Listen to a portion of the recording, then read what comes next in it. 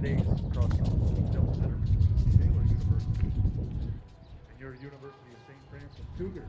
This is the starting lineup for Taylor University, the Trojans of Upland, Indiana. Leading off and playing left field, number 16, Kevin Fahy. Batting second, and playing first, batting third, pitching number 33, Jordan Coffey. Batting fourth, and playing right field, number 14, Danny Gordon. Batting fifth, and playing second baseman, number 21, Brian Moore. Batting sixth and playing center field, number 3, Grant Henderson. Batting seventh and playing third base, number 6. Batting eighth and playing first base, number 23, Alex Petchek. Batting ninth and fifth, number 4, Blake Ebersol.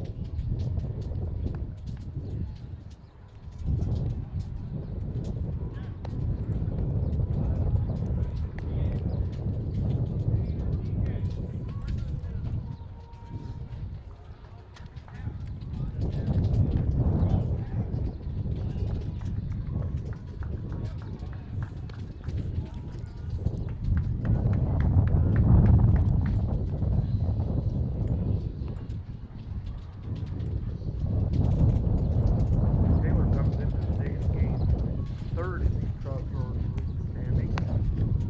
They're 16-8 conference play, 24-18 overall. Your Cougars are 7th in the conference.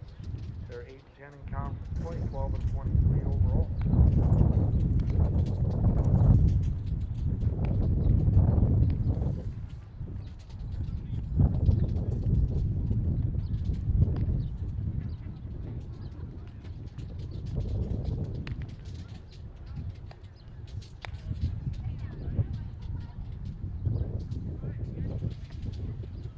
Today's umpires are Terry Craven and Doug Tudor.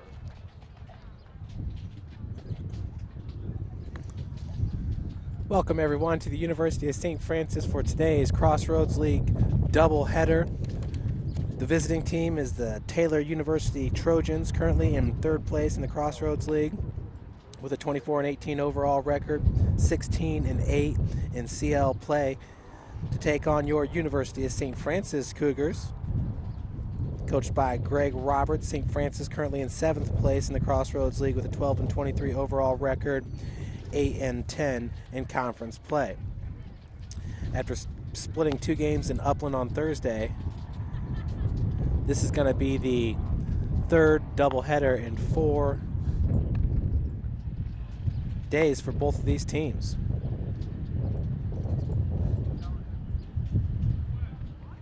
USF stole game 2 on Thursday 11-9 in 8 innings after the Trojans won the opener 15-14. Taylor's 3-6 in its last 9 games since winning 9 straight from March 28th through a 3-2 game 1 win versus Spring Arbor on April the 9th.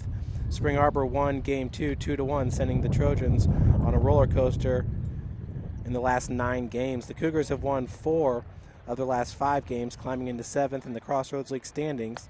Today's doubleheader will be the third, as I said, in the last 4 days for both teams. USF sophomore third baseman Zach Van Landingham delivered the key hit in Game 2 at Upland, a 3-run double to break a tie at 8 in the 8th inning. Jeff Bowers added 3 RBI to help USF get the win for relief pitcher Jeff Grillo. The Trojans, Jordan Coffey and Jake West, homered in Game 1 to lead a 16-hit Trojans offense that included 8 extra base hits. Coffey finished 3 for 5 with 3 RBI. Chase Callenbeck and Kyle McKay each went 2 for 3 for USF. Coffey finished the day 6 for 9 with 7 RBI and 2 home runs. Van Landingham is number 5 on the Crossroads League batting average list at 378. TU Taylor has 3 players in the top 20. Austin York is batting .370, and he's at number 9. Danny Moorhead is batting .362, tied for 12th best in the Crossroads League.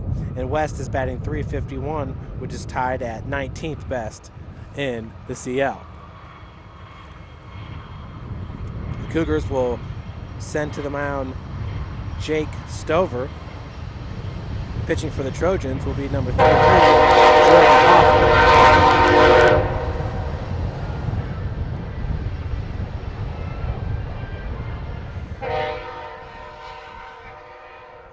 St. Francis batting average leaders: Van Landingham at .378, Jeff Bowers at .319, David Yoder at .298, and Chase Callenbeck at .295. Van Landingham leads the Cougars with 25 RBI. Kyle McKay with 17, Jeff Bowers with 16, and David Yoder has 16. Kyle McKay has a 3-5 pitching record and a 4.21 ERA.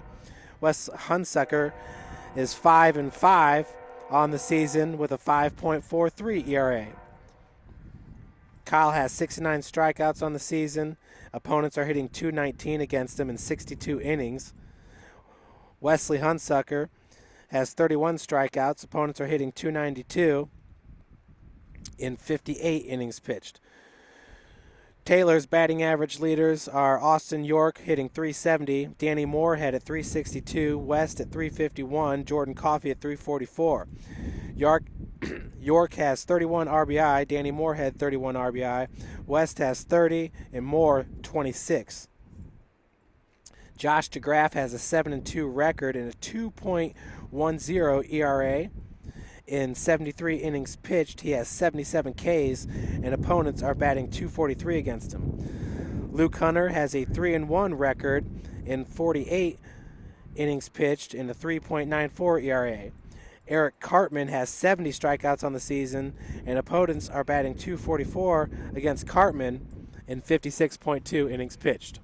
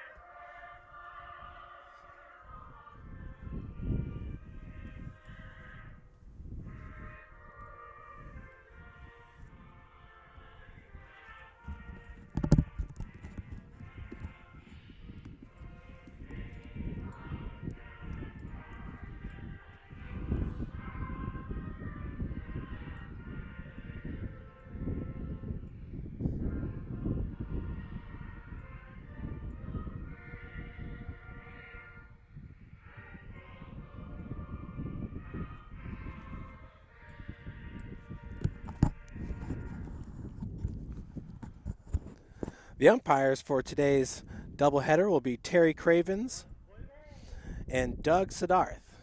And that is Sports Information Director Bill Scott on the PA.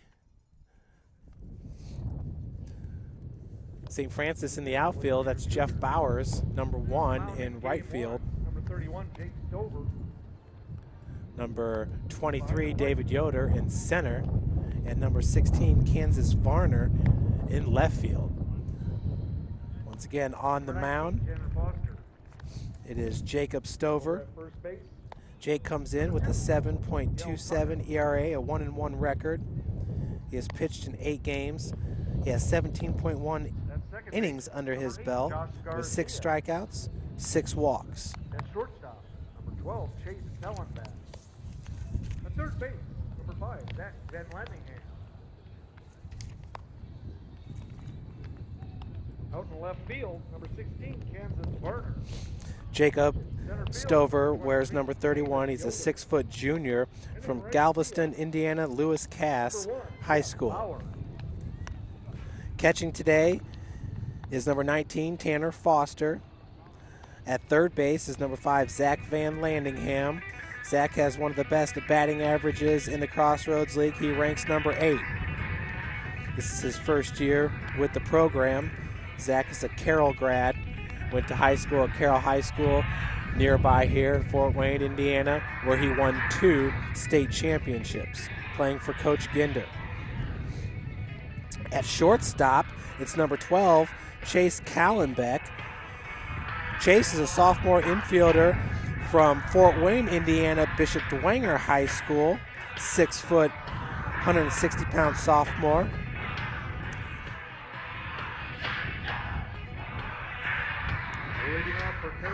Number 8, Josh Garcia playing second base, and number 2, Miguel Tucker at first. Leading it off here will be Kevin Fay, the left fielder for Taylor.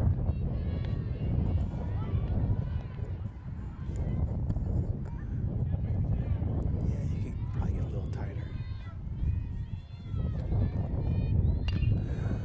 Swung on and fouled off.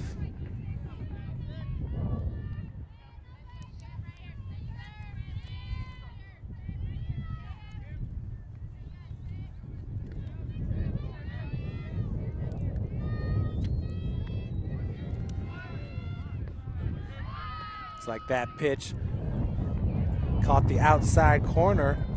So we got 2 strikes, 1 ball right now to Fay. That pitch misses outside. The count's evened up at 2.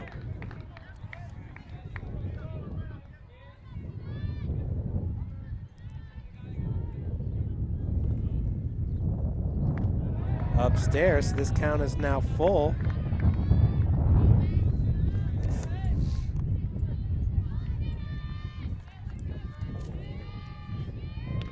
Inside, so after falling down in the count 1 and 2, Fay's able to draw the walk. Lead off this game, that's going to bring up Austin York. Austin York has the 10th best batting average in the Crossroads League, hitting .370 and 135 at-bats. He has 50 hits and 31 runs scored. First pitch is a strike to York. 10 of those hits are doubles, 2 home runs, 31 RBI. He has 20 strikeouts and 18 walks on the season. Also 5 stolen bases in 8 attempts.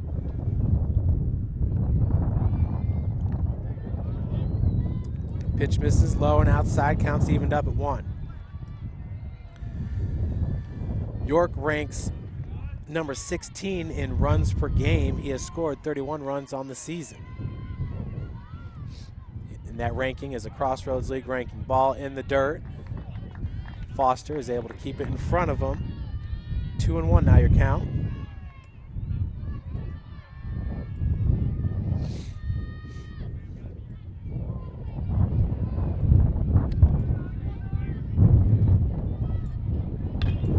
Swung on and hit into center field. Camping underneath it is David Yoder for out number 1. Yoder, a seasoned center fielder for Coach Roberts, one of the better leadoff hitters in the Crossroads League throughout the past 3 years. He's consistently hitting over 300 amongst the leaders in runs scored in the Crossroads League. Your batter now is number 33, Jordan Coffey, who's also the pitcher for the Trojans in today's game. Quick throw back to first.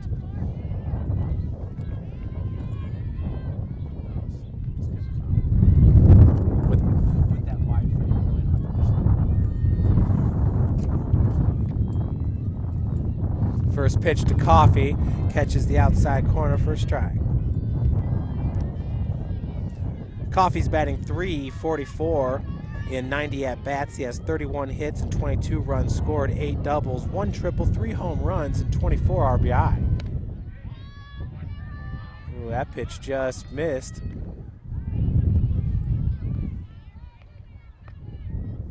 So 1-1 now your count to Coffee. He has 1 stolen base on the season, 1 of 10.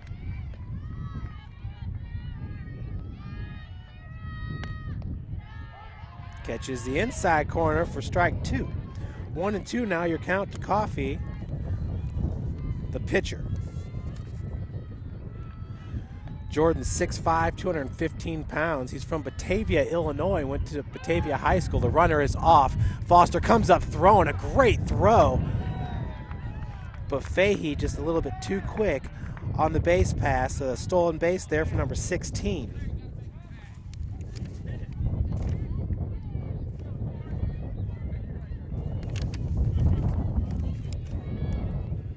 For Fahey, that's his 8th stolen base of the season. He came in currently number 16 in the Crossroads League in stolen bases per game.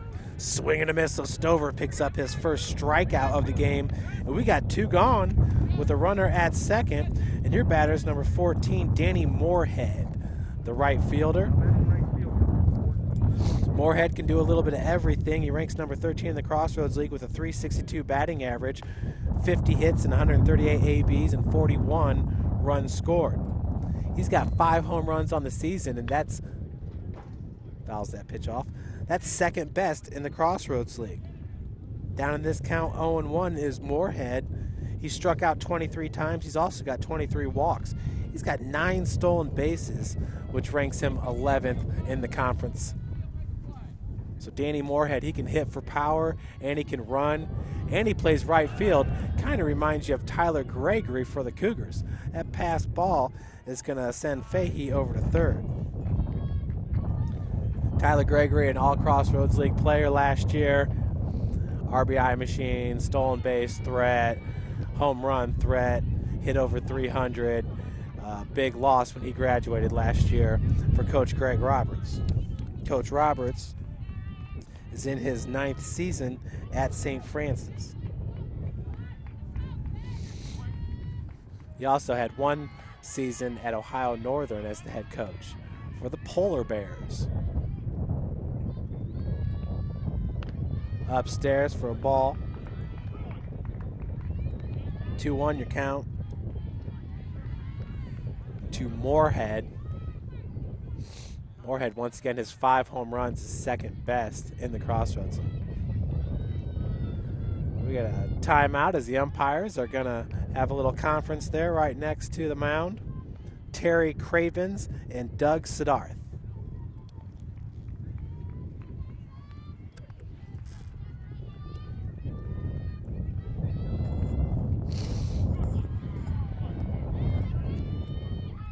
A decently windy day here at Cougar Field. Beautiful sunny afternoon the day before Easter.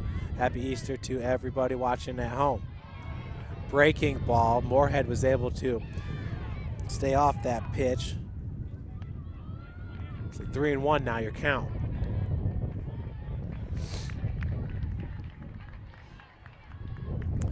All the students are home for the Easter break. Moorhead's going to draw the walk. That's the second walk of the inning for Stover. We got runners at first and third for number 21, Brian Morris.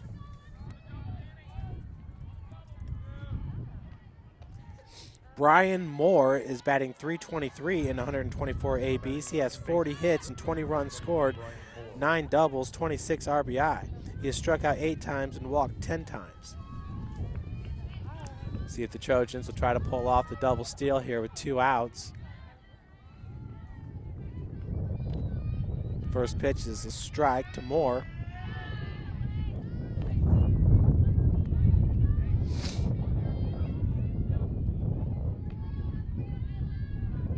Moorhead, once again, 9 stolen bases in 10 attempts. Breaking ball falls in there for a strike. Stover's up in this count, 0-2. With 2 gone, here at Cougar Field.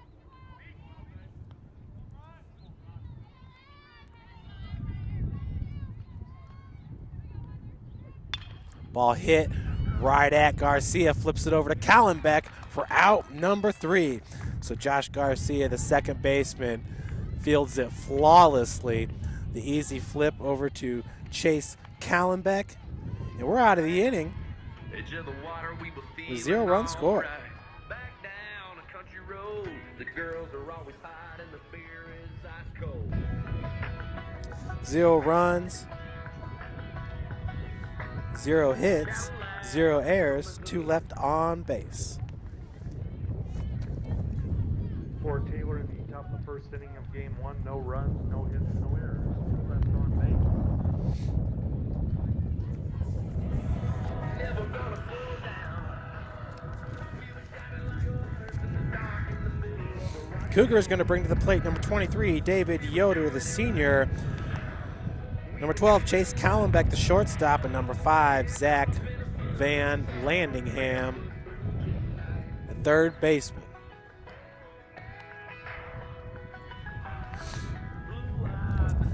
Moorhead out here in right field. In center field, it's number 3, Grant Hendershot, a sophomore. Moorhead also a sophomore. Over there in left field, it's number 16, Kevin Fahey, the sophomore. He's from Wheaton North High School out of Wheaton, Illinois.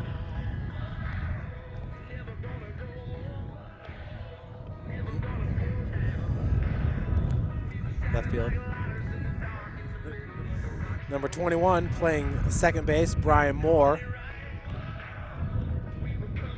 Shortstop, it's number 9, Austin York. Third baseman is number 6, Jake West. And at first, it's number 23, Alex Sunnyshine. In the circle, Jordan Coffey. Leading off the bottom of the first inning for your Cougars, number 23, center fielder, David Yoder. Coffey with a 21 ERA in 3 innings pitched. So he hasn't been on the mound all that much this season. David Yoder comes in with a 298 batting average and 114 at-bats. He has 34 hits and 22 runs scored, 4 doubles, 1 triple, 16 RBI. That first pitch is low and outside to Yoder.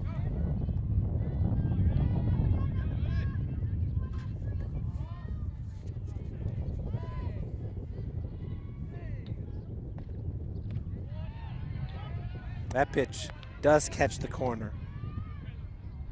Counts evened up at 1 apiece.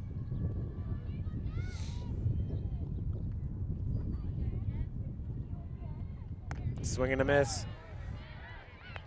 So David Yoder down in the count now, 1-2. Once again, that's Jordan Coffey on the bump. He's got a 0-2 record on the season.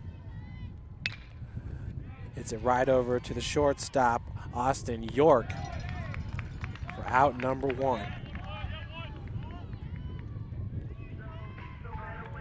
It's going to bring up number 12, Chase Callenbeck. Callenbeck, who's been inserted into the starting lineup here. Number 12, your Cougar shortstop, Chase Callenbeck. Towards the middle of the season. And he's batting .295 and 61 ABs. He's got 18 hits and 22 runs scored. At the beginning of the season, he was your pinch runner primarily, as he flashed the bunt for a strike. But a .295 batting average for the sophomore, 2 triples, 7 RBI. He's got 10 stolen bases and 11 chances. That's 8th best in the Crossroads League. Swing and a miss.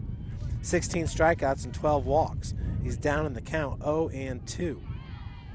That's Chase Callenbeck, the product from Bishop Dwenger High School. Pitching coach Chris Howell, also from Bishop Dwenger High School. Chris played at Taylor before transferring to St. Francis for his senior year. Counts 1-2 to Callenbeck. Chris played 2 years ago. Last year was his first year as assistant coach, pitching coach, and this year, second year as an assistant pitching coach. Ball low. This count's evened up at 2 to Chase Callenbeck.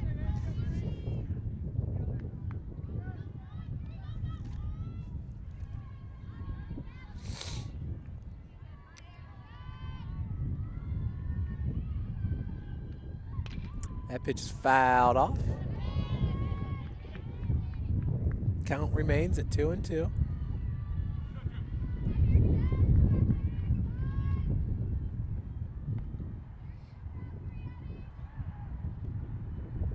That ball drilled right at number 9, York. Fires over to Alex Seneshine for out number 2. Austin York, 2 straight assists here to start this game. That's going to bring up number 5, Zach Van Landingham. 378 batting average is 8th best in the Crossroads League. 45 hits and 119 ABs, 7 runs scored, 6 doubles, 3 triples, 25 RBI. Zach has struck out 15 times, and he's got 9 walks under his belt. Also has a stolen base in 1 attempt. Effort looked a little bit high, called first strike.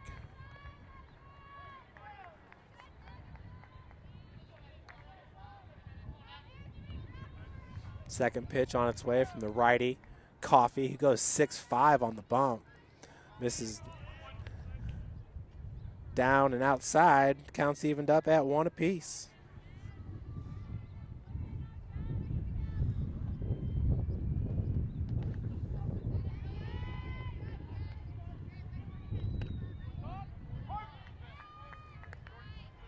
One and 2 now, the count to Zach Van Landingham, the sophomore from Fort Wayne, Indiana, Carroll High School. He is a transfer from Goshen College, where he played 2 years ago. Off-speed pitch, was able to foul it off, staying alive in this AB.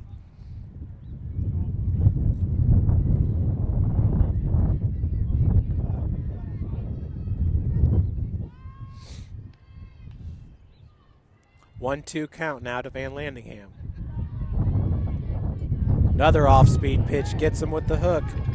So Van Landingham goes down swinging. 0 runs, 0 hits, 0 errors, and 0 left on base as we head to the top of the second. Trojans will bring to the plate Grant Hendershot, Jake West, and Alex Seneshine.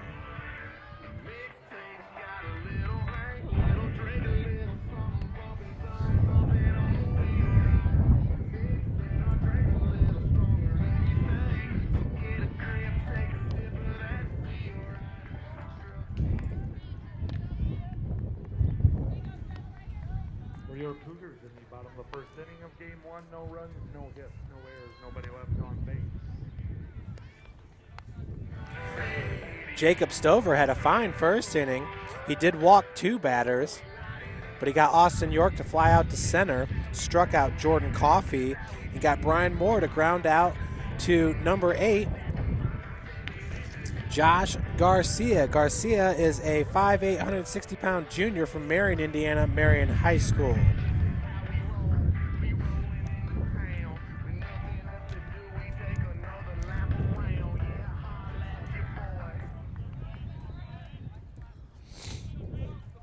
So your batter is number 3, the center fielder, Grant Hendershot.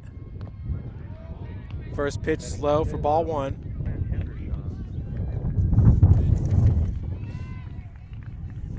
Hendershot goes 6'3", 180 from Pendleton, Indiana. Pendleton Heights High School. Counts evened up at 1 apiece.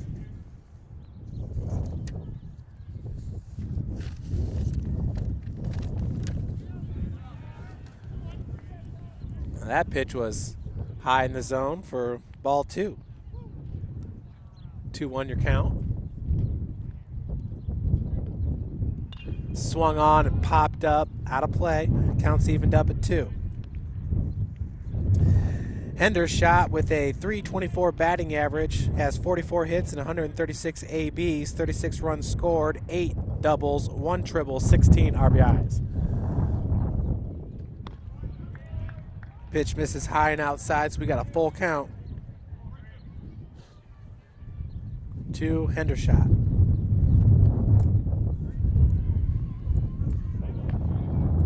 Hendershot 21 strikeouts on the season, 22 walks, make that 23 walks. As the leadoff batter is aboard, it's going to bring up number 6, Jake West, the third baseman. Mr. West is number 16 in the Crossroads League with a .351 batting average. He has 39 hits and 111 ABs, 19 runs scored, 4 doubles, 2 home runs, and 30 RBI. As that first pitch gets away from Foster. Coach Roberts going to call timeout as Tanner Foster is going to come to the bump and talk with his pitcher, Jacob Stover. Stover with 3 walks through 1 innings pitched.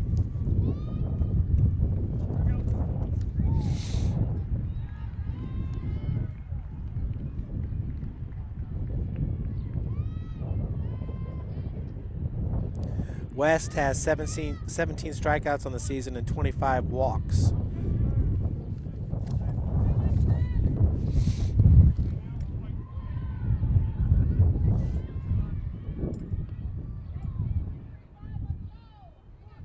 Flash the bunt, pulls it back for ball 2.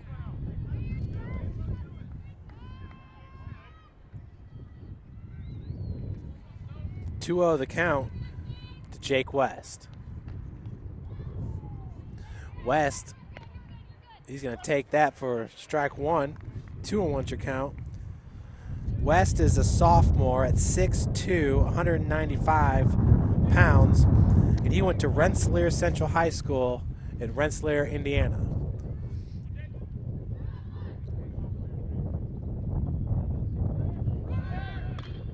That ball drilled just foul as the third base coach was getting ready to wave Hendershot.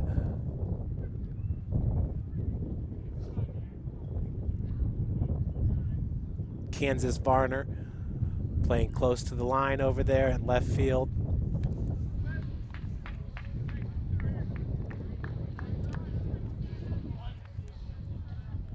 This count's evened up at 2 apiece. Catches the outside corner for the first out of the inning.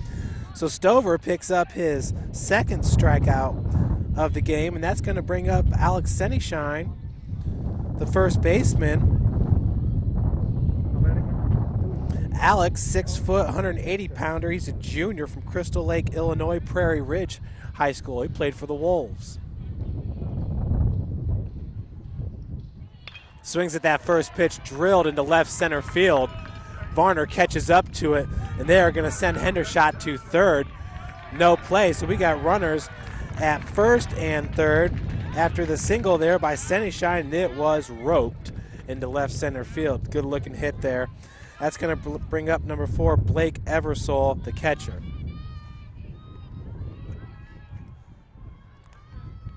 Senishine batting .240 on the season. Eversole is batting .129. He's got 4 hits and 31 ABs, 1 double.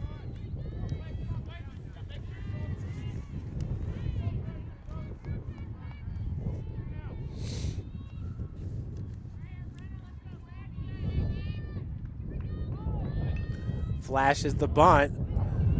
It's grabbed out of the air by the catcher, Tanner Foster. It's foul. 0-1 your count.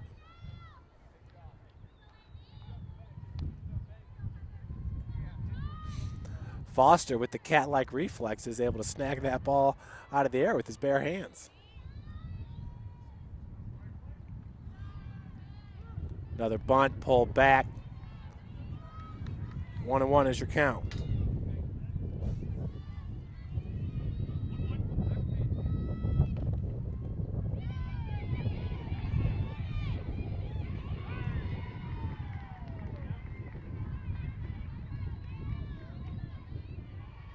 Garcia charging as he's anticipating the bunt. It's fouled off.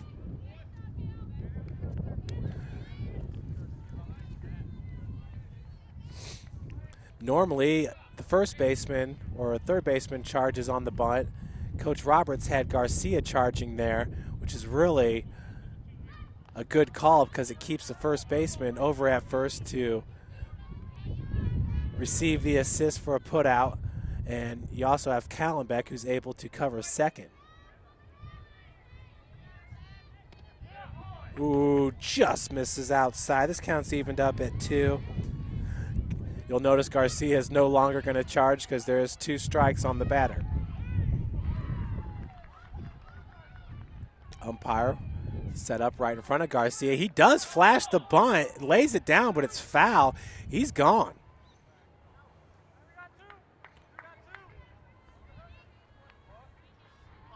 So 2 outs. That's going to bring up the leadoff hitter, Kevin Fahey, the left fielder.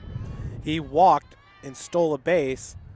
Also reached third on a pass ball back in the first inning, but could not score. He was left on base.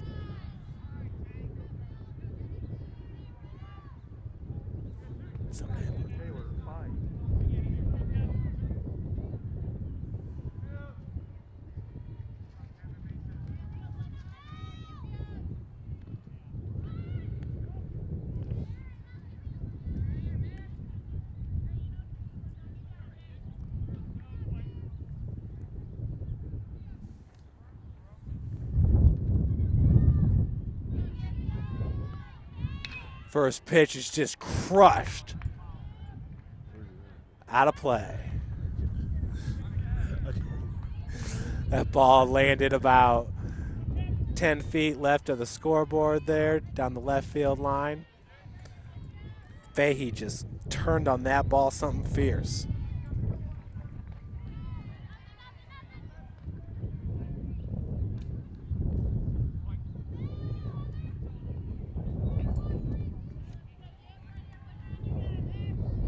Swing and a miss. Yes, sir. This wind is blowing out to straight center field. Fahey's trying to take advantage. Down in this count now, 0-2. We got runners at the corners with 2 outs. Oh, just misses outside. 1-2 your count.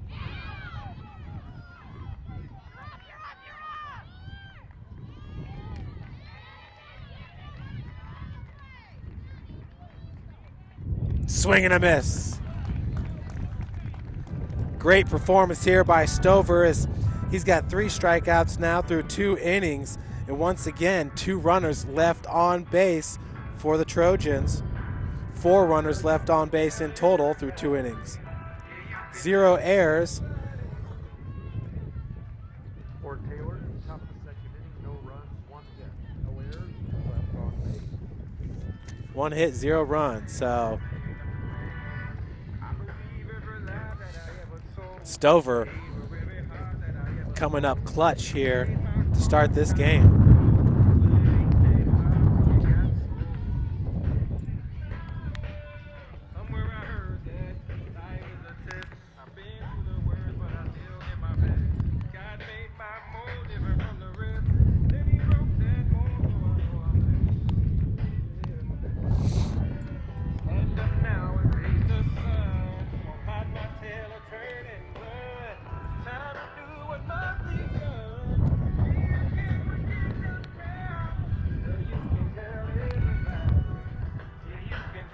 Cougar is going to bring up Kyle McKay, Jeff Bowers, and Tanner Foster. Sounds like a run to me.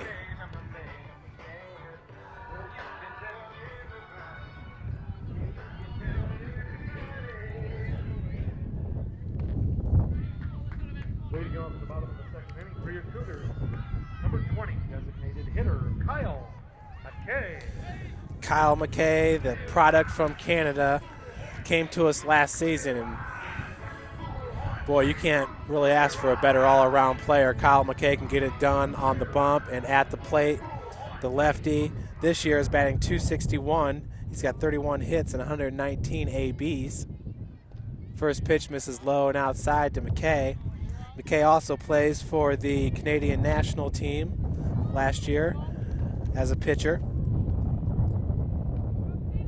He's got 10 doubles, 1 triple, 17 RBI on the season.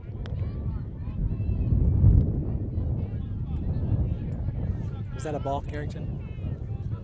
Yep, 2-0 the count now to McKay. That pitch misses way outside, 3-0 the count.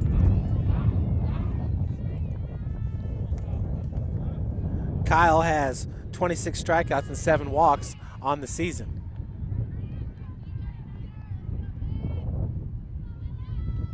Ball in the dirt, gets away from catch, so lead-off batter aboard here as McKay draws the walk. That's going to bring up number 1, Jeff Bowers, the right fielder.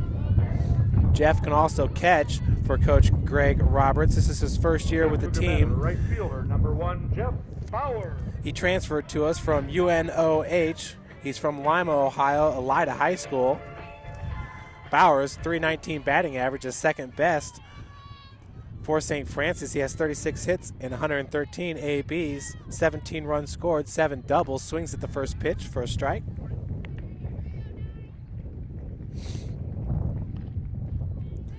Bowers, 1 home run, 16 RBI. He has 14 strikeouts, 12 walks, 1 stolen base, and 2 attempts.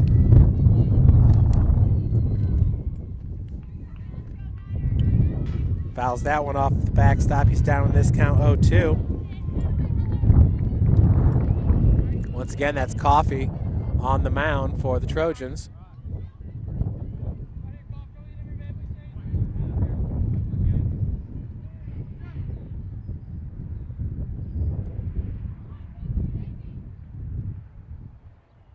Ooh, gets him on the breaking ball. Coffey picks up his second strikeout of the game.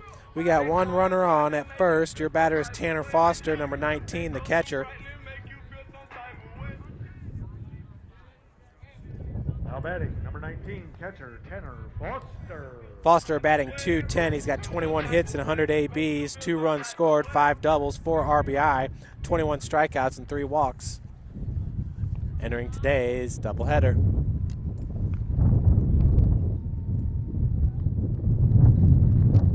First pitch, low in the zone, ball 1.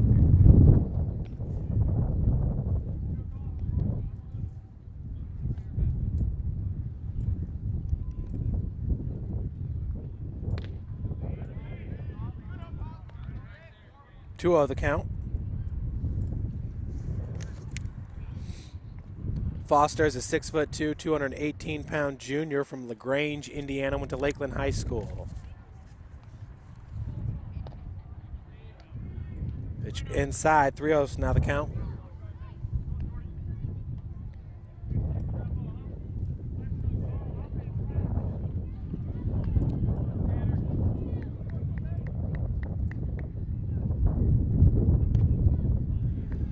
So 4 straight balls, and Foster is aboard. That's going to advance McKay to second base with 1 out. Runners at first and second for number 16, Kansas Varner.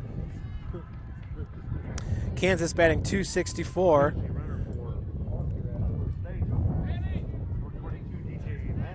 And DJ Manning to pinch run for Tanner Foster at first base. Kansas Varner at the .264 batting average has 24 hits and 91 ABs, 13 runs scored, 4 doubles, 2 home runs, and 6 RBI on the season. Takes that first pitch for a strike inside. Varner's got 30 strikeouts and 7 walks on the season. He's a freshman at 5'11", 160. Breaking ball misses, gets past the catcher, so both runners will advance on the pass ball.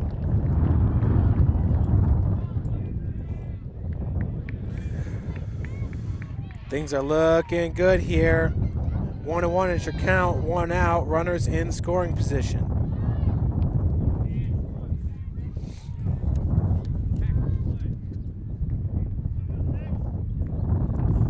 Varner definitely has some power as he turns on that pitch. It's drilled and fouled down the left field line. Varner now is down in this count, 1-2.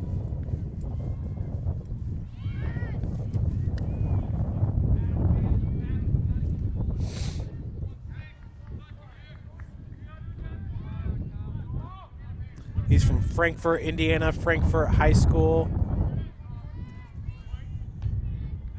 He's the only player besides Jeff Bowers to have a home run. Bowers has 1 on the season, Varner with 2. Breaking ball misses low. Counts evened up at 2 apiece.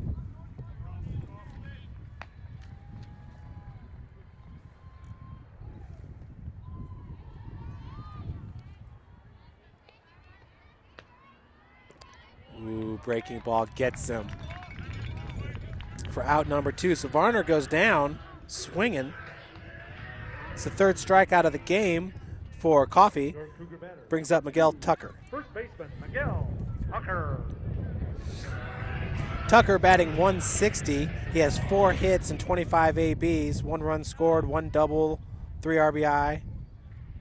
He has 8 strikeouts, 0 walks on the season.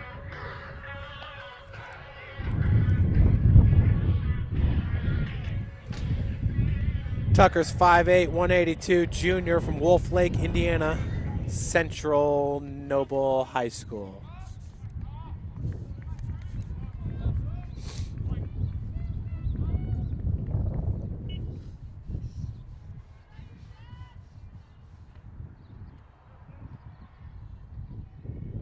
First pitch, swing and a miss.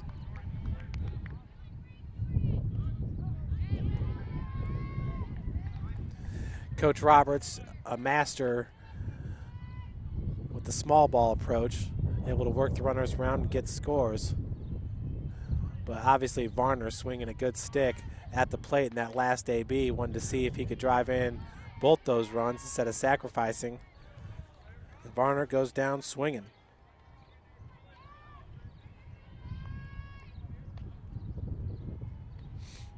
DJ Manning, the pinch runner at second base. Curveball misses. Counts evened up at 1 apiece.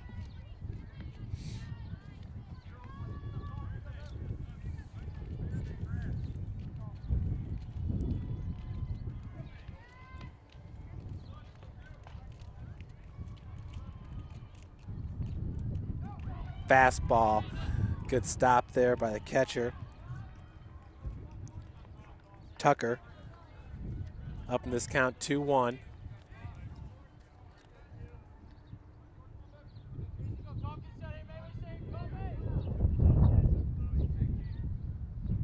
Two outs here, runners at second and third.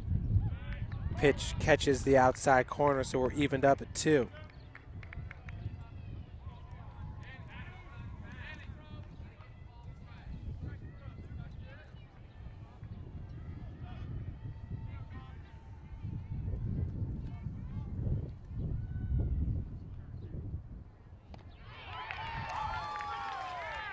So Miguel Tucker goes down looking for Coffee. That's his 4th strikeout of the game. Gets Tucker on the curveball. Cougars, 0 runs, 0 hits, 0 errors, 2 left on base as we head to the top of the 3rd. For St. Francis in the bottom of the 2nd inning, no runs, no hits, no errors, 2 left on base. And the 2 is 0-0. All singing from the mirror of my right. Breeze blowing in, your hair flowing round. You're scanning through the stations looking for that country sound. It's good stuff, I stuff in the backseat. Nowhere to go, nowhere to be. I got my shades on, drive back, rolling with the music jack. Gun on the wheel, one around you, baby. Sunset, I bet there's a chance we could get short enough, tangled up, lay back and lazy. Pour it on easy now, don't spill a bit. Nothing but time tonight, let's get to killing it. Long as I'm rocking with you, girl, you know I'm cool with just swerving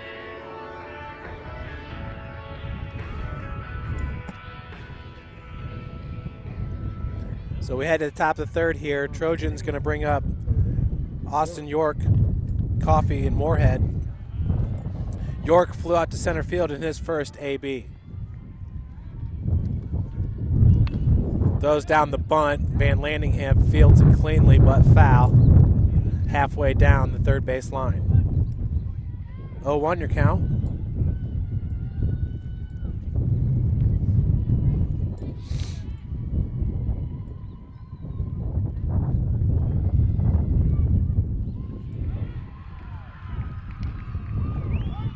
Breaking ball falls in there for a strike. Stover up in this count, 0-2.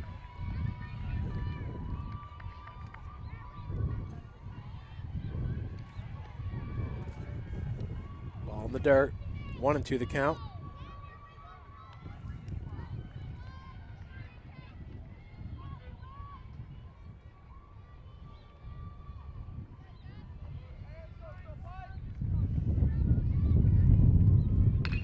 Ball drilled into left. Varner with a diving attempt at it. Can't come up with it. One hop to the fence. York is going to stay at second with a smash hit double.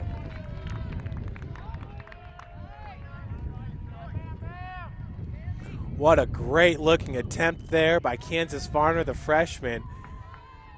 I wish we had a better angle to show you there, but it looks like he missed that ball by maybe 6 inches to a foot.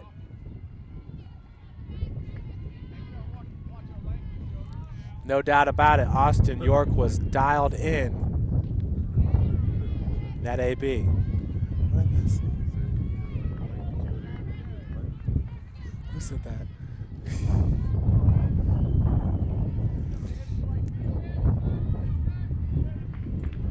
So your batter now is Jordan Coffey, who struck out back in the first. 0 outs here and a runner at second base.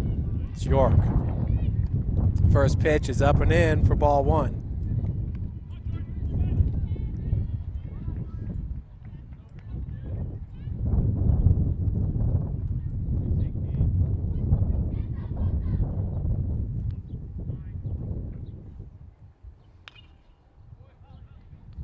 Fouled off. 1-1 your count.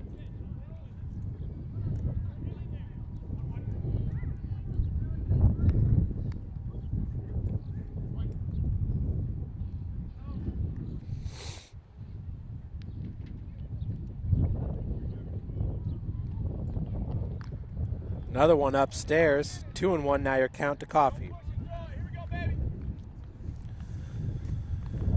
Taylor comes in batting .303 as a team. St. Francis batting .263. Taylor's got 214 RBIs on the season, 247 runs scored, 359 hits. This ball's smoked. It's going to be gone. Left center field, a 2-run blast by Jordan Coffey. There's just no doubt about that ball being gone when it left the bat. 2-run jack scores Austin York. And Taylor is up 2-0 here in the top of the third. That was one of the hardest hit balls I've seen here at Cougar Field. This is my third year broadcasting games here. Your batter now is number 14, Danny Moorhead, the right fielder, who drew a walk in the first inning. This one hit to Varner, deep left, right at the warning track. Varner makes the grab for out number 1. Boy, this Taylor team sure can hit the ball. Your batter now is number 21, Brian Moore. Moore grounded out to the second baseman, Garcia, in his first AB.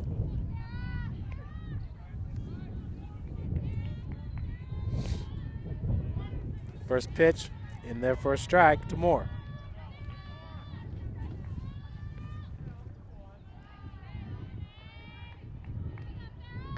Swing and a miss. 0-2 the count. I think it was hit deep. 0-2 your count. Pitch misses up and outside. 1-2.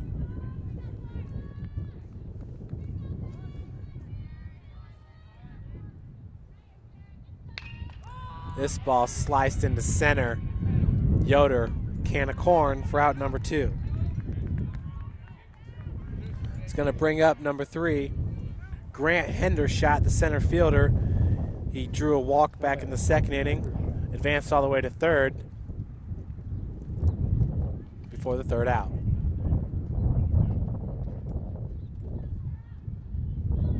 Swings at the first pitch, popped up sky high at the infield. Looks like Callenbeck's going to call it and makes the grab for out number 3.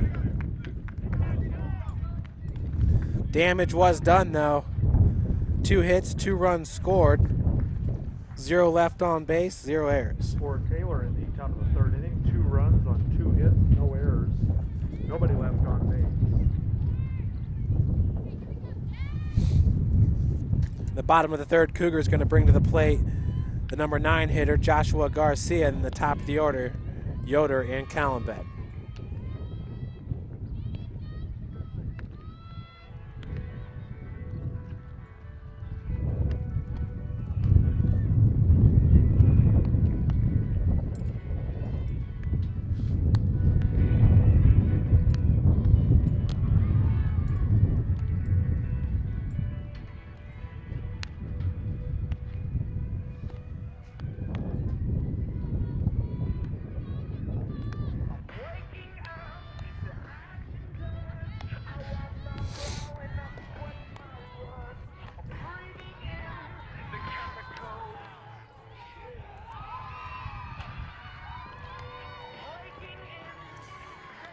Lady Cougar softball team playing a doubleheader against Indiana Wesleyan right next door to us. Looks like Wesleyan just hit a 2-run home run.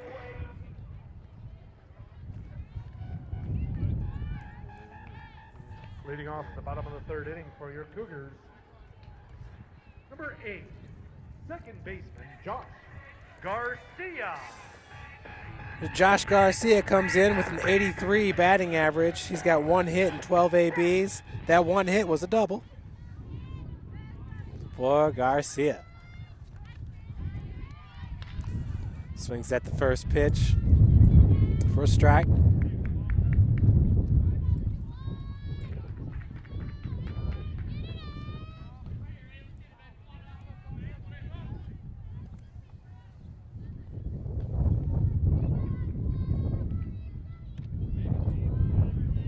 Off-speed pitch misses upstairs. The count's evened up at 1.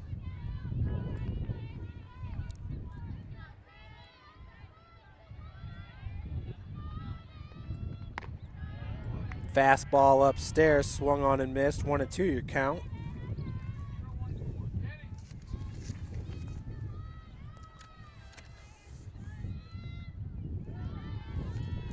For Coffey, this is his 3rd start on the year. This count's evened up at 2 apiece. Once again, entering this game, his ERA was at 21, a 0-2 record. Pitch catches the inside corner, dropped by the catcher, but Garcia goes down looking. It's going to bring up the leadoff batter, David Yoder, who grounded out to the shortstop in his first at-bat back in the first inning.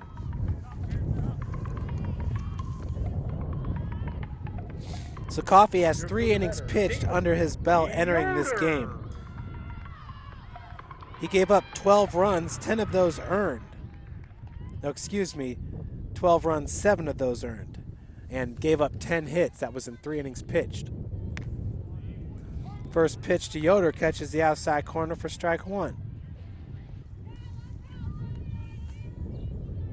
Coffey with 1 strikeout and 2 walks.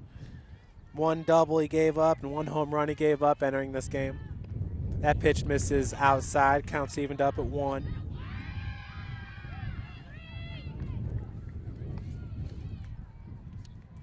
So as we head towards the end of the regular season into Crossroads League play, Coffey picking up some very valuable, as that pitch misses up and in. He's picking up some valuable time here on the mound. Should Coach Kyle Gold, who is in his 10th season at Taylor, decide to use him in the postseason. Called strike evens up the count at 2 apiece. It's very, very important to have the extra pitching in the postseason, because once you enter Crossroads League tournament or the national tournament, you go from 7 innings to 9 innings. It's a little bit of a different game. The ball's inside and low. We got a full count now to Yoder. So the extra pitching's extremely valuable. If you can bring in the 6'5", 215-pound hurler in relief or in a save attempt, that'll be big for the Trojans. Yoder fouled that one down the left field line.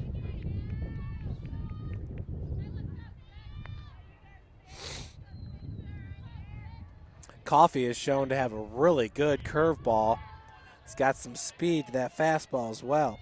He's got 5 strikeouts in this game. Majority of those on that curveball. Popped up.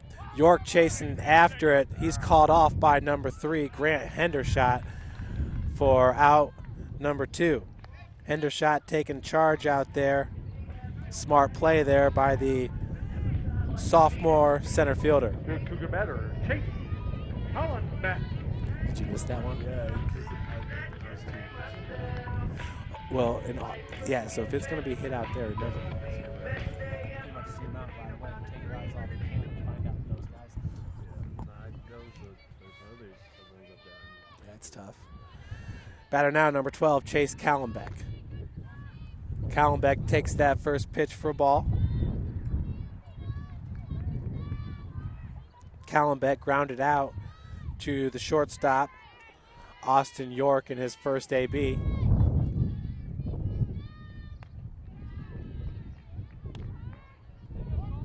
That pitch is grooved in there for strike number 1. 1-1's your count.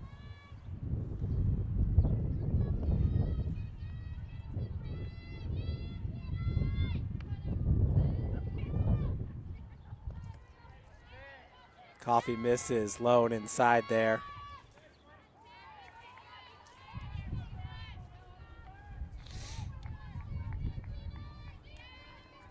Two and one's your count. Pitch fouled off. We're evened up at 2.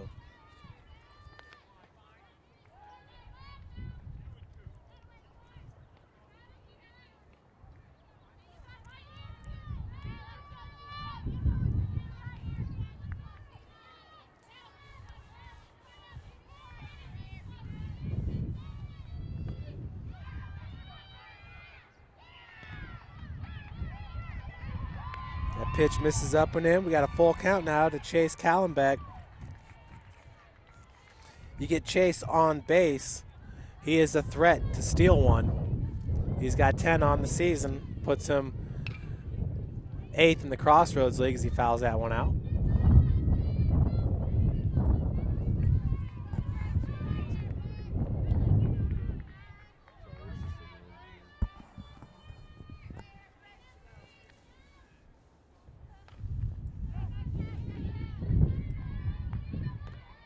Inside, Callenbeck's going to draw the walk. So with 2 outs, runner on first, it's going to bring up number 5, Zach Van Landingham. Zach struck out back in the first inning. He does lead the Cougars with a .378 batting average entering today's doubleheader, which is 8th best in the conference.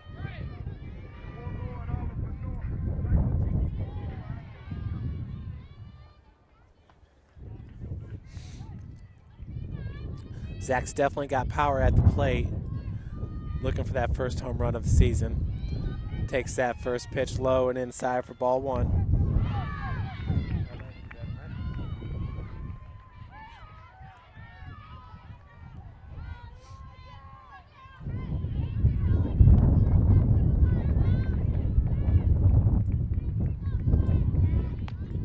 Pitch is fouled off. Counts evened up at 1 apiece. Callenbeck with just a average lead over there at first.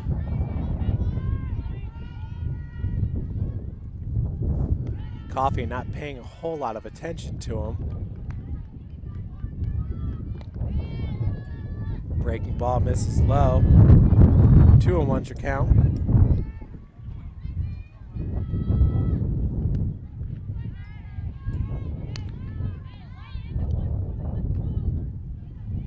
Fastball chopped over to the second baseman, Brian Moore, for the third out.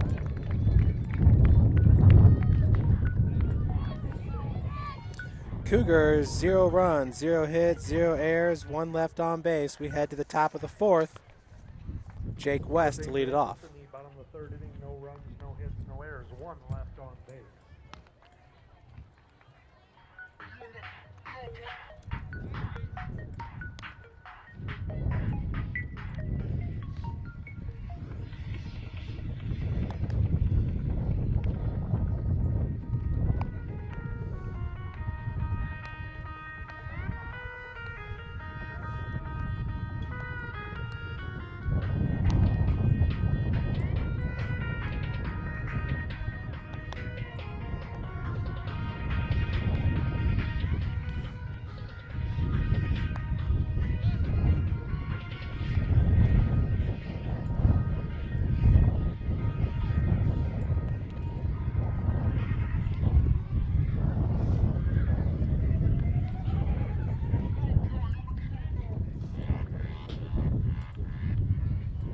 Leading off the top of the fourth inning, West. Taylor as a team has the third best batting average in the conference behind Mount Vernon and Spring Arbor. Mount Vernon at 348, Taylor at 303. First pitch, breaking ball, catches the inside corner for strike 1. West struck out looking in his first at-bat back in the second inning.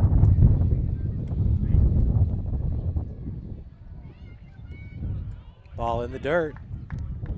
Counts evened up at 1.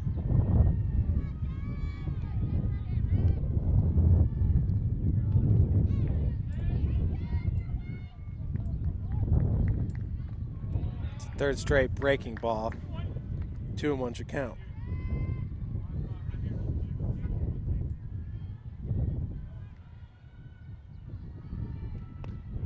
Just misses up and outside. Count now is 3-1 to Jake West, the third baseman. That ball drilled into right field. Bowers camping underneath it for out number 1. It's going to bring up Alex Senishine, the first baseman. He had a single back in the second. Now batting.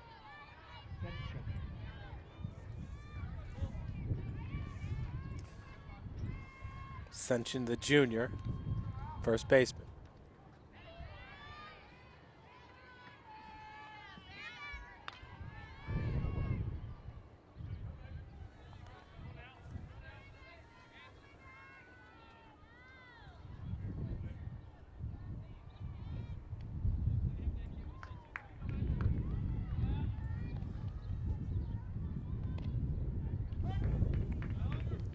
Pitch is in there for a strike to Sension.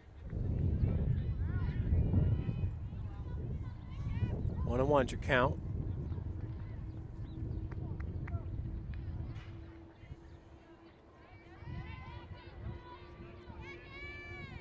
That one gets past the catcher Foster. 2-1 now your count.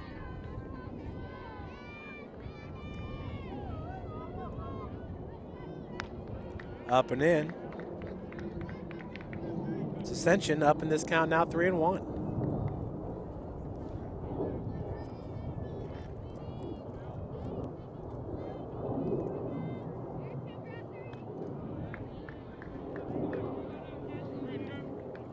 Excuse me, the count was 2-2, now it's full.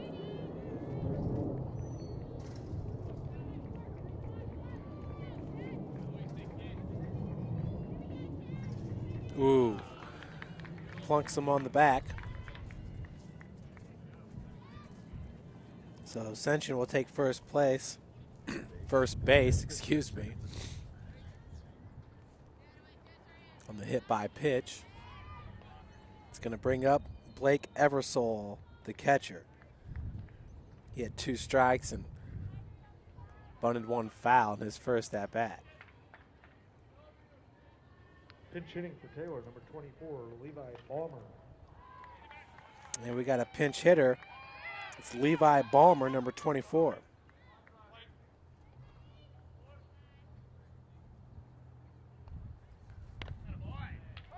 First pitch is a strike to Ballmer.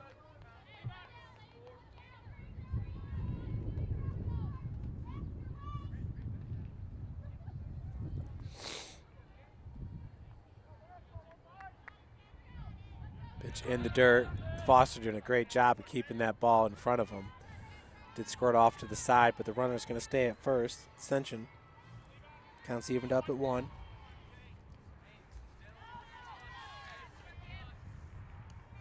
Levi Ballman's batting .250 on the season, 6 hits and 24 ABs. He also has 5 runs scored. Van Landingham pulls it off the turf to get Ballman at first. Good looking play there by the third baseman. As we got 2 outs, that's going to bring up Kevin Fahey, the left fielder. He is 0 for 1 in this game with a walk and a stolen base back in the first. Excuse me, I believe that's Kevin Fahey.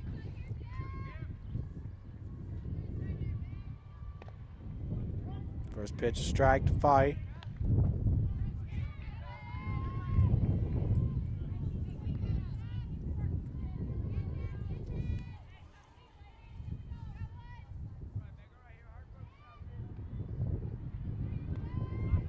Another one in the dirt, stopped by Foster.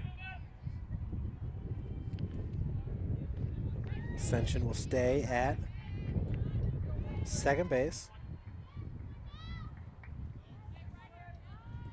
1-1 your count.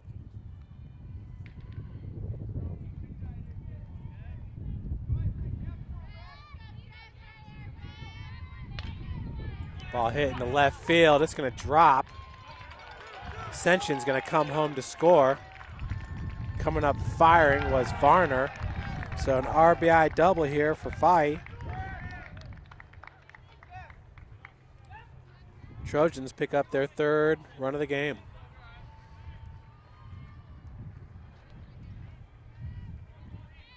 It's going to bring up number 9, Austin York, who had a double back in the 3rd. He's 1 for 2 in this game. Flew out to center field back in the 1st.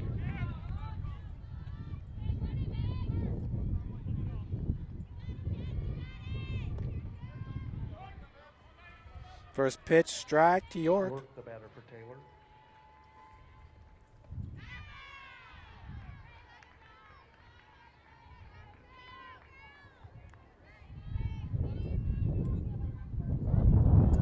Another one in the dirt.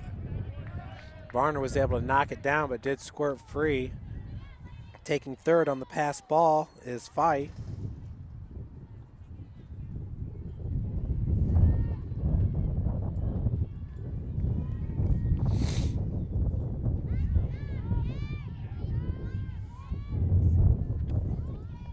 Over on the softball field. Indiana Wesleyan 7. St. Francis 1. St. Francis down 7-1 in the softball game currently.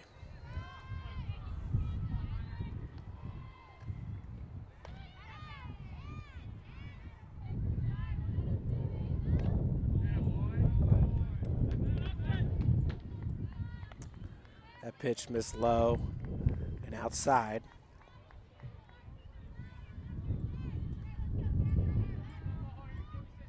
Two-1 your count.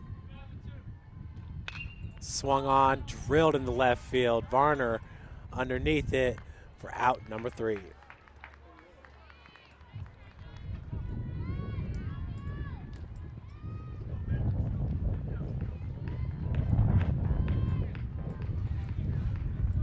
So Taylor with 1 run on 1 hit, 0 errors, and 1 left on base. For Taylor, in the top of 4th inning, 1 run, 1 hit, no errors, 1 left on base. After 3.5, Taylor leads 3-0.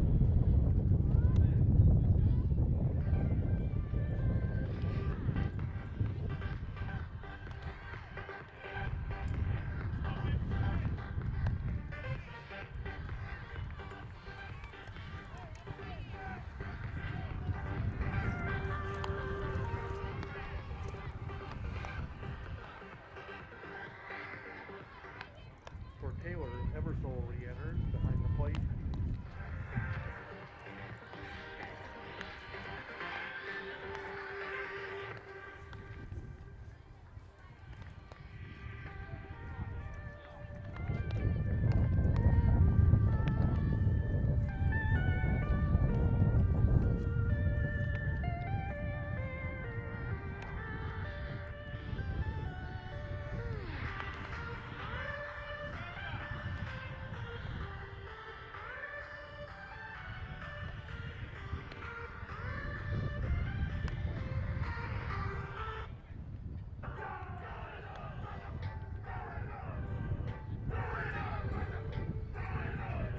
Leading off for your Cougars, bottom of the fourth inning, number 20, Kyle McKay.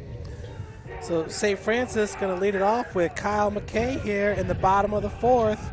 Kyle walked, reached third on a pass ball back in the second before the third out.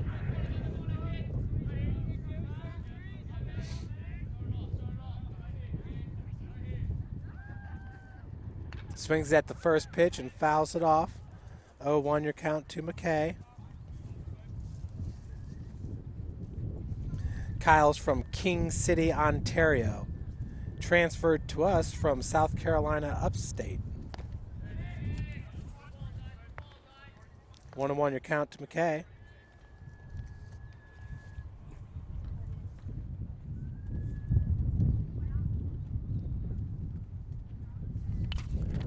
Fouls off pitch number 3. 1-2's your count.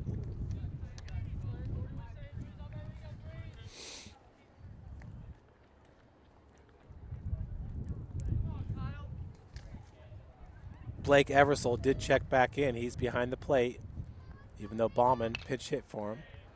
Another one fouled off. He's hit 3 into the cemetery now.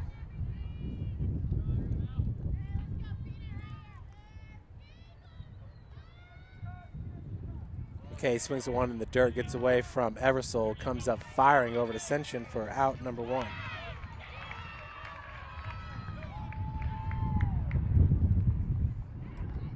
That'll bring up Jeff Bowers.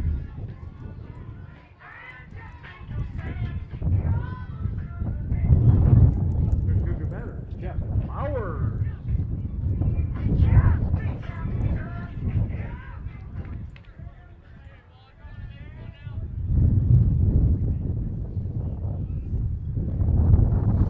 Bowers struck out in his first at-bat. Takes that breaking ball for strike 1.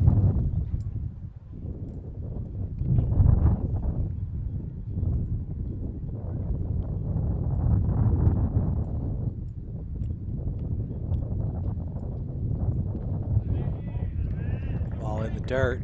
1-1's your count.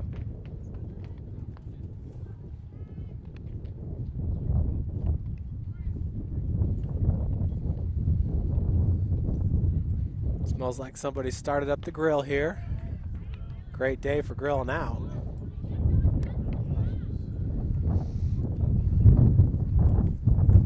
It is making me hungry.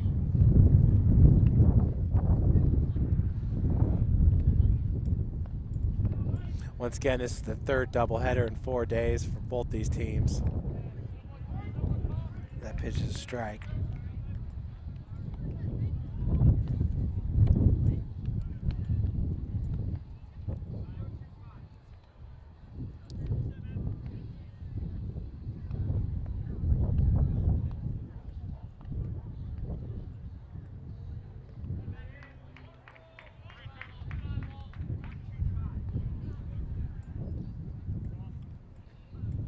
So full count now to Bowers.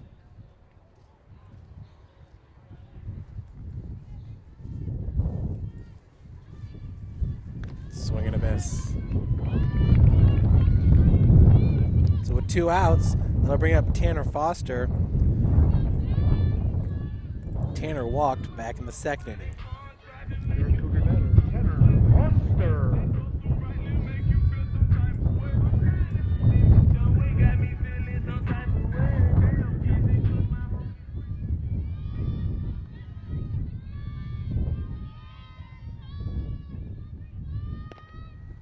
First pitch to Foster, misses outside.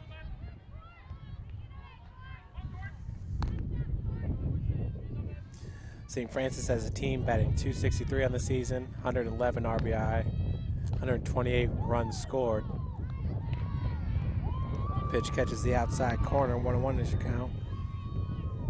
265 hits, 49 doubles, 6 triples, 3 home runs, .333 slugging percentage.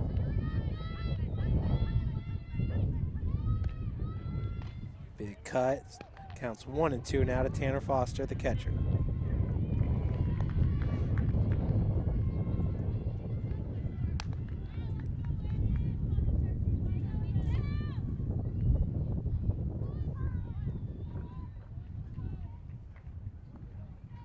Off-speed pitch, swing and a miss. Coffee picks up his 7th strikeout. For St. Francis in the bottom of the 4th inning, no runs, no hits, no errors, nobody left on base. After 4 full innings, Taylor 3-0. 0 runs, 0 hits, 0 errors, 0 left on base. Taylor at the top of the 5th is going to lead it off with Jordan Coffey, the pitcher.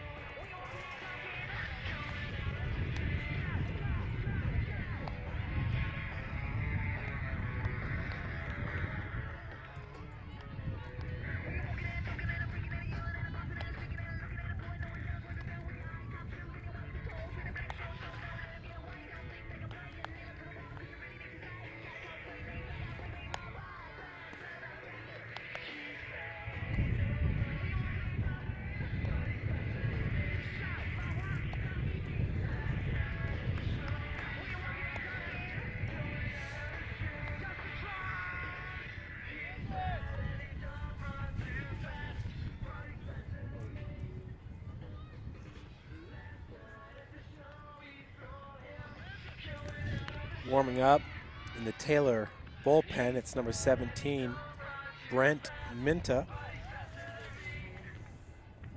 He has a 3.48 ERA and 20.2 innings pitched. Leading off the 5th for Taylor, Coffey. Jordan Coffey struck out in the 1st and had a 2-run home run back in the 3rd to lead it off here at the top of the 5th. Breaking ball for strike number 1 to Coffey.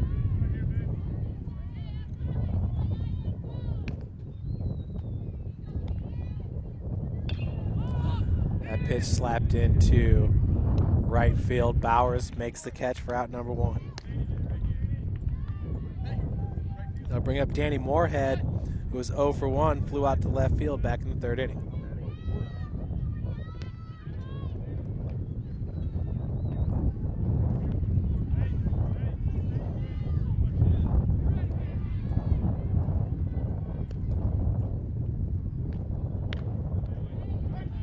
First pitch, strike to Moorhead.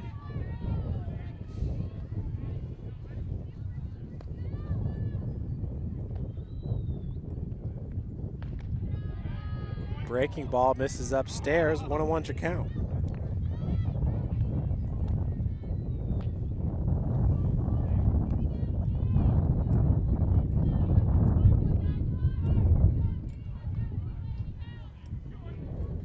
Two and one now your count to Moorhead after the ball in the dirt. Mount Vernon Nazarene University is ranked number 18 in the country with a 32-5 overall record, 22-2 in Crossroads League play. That ball just drilled and gone. So Moorhead with a solo home run. That's his 6th home run of the season. That's going to tie him for the Crossroads League lead. He turned on that ball and it was just drilled over the fence. 4-0 your score. Now batting, Moore.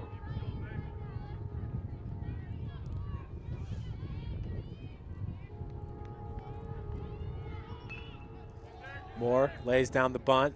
Van Landingham. Moore's going to beat it out for a single. Perfectly placed bunt there as Van Landingham had to come in about 15, 20 feet on the run to field it. Looks like he may have had a little bit of issue getting the ball out of his mitt. Nonetheless, Moore at first base. Grant Hendershot, the center fielder, now your batter. Hendershot is 0 for 1 in this game. Takes that first pitch for a strike.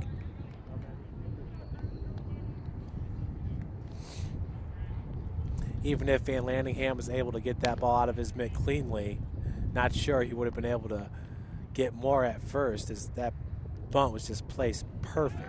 Ball gets past Foster, comes up firing, and he's gone. Moore trying to take second on the pass ball. He's caught stealing as Foster's able to gun him out.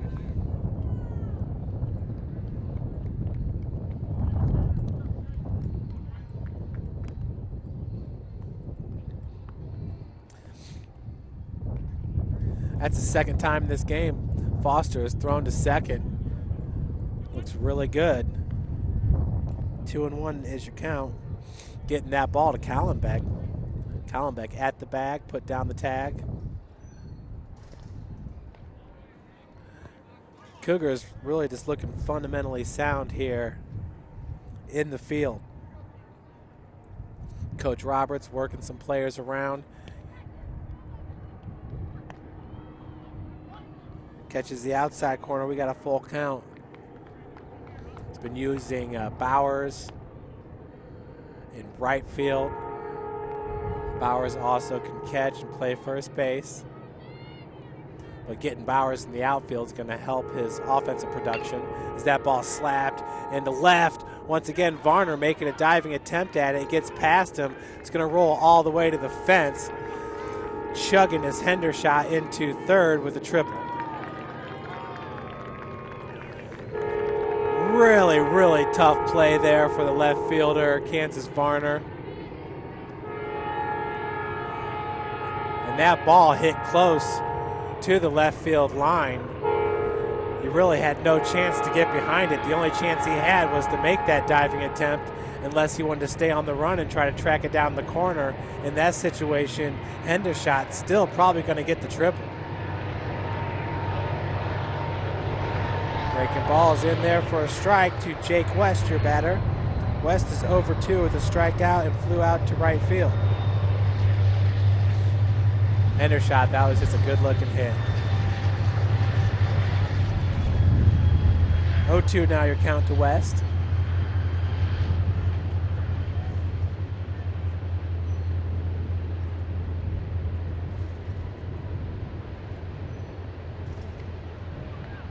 Ooh, just misses with the curveball. That looked good from up here. 1-2 is your count.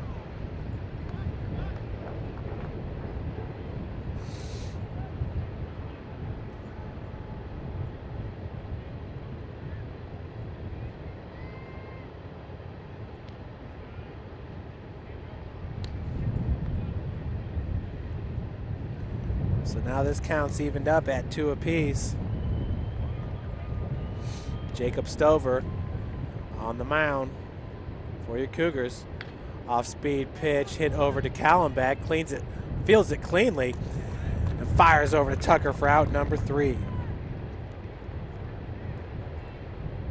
1 run on 2 hits,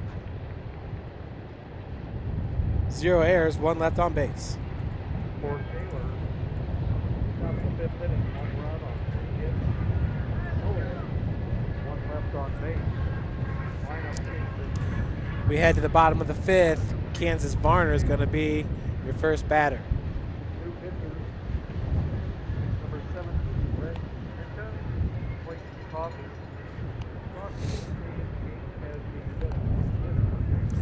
So Jordan Coffey is going to stay in the game as the designated hitter, but we do have a new pitcher, and it's number 17, Minta. As you see the flag blowing there down the right field line. 20 mile an hour, 15 mile an hour winds. You can see that wind is blowing right out to center field. Coffee and Moorhead took advantage of that with home runs in this game. So Minta now on the bump. Coffee gave up 0 runs through 4 innings. It's going to help that ERA of his that was sitting at 21 through 3 innings. But Coffee looked really good on the mound. The big right-hander. Minta with a 3.48 ERA, a 2-1 record. He's played in 11 games, 20.2 innings pitched. Has given up 14 hits, 8 earned runs, 9 walks, 11 strikeouts. Opponents are batting .194 against Minta, the right-hander.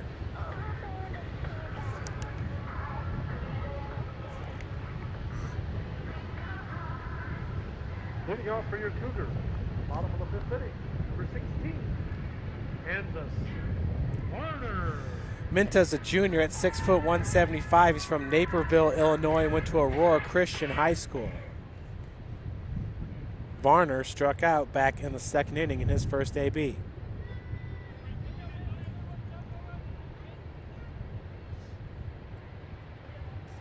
First pitch is in the dirt, ball 1.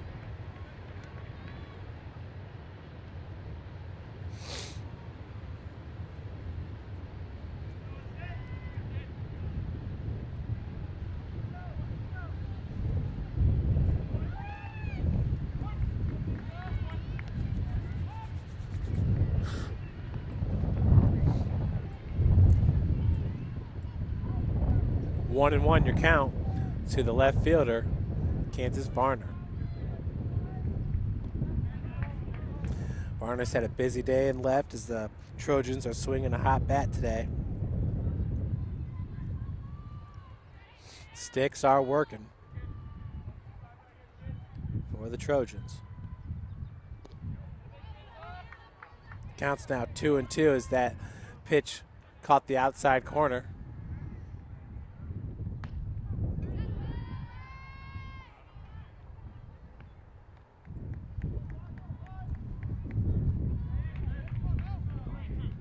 Full count now to Kansas Varner.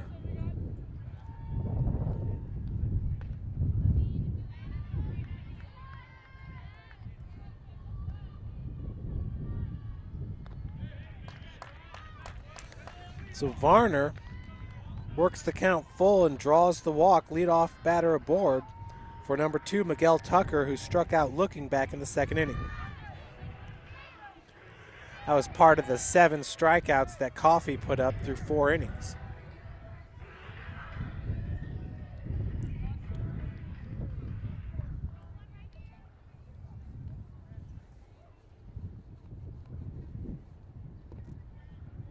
First pitch, Miguel Tucker.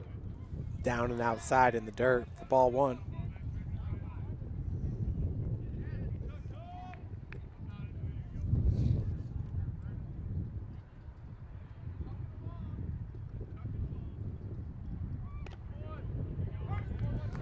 Just catches the inside corner. Counts evened up at 1 apiece.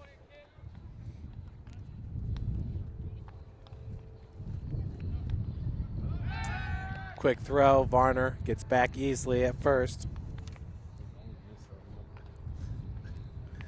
Kansas with 1 stolen base on the season in 2 attempts. Cougars need 4 runs here to tie it up.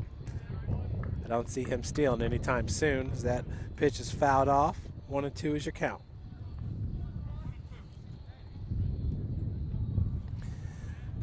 After this inning, see if you can see the score.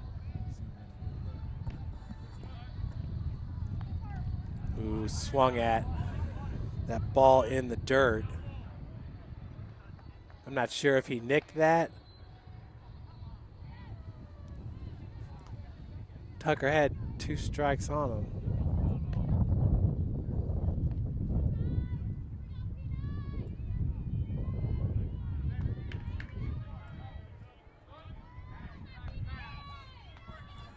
You guys catch that? I thought it was 1-2. So Tucker still at the plate. Swings at another one in the dirt. And catch is going to get Varner out at second.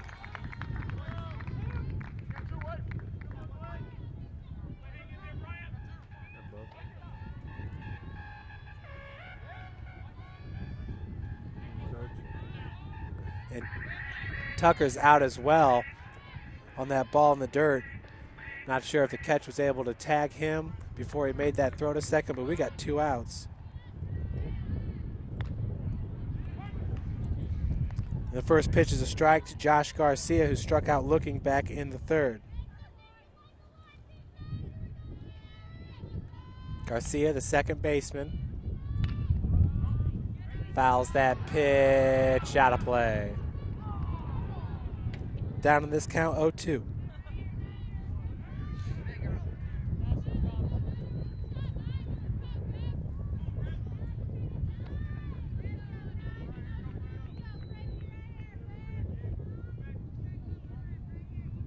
Good looking crowd here at Cougar Field. That one's fouled off minus all the students, as majority of them have gone home for Easter weekend. We usually have a good group of students out here in left center field, tailgating, having a good time. Swing and a miss. Minta comes in, gets 2 strikeouts and 3 at-bats as we head to the top of the 6th. Taylor up 4-0. For St. Francis in the fifth inning, no runs, no hits, no errors, nobody left on base. So Taylor leads you can see it. 4-0 after 5 innings. Another score update in the Crossroads League action. Spring Arbor in the 6th inning is leading Grace 2-1.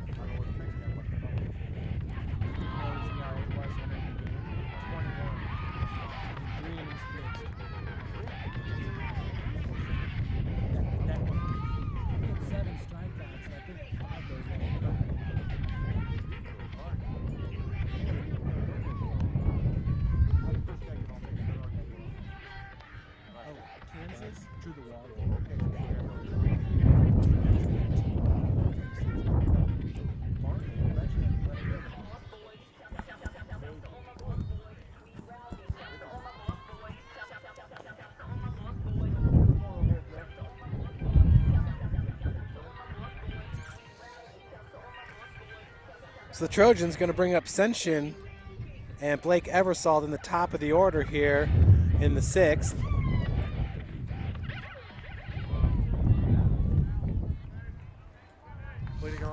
Senshin had a single in the 2nd and was hit by a pitch and scored a run back in the 4th. That first pitch is low and outside for ball 1.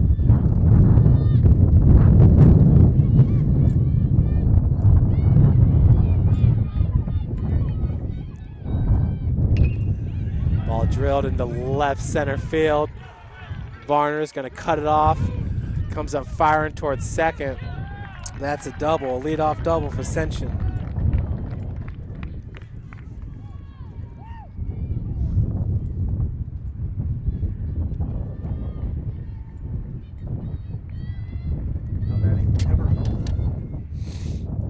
Blake Eversole, who struck out back in the 2nd when his bunt attempt with 2 strikes went foul.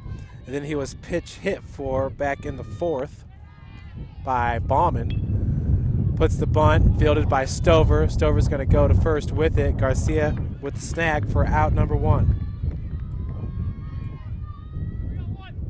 It's going to bring up Kevin Fahy.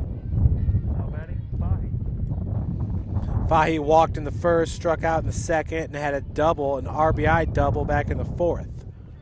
He had reached third base on a passed ball before the 3rd out. Infield playing in very shallow. Callenbeck in the grass, same with Garcia, as that first pitch is fouled off.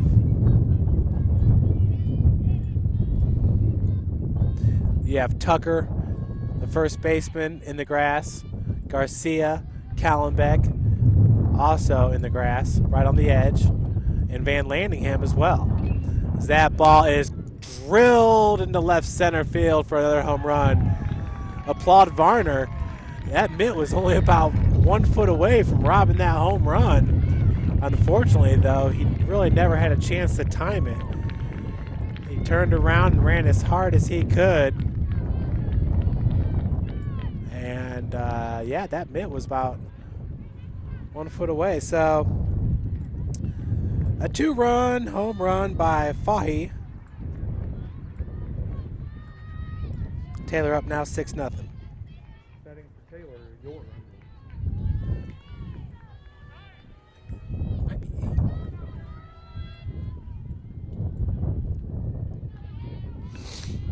8. First pitch, hit right back at Stouffer for out number 2.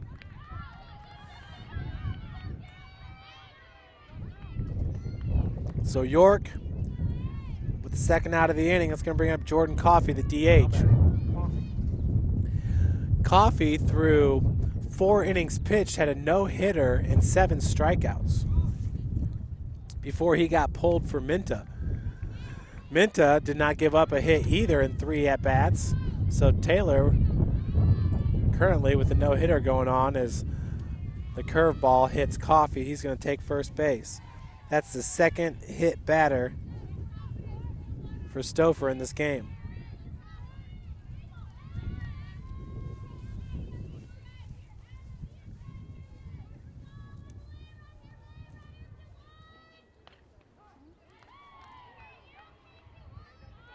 They'll bring to the plate number 14, Danny Moorhead. Now batting Moorhead.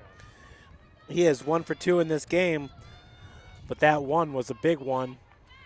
A shot to left center field, a home run.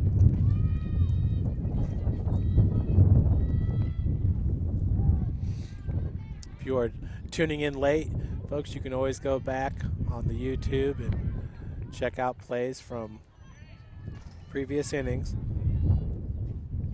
When Moorhead hit his home run, it was in the 5th inning, and at the time the score was 3-0. This ball hit into center. Yoder trying to track it down. He will cut it off. Bare hands it, gets it in, throw to second. Close play there as Garcia was not able to grab it on the hop. If he had and threw down the tag, may have got Moorhead at second. A nice play by the center fielder, Yoder, as he was able to cut that ball off and snag it with his bare hand, get that ball in. Nonetheless, a double for Moorhead. Advancing to third is Coffey. Your batter is Brian Moore, the second baseman. We got a little conference there on the bump, and that is the pitching coach, Chris Howe.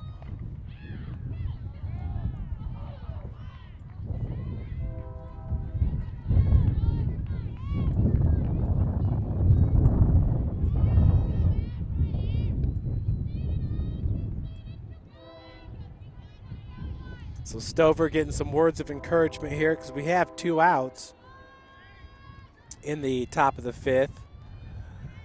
Now batting for Taylor, Moore. Excuse me, the top of the 6th.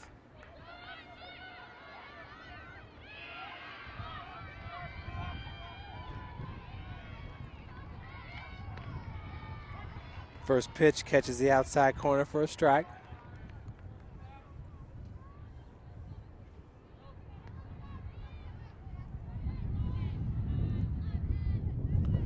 Moore had a single back in the 5th and was caught stealing. Off speed in there for a strike. He is 1 for 3 so far in this game.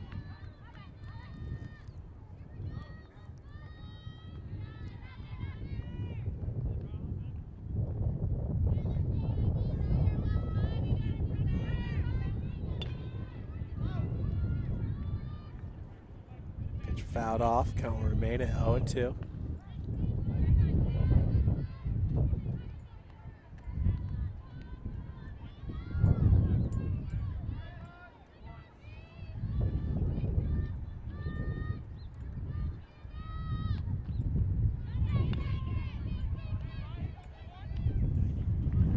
Another one swung on and fouled off.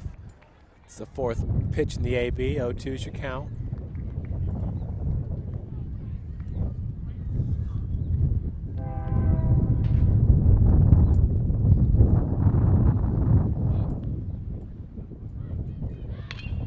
That ball drilled into left field. That will score Coffee and Moorhead. RBI single there for Brian Moore. 2 RBI.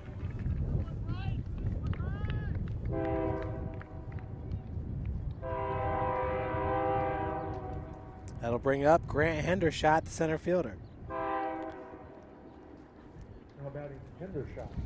Hendershot walked in the second, flew out to the shortstop in the third, and had a triple back in the fifth. Was stranded at third.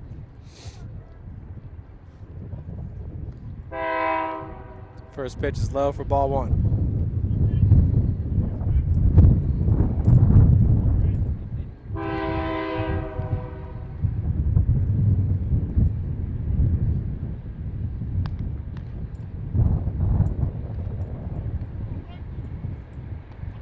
In there for a strike.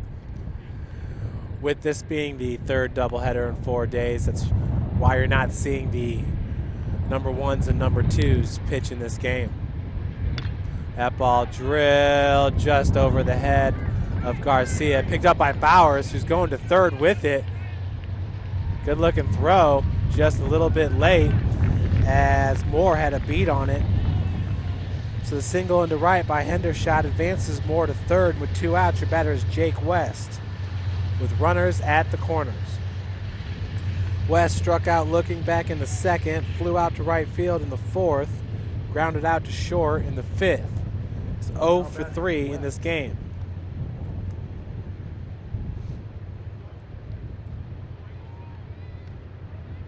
There's another arm up in the bullpen for Taylor. It's number 10. Pitch is low for ball 1. Logan Rogers.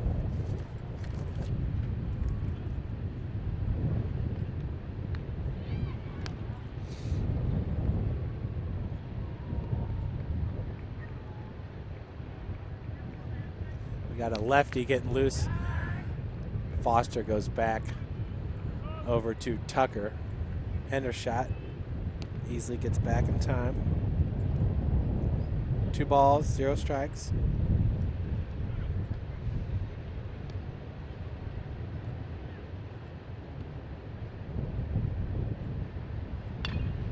Ball hit into right. Bowers on it for out number 3.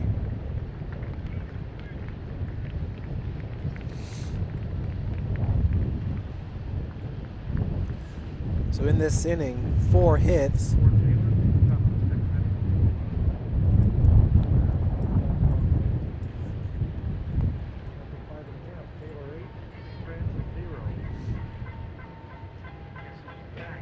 Five hits, 0 errors,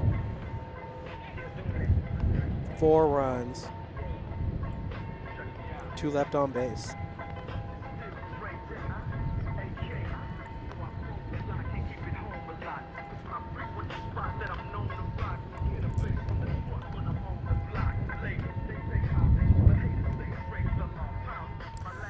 Wes Hunsucker warming up over here.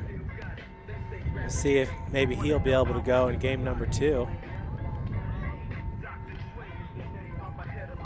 Warming up in the pen is number 49, John Bryce.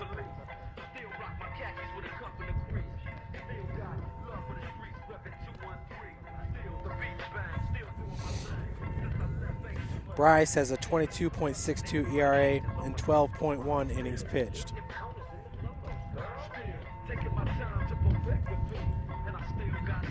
St. Francis will lead off the bottom of the 6th here with the leadoff batter, David Yoder.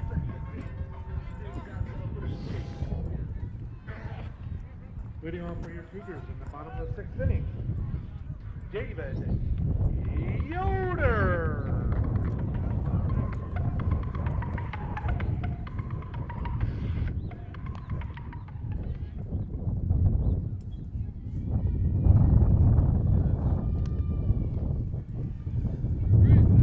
Pitch ball once again on the mound here.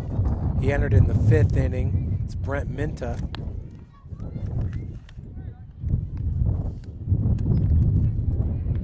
Pitch catches the outside corner, counts evened up at 1 apiece.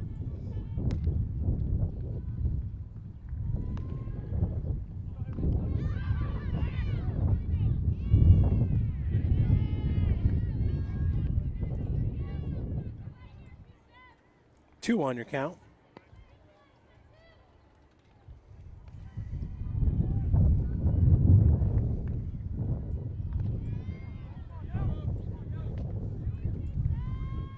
Three and 1 to Yoder. David's 0 for 2, flew out to center and grounded out to the shortstop.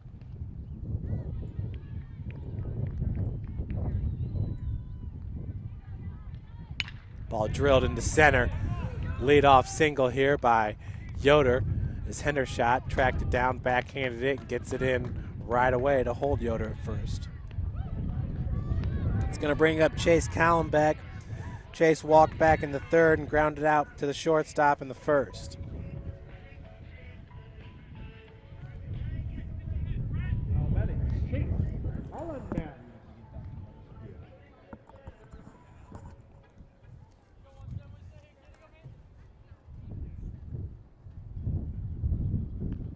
Callenbeck flashes the bunt, puts it down, just goes foul.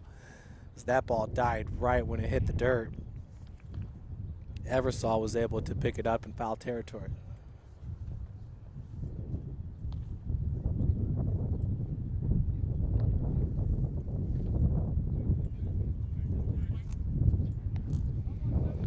Oh, 1 your count to Callenbeck.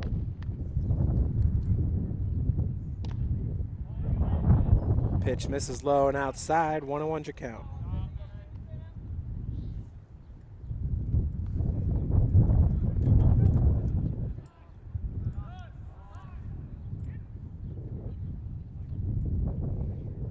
Got a ball from the bullpen.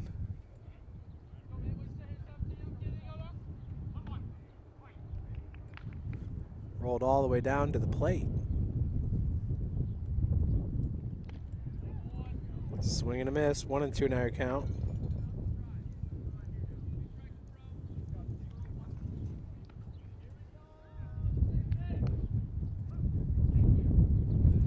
Looks like the softball game is finished up. Last we heard, Wesleyan was up 7-1. This count's evened up. 2 apiece.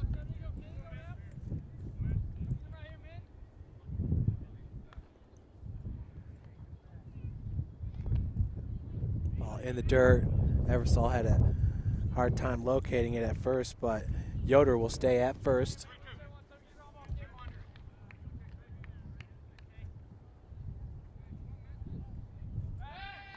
Quick throw over to first. Yoder's back safely.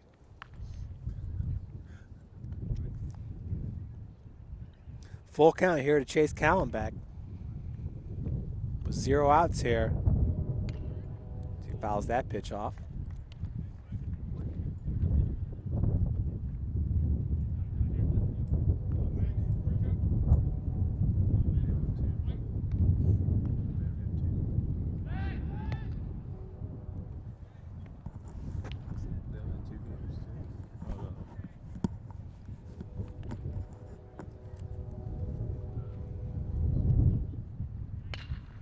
That ball hit right up the gut. Back-to-back singles here, and the Cougars have runners at first and second with 0 outs. For the batter, Zach Van Landingham.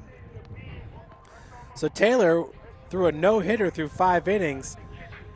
Give up back-to-back singles here in the 6th. Zach Van Landingham. Clay, what was the score? What was the score? 9-1. So Indiana Wesleyan winning it 9-1 in game number 1 over at Lady Cougar Softball Field. First pitch to Van Landingham, up in the zone for strike 1. That's the second time he's had a called strike that's been up there by his chin. Swing and a miss, down this count 0-2. Zach is 0 for 2 in this game, struck out back in the first and grounded out to the second baseman, Brian Moore. That was in the 3rd inning.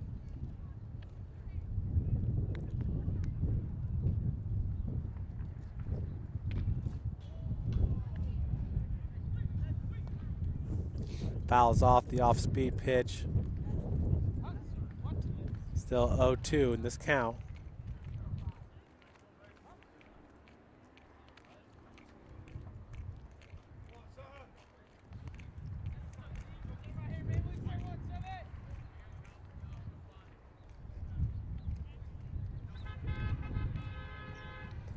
Minta from the stretch.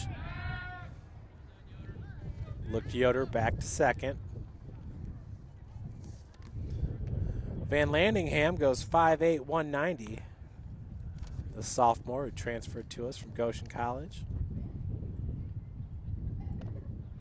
Checks that ball in the dirt. 1 and 2 is your count.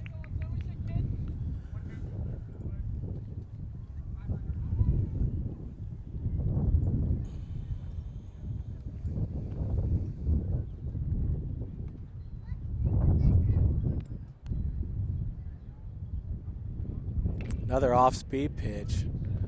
Breaking ball fouled off.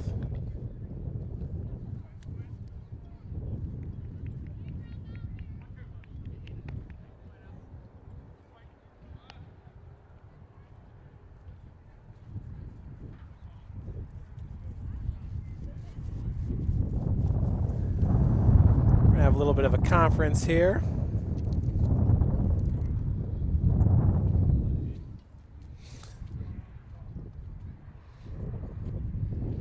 Coach not too happy that his no-hitter was broke up here in the bottom of the 6th.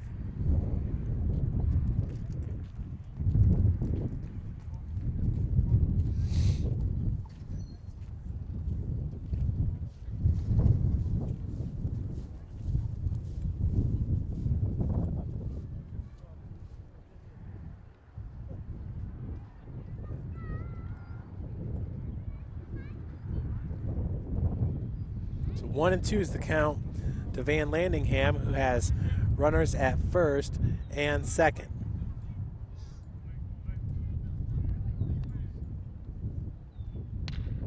That ball drilled, picked up by the third baseman. And they turn 2. So Jake West got it started, flipped it over to Moore. Moore to Sunshine for the 5-4-3 double play. Yoder, however, is standing at third. Bigger, better, Kyle McKay.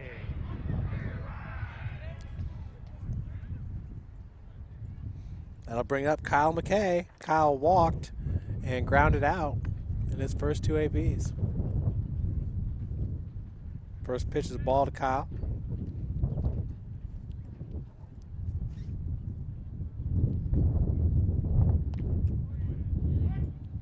Pitch catches the outside corner. 1-1 your count to McKay.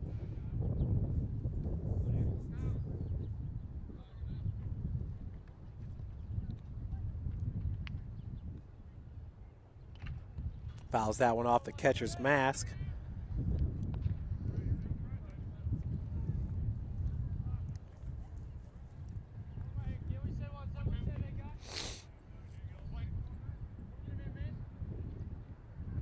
Okay, with that open stance. 1-2 the count. It's evened up at 2.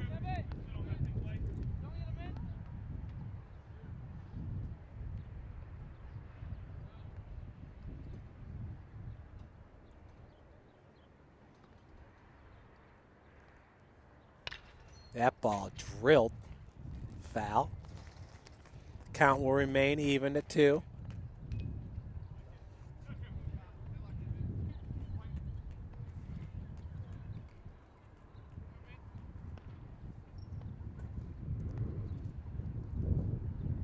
This ball drilled into right field. It's going to fall. So an RBI single here by Kyle McKay gets the Cougars on the board. That scores David Yoder. The score is now 8-1. Your Cougar batter, Jeff Bauer. It's going to bring up number 1, the right fielder, Jeff Bauer, who's 0 for 2 with 2 strikeouts. Quick move over to first. McKay gets back, no problem. So Kyle McKay picks up his 18th RBI of the season. Bowers, that one's going to fall as well. So back-to-back Texas Leaguers. And we have runners at first and second.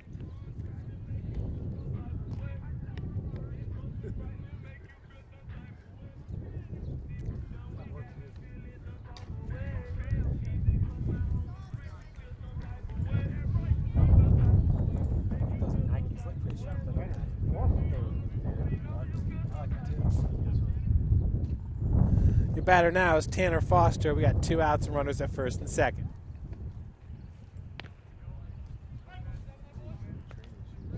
Takes that first pitch for a strike.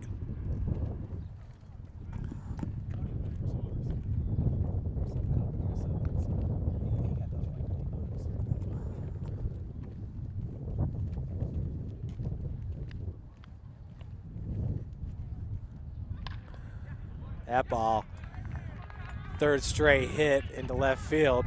McKay's going to try to score, and he does easily. So back to back to back singles. That one an RBI for Foster, and the Cougars pick up their second run of the game. I was pretty surprised that McKay was able to score from second. In left field is Kevin Fye.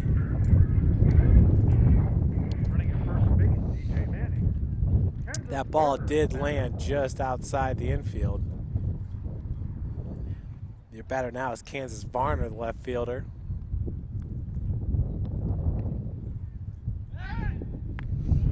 Because there was really no play at the plate.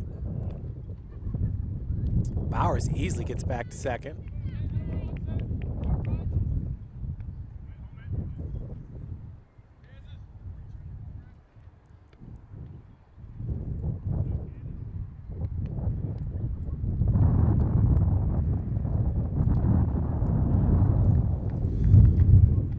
Pitch low and outside for ball one. Kansas struck out in the second inning and reached safely on a walk back in the fifth. He's 0 for 1.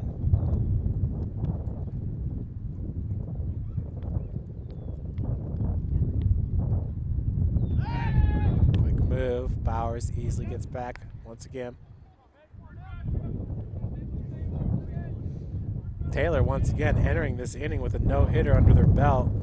They've given up 5 hits already in this inning.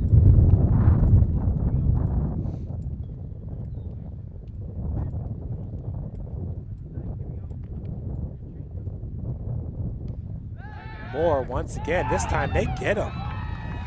Third time's the charm as Minta is able to pick off Bowers to get himself out of the inning.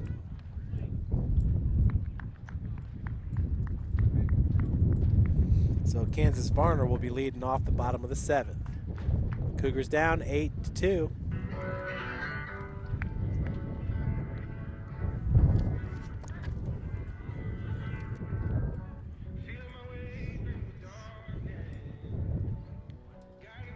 Taylor's going to lead it off with Sunshine, first baseman. John Bryce now coming in to pitch for Stover.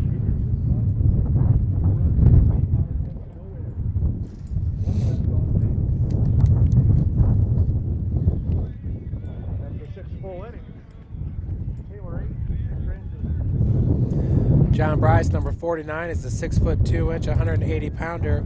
He's from Alzida, Ontario.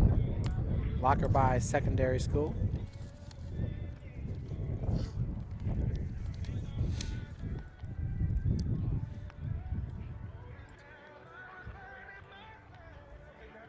Cougars with 2 runs on 5 hits, 0 errors, and 2 left on base in the bottom half of the 6th.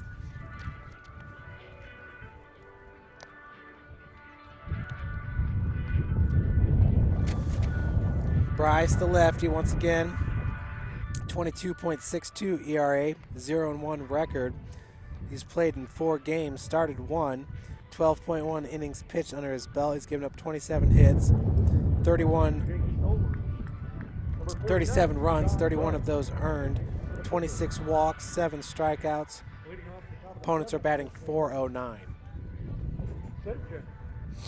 Senshin at the plate.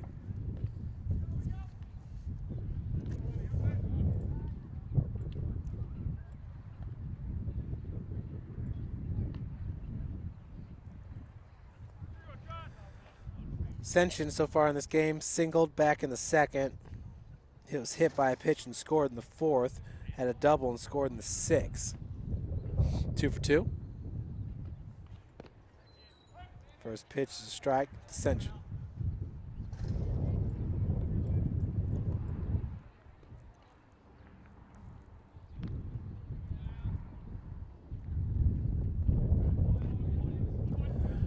Bryce here working out of the stretch. 1-1's your count.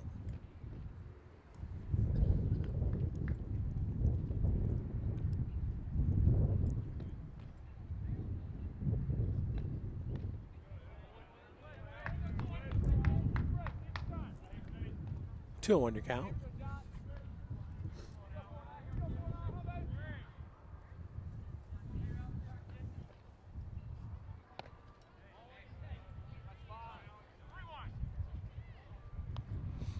Three and 1 now your count to Sunshine.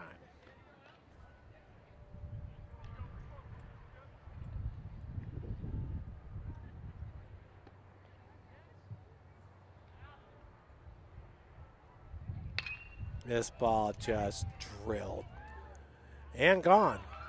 Sunshine with a solo home run here to start off the 7th.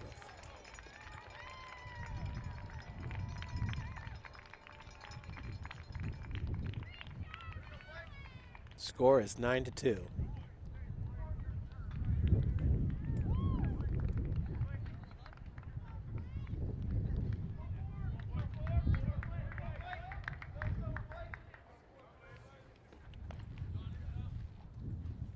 Now batting, Eversole. Blake Eversole, your batter. He's 0 for 2 in this game.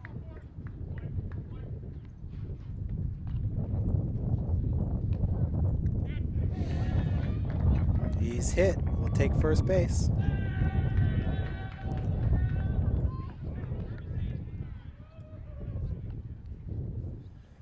That'll bring up the leadoff hitter, Kevin Fahy, who had a 2-run home run back in the 6th. RBI double in the 4th. Kevin Garrity. Now batting, 5. We got a pinch runner. It's number 8 for the Trojans, Kevin Garrity. Fahy takes that first pitch for a ball. It's 2 for 3 in this game. 1 run scored, 3 RBI, and a stolen base. Filling up the stat sheet is Fahy. Takes that one for a ball, 2-0's count.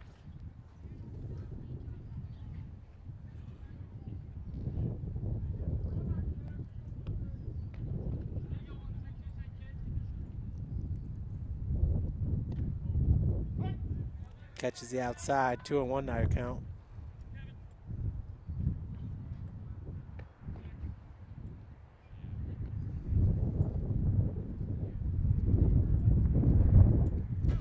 That one gets past Foster, so Garrity will advance to second on the pass ball.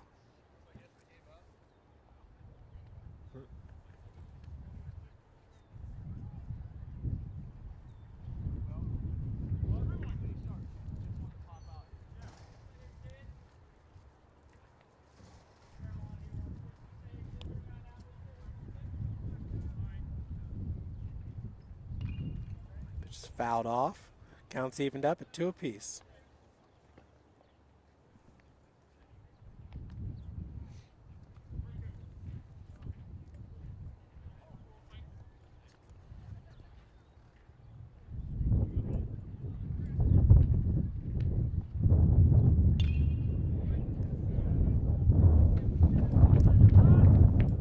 Zero outs here in the top of the 7th. Runner at second. Count is 2-2 to Fahy.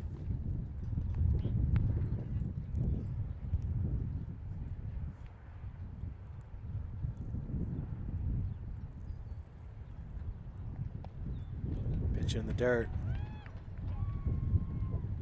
So Fahy draws his second walk of the game. Runners at first and second for the batter, Austin York. Now batting, York. York, the shortstop, doubled and scored a run back in the 3rd. He's 1 for 4 in this game. Shelton. Another pinch runner. This time it's Nathan Shelton, freshman from Norwell High School out of Indiana, Markle, Indiana.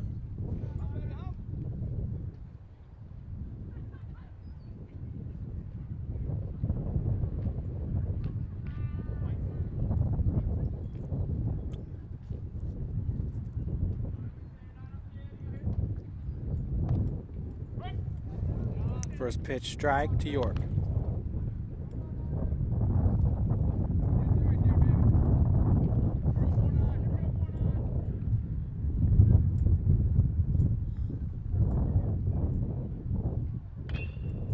That ball turned on, fouled off. 0-2 the count.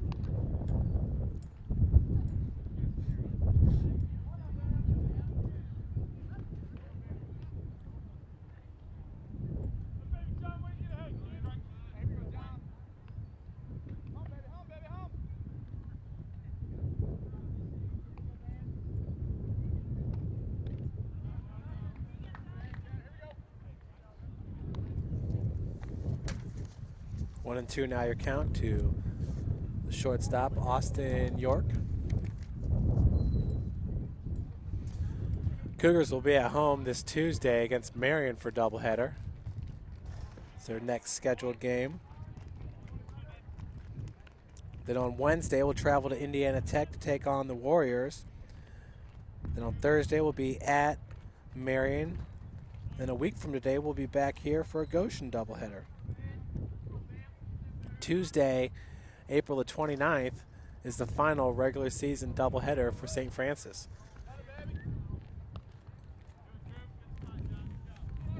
This count is now 2-2 to York.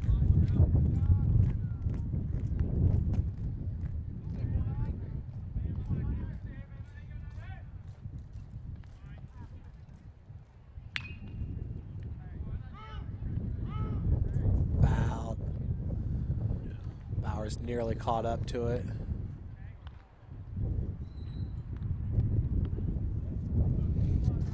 Count remains at 2-2.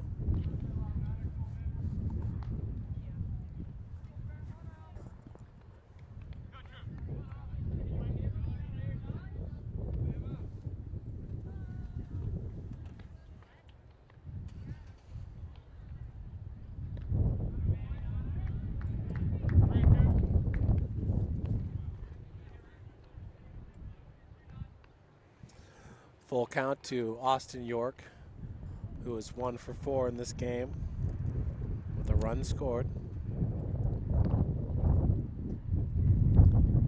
Draws the walk. So bases are loaded.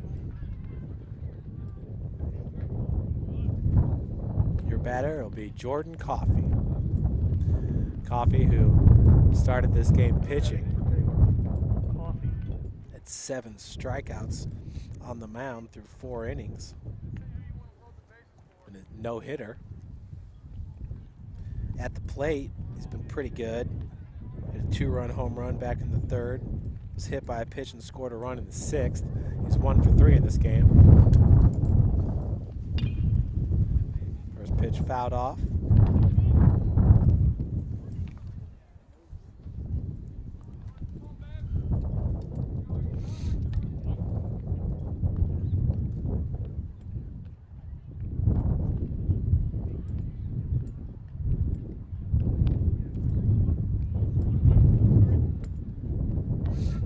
Side counts evened up at 1 apiece.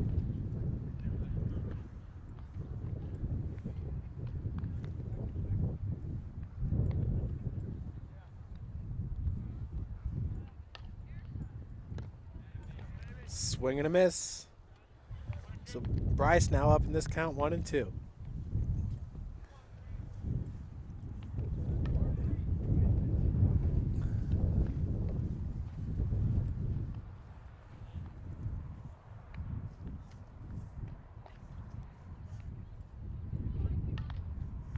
Just misses the outside corner. Had Coffey lunging at it. 2-2's your count.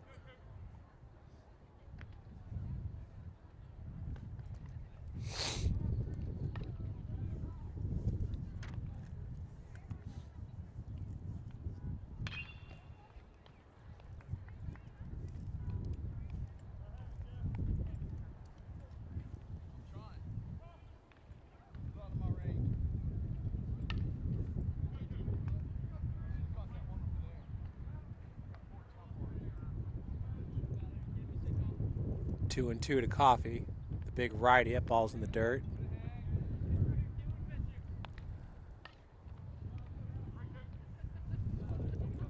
Full count.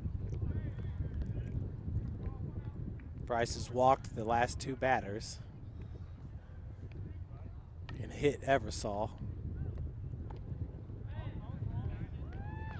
So that's the third straight walk by Bryce. It's going to walk home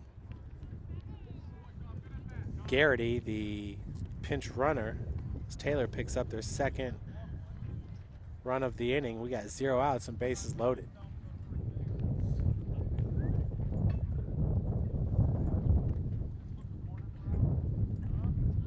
10-2.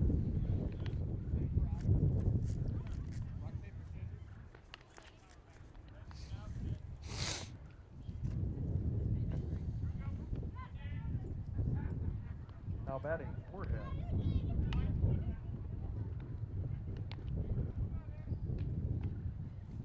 Brings up Danny Moorhead. First pitch gets away from Foster. Coming home to score is Nathan Shelton as the Coffee and York advance to second and third.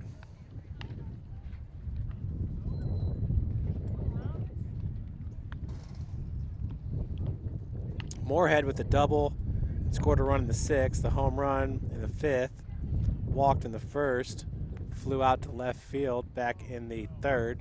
He's 1 for 3. Or I'm sorry, 2 for 3.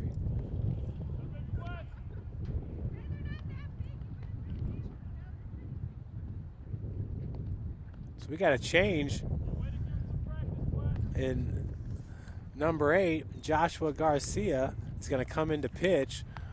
Wesley Hunsucker comes into the game. Wesley, the number 2 on the pitching staff, comes into the game to play second.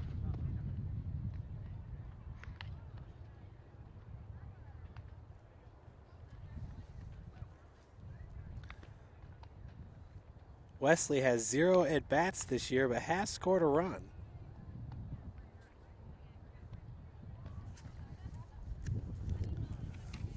Hunsucker also a quarterback for the football team. He's going to take a few grounders at second. Never seen him play the field before. Wesley is the all-time career wins leader for the USF baseball program. Back on April the 10th, he pitched a complete game 1-0 win over Indiana Wesleyan. That was for his 21st career victory. He added win number 22 on Wednesday, April the 16th, in a 5-1 victory over Grace in Winona Lake, Indiana.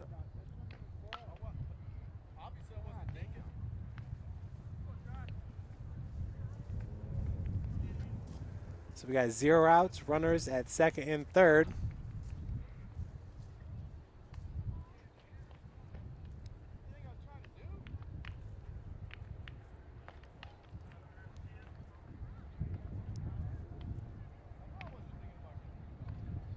Changes for the Cougars.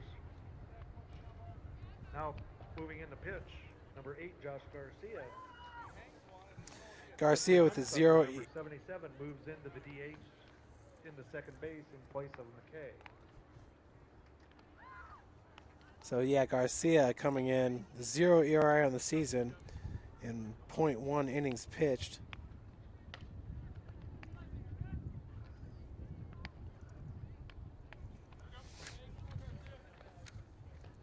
So here he is, back on the bump, trying to make it 1.1 innings pitched. First pitch is a strike. Counts 1-1 now to Moorhead.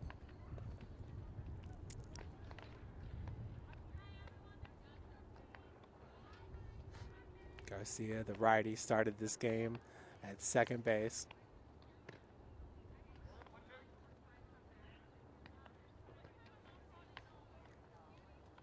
1-2 is your count.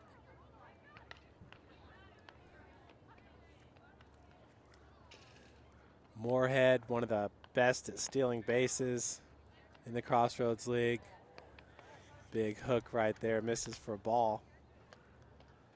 Entered today with a .362 batting average, that's 13th best. 41 runs scored, one of the best.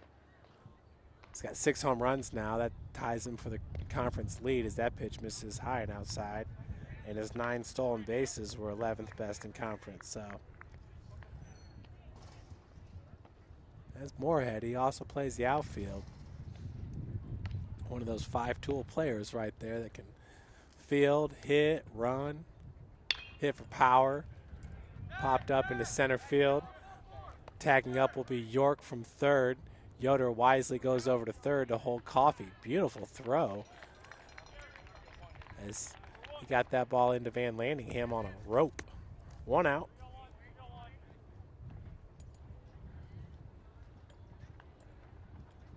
Austin York scores his 2nd run of the game. Scores now 12-2. Your batter is Brian Moore, the 2nd baseman.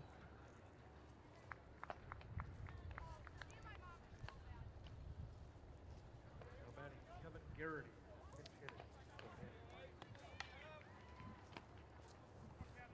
Sounded like Bill just said Kevin Garrity is at the plate. Garrity was pinch running earlier in this inning. Sure does look like number 8.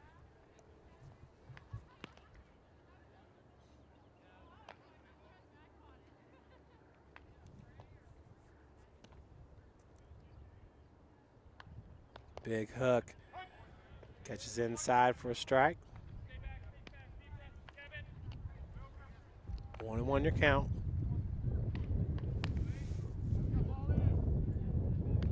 We got a softball into the field.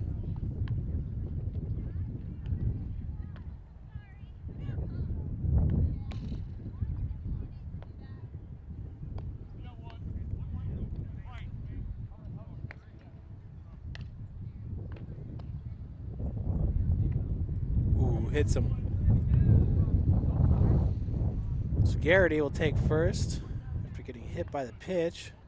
Coffee at second. We got 1 out here. Let's see if Grant Hendershot comes up to the plate. Looking like it's number 22, Josh Fottenhauer.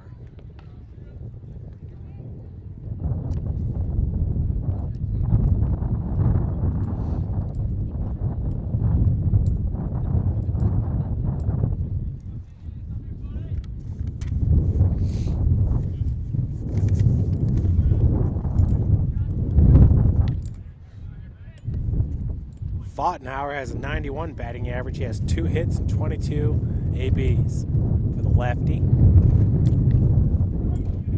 First pitch is a strike to Fottenhauer.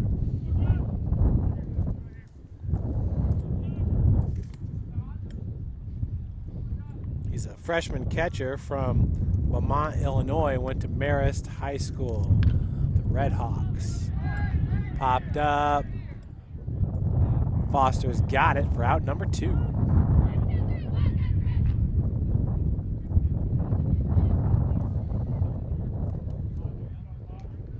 That'll bring to the plate. We'll see if it's Jake West here, 3rd baseman. Jake's 0 for 4 in this game, so. Nope, it's number 5, Tyler Namoff. First pitch, strike, Namoff.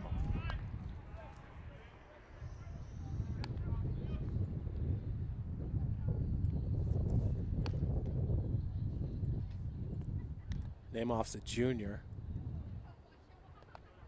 Breaking ball misses. He's from Champaign, Illinois, Centennial High School. Junior infielder at 6'2", 185. 1-1 your count.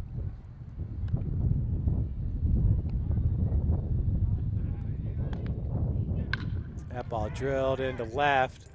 Varner is going to field it on the hop. Coffee sent home to score.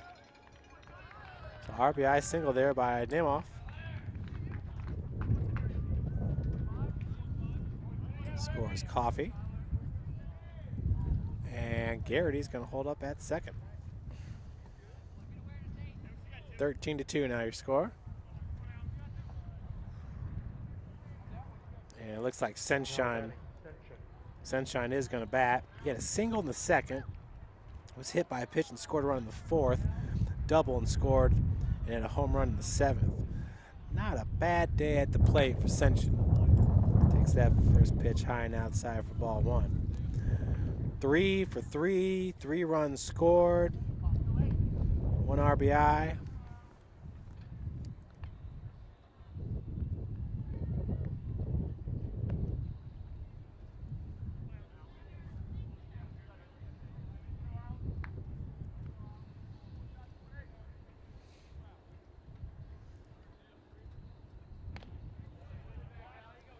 Big cut. 1-1 your count. With 2 gone here.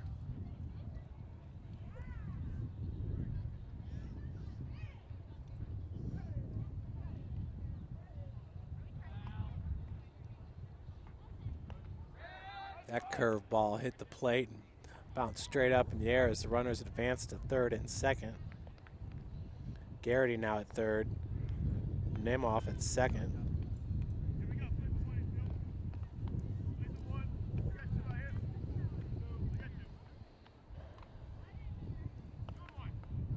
Two and one your count.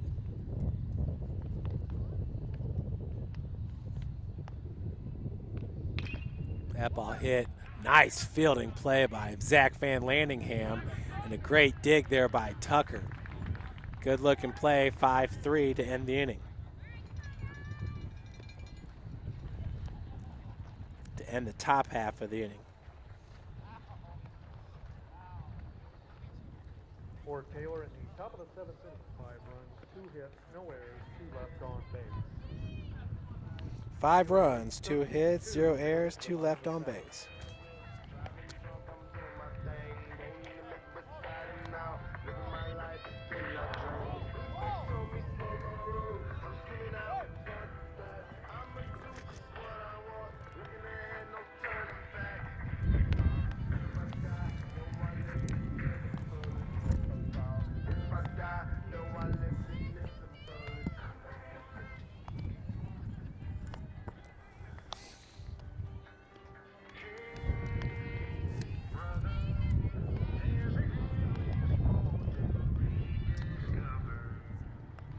Kansas Varner is going to lead off the bottom of the 7th. Jeff Bowers got picked off at second base to end the 6th inning.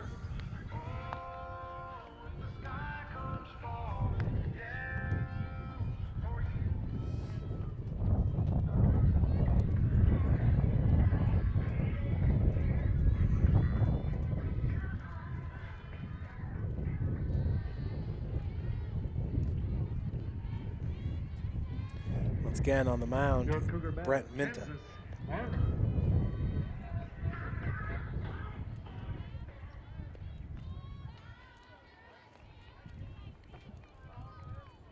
Kansas 0 for 1 in this game. He had a walk back in the 5th. First pitch is a strike to Varner.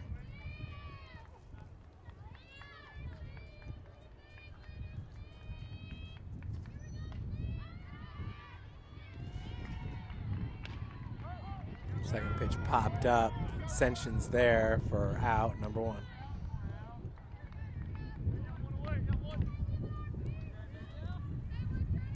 It's going to bring up number 2, Miguel Tucker. First baseman. The Cougar batter, Miguel Tucker.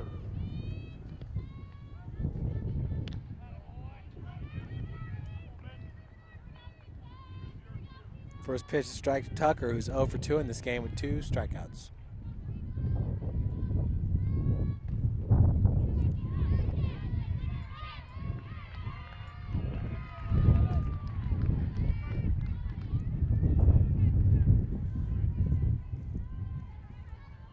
Oh, 2 the count.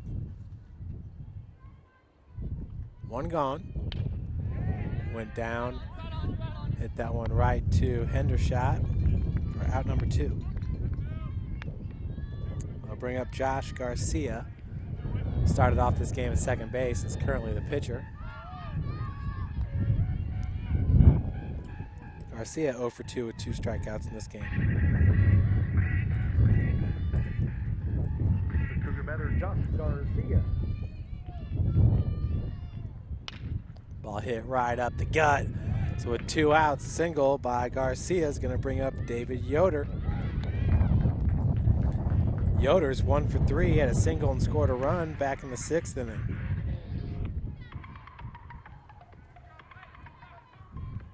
Your Cougar batter, David Yoder.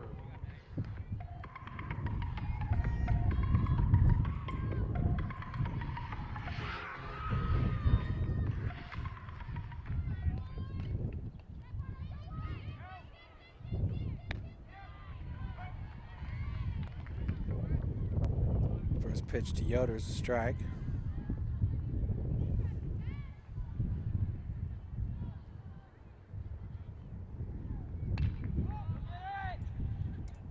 Popped up, not a play.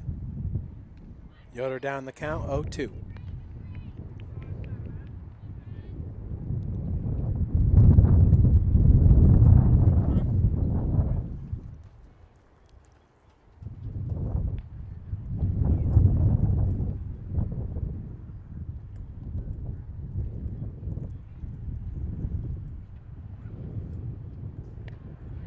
Swing and a miss.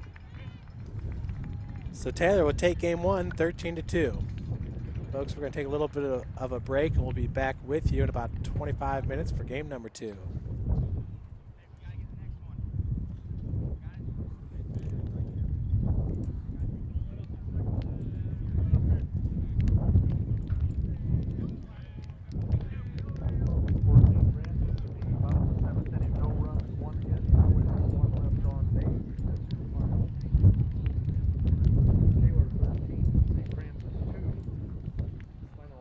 Taylor 13 runs on 14 hits. They left 10 on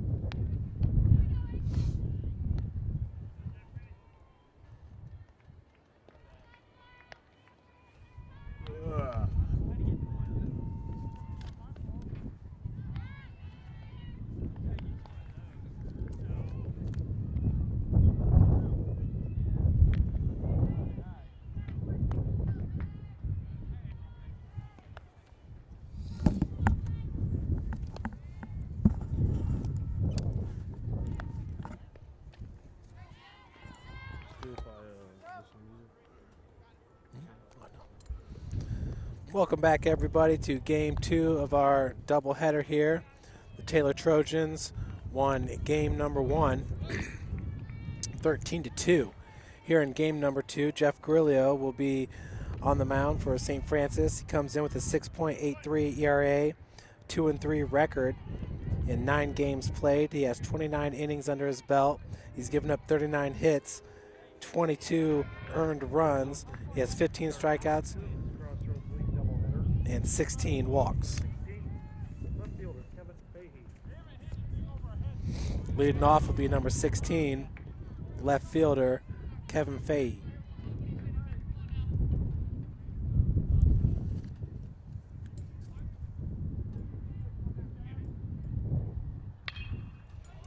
Swings at that first pitch, single into left field.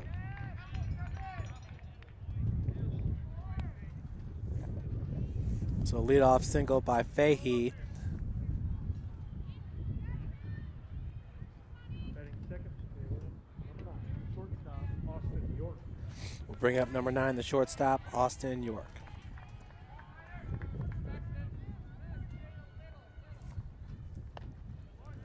Swing and a miss. Austin down the count, 0-2. On deck, it's going to be number 33, Jordan Coffey.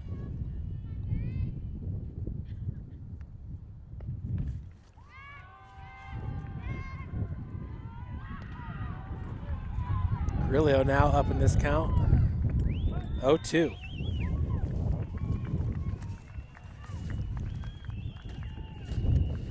Grillo from the stretch. Fahey at first. Grillo gets him looking for out number 1. Grillo picking up his first strikeout of the game. Now batting the first baseman, number 33, Jordan Coffey. Coffey playing first base here in game number 2. Started game number 1 on the mound. Did great, had a no-hitter through 4 innings and 7 strikeouts.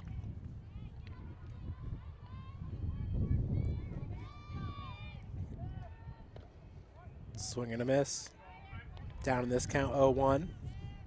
Coffey had a huge home run, one of the hardest hit balls I've ever seen here at Cougar Field.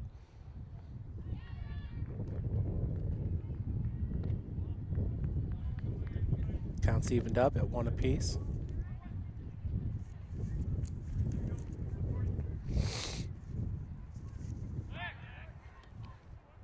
Quick throw over to first. Tanner Foster playing first base here in game number 2. He caught game number 1. Bowers will be behind the plate. Runner is off. Hit and run on into right field. Varner keeps the ball in front of him. A great hit and run call as Fahey is able to make it to third. Coffey with the singles at first.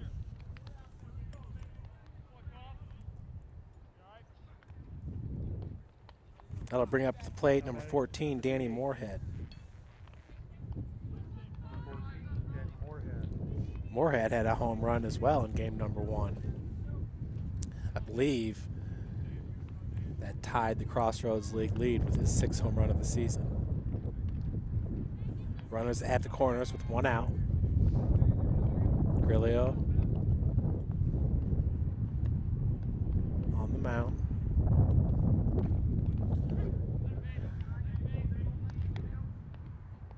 First pitch strike to Moorhead.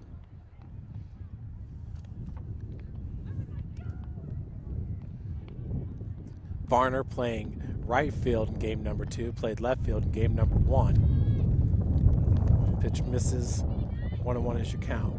David Yoder in center field, DJ Manning in left field. Got a new shorts, nope, Chase Callenbeck at short. Wes Hunsucker starting second base. Van Landingham at third. Tanner Foster at first. 1-2, now your count to Moorhead.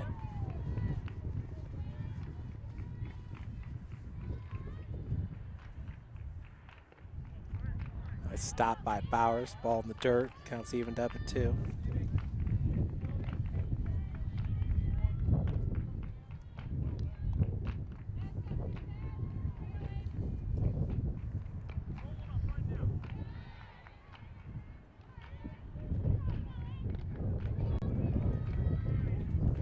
Pitch misses low and outside. Full count now to Moorhead.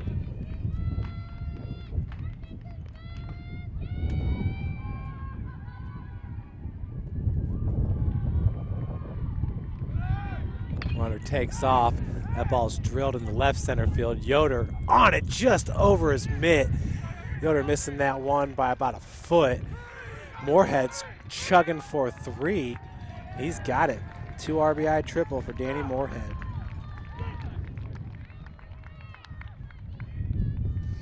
Yoder was right there on that pitch that was drilled just over David's mitt by about a foot. Maybe even less than that. Now batting, second baseman, Brian Moore. Second baseman now, Brian Moore, your batter. Moore started game number 1 at second.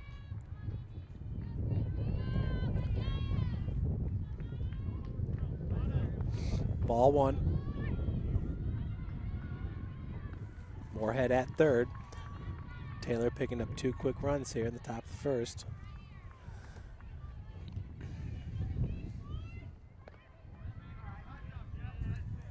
One and 1 your count. On deck, it's the center fielder, Grant Hendershot.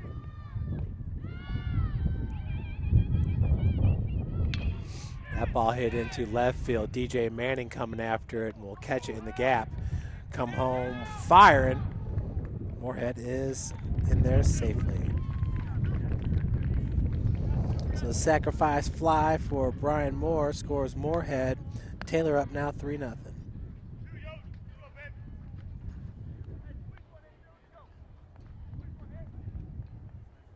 Brings up Hendershot. Now batting, the center fielder, Grant Hendershot.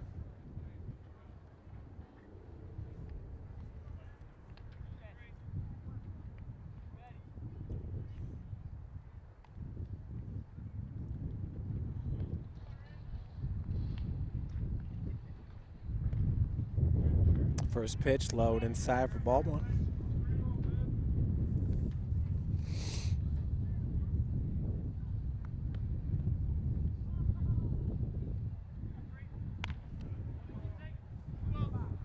Two-0 your count.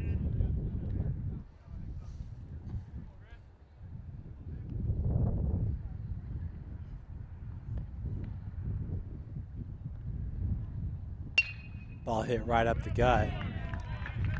2-out single there for Hendershot.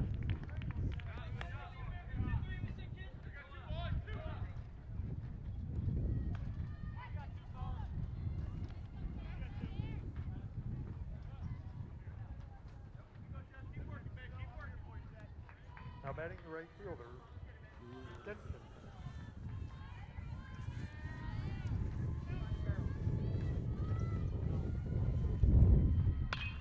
Senshin turns on that first pitch, and it's gone.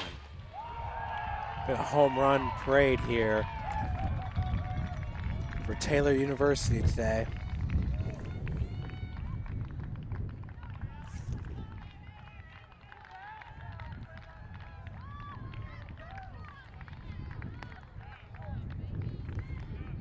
Two-run blast there for Senshin. Scores Hendershot as well.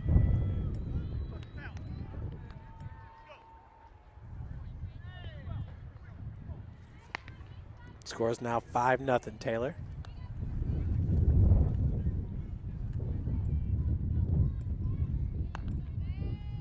On deck is number 5. That first pitch is swung on and hit into left field for a 2-out single. That was number 17, Brent Minta. Minta, a pitcher and a catcher. He pitched actually in game number 1. Your batter now is number 5, Tyler Namoff.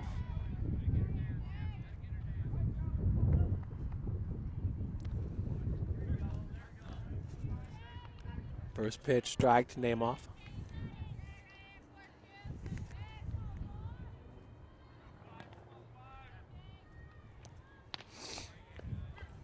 Name off now, down the count 0-2.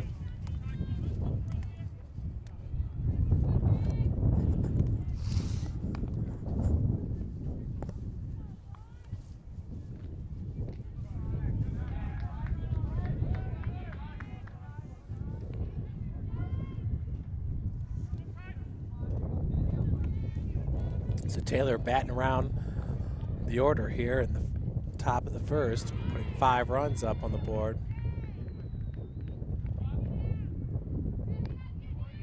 Pitch upstairs, just misses, so the count's evened up at 2.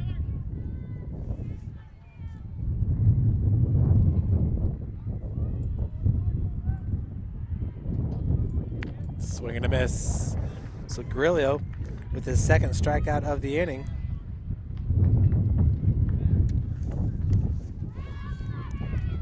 Still. Taylor is down the first inning of game 2. 5 runs on 6 hits. No errors, 1 left on base. 5 runs on 6 hits, Coming to bat. 0 errors, and 1 left on base as we head to the top of the bottom of the first.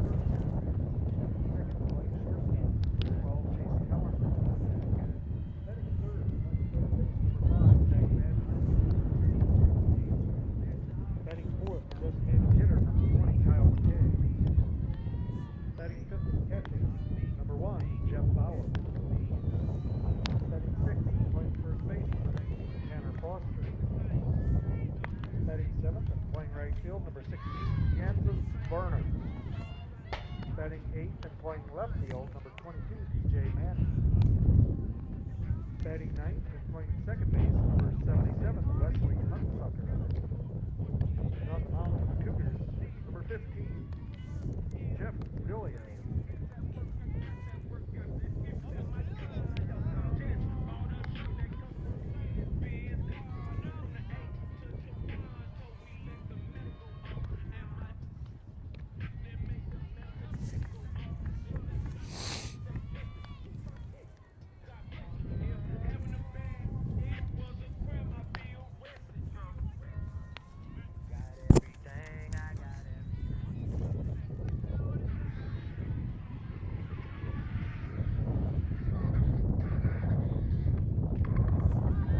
On the mound here to start for Taylor in game 2.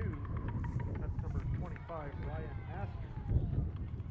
Leading off the bottom of the first for your Cougars, number 23, center fielder, David Yoder. So Ryan Masters on the mound for the Taylor Trojans. Leadoff batter David Yoder takes that first pitch, high and out for ball 1.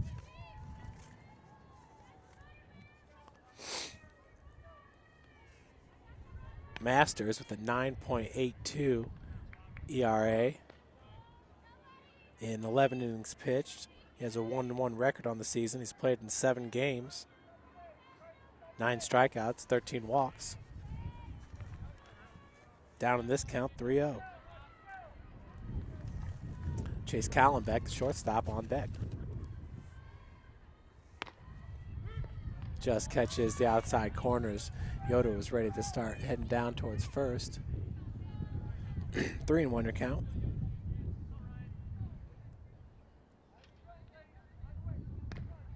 And that one does miss outside, so leadoff batter aboard. Yoder takes first for Chase Callenbeck. Now batting, Cougars shortstop, Chase Callenbeck.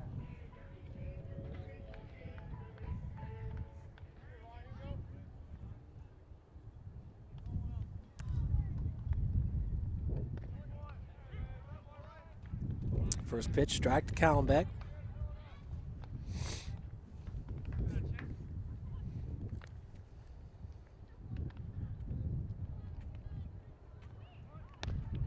Callenbeck about to throw the bunt out there as that breaking ball falls in the zone for a strike. He's down this count 0-2. Upstairs, 1-2 your count.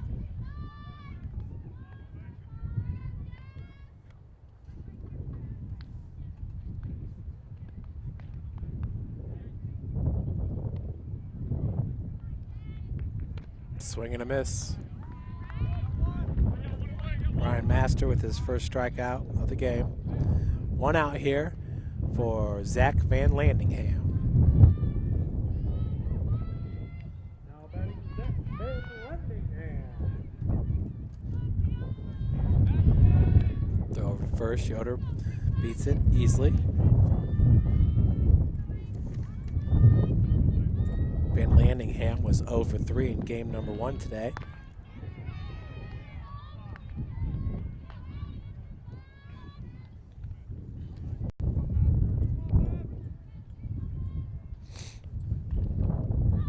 Is your count to the third baseman.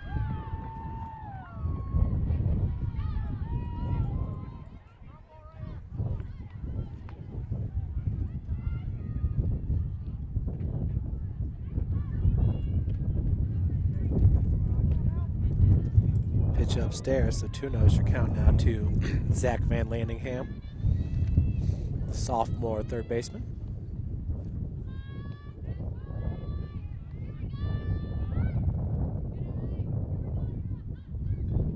That ball drilled into left field, and it's gone, no doubt about it. Deep home run. Zach Van Landingham picking up his first homer on the season. That's going to score David Yoder. Cougars get 2 runs back here, down 5-2. On that blast by Van Landingham, a home run to left field. That ball cleared the fence by about 35-40 feet. Van Landingham, who's the team's leader with a .378 batting average, picks up his first home run as a St. Francis Cougar and now has 27 RBI on the season. Zach Van Landingham with a 2-run blast. Kyle McKay now coming to the plate, the DH. 1-0 the count to McKay. Ball down low, it's 2-0.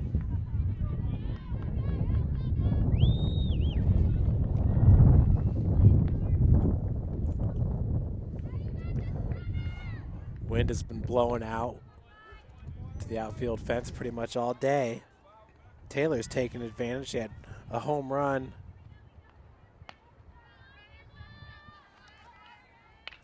in the top half of the first inning. Had about 5 home runs in game number 1.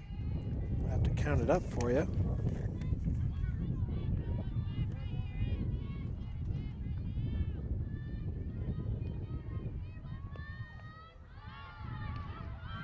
Four home runs in game number 1. Counts 2-2.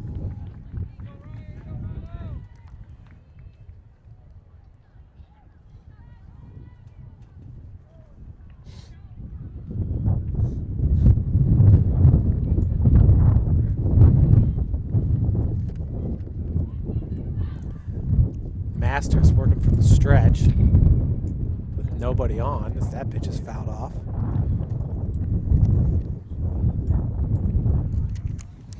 Kyle McKay in game number 1 walked in the second inning and had an RBI single in the 6th. He was 1 for 2. As that pitch catches the outside corner, so McKay goes down looking. That'll bring up number 1, Jeff Bowers. 2 outs here, nobody on. Cougars down, 5-2.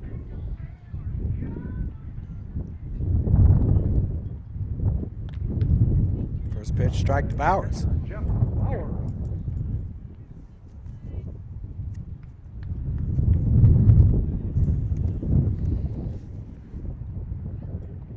Breaking ball, misses low. Counts evened up at 1. Bowers was 0 for 3 with 2 strikeouts in game number 1. Wind's really starting to pick up here at Cougar Field. 2-1 your count.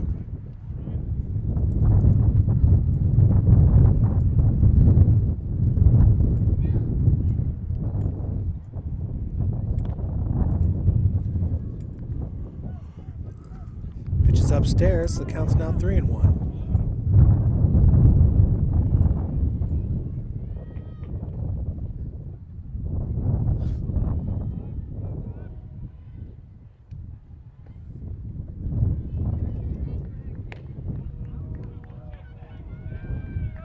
Bowers with the check swing, and they're going to call a strike on that one. I don't know. We'll have to go back and look at the replay on that one. Full count now to Bowers. Did he break his wrist? I don't even think he started to turn his wrist, but once again, we'll have to check it out later. Full count now to Bowers. Ball in the dirt. That one for sure is going to give him first base. So with 2 outs, Bowers at first will bring up Tanner Foster, the first baseman. Courtesy runner coming in. That is Taylor Brown, the All-American safety for the Cougar football team. Brown wearing number 28, wore number 39 football team.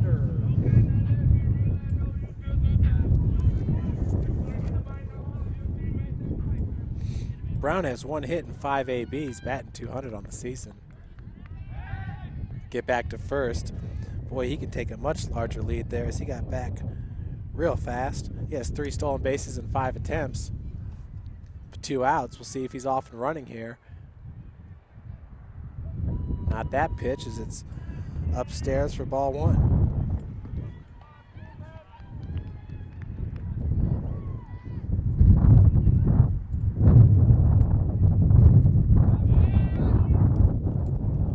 Once again, Brown back safely.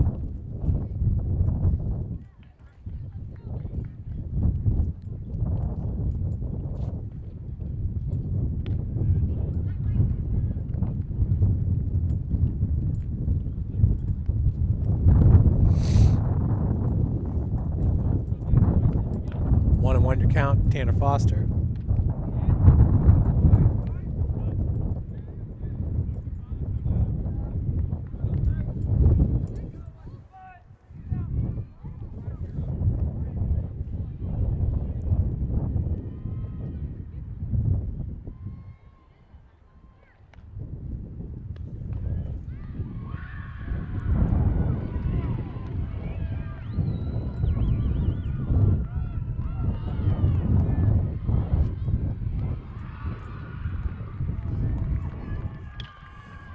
Hit into right center field. Brown taking off for third. Foster heading towards second. And he's in there with a double. Tanner Foster beats the throw to second. Advances Taylor Brown to third base for the batter number 16, Kansas Varner.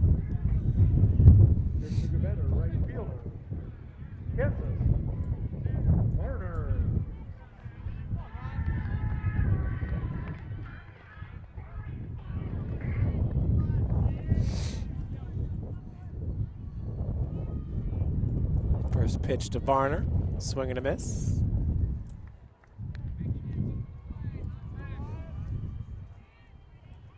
Tanner Foster with a good looking hit. As Tanner was 1 for 2 with an RBI in game number 1. Kansas was 0 for 3 in game number 1.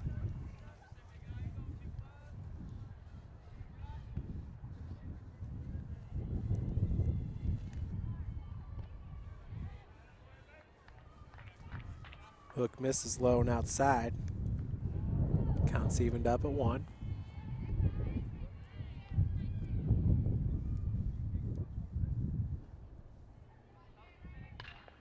That ball drilled into the gap. That's going to score Taylor Brown. They're going to hold Foster at third. So huge RBI single by Kansas Varner. Scores Taylor Brown. The Cougars pick up another run, down 5-3. Foster at third. So we got runners at the corners for DJ Manning, the left fielder. DJ, a member of the football team. He is our running back and an inside receiver for the Cougar football team. Manning.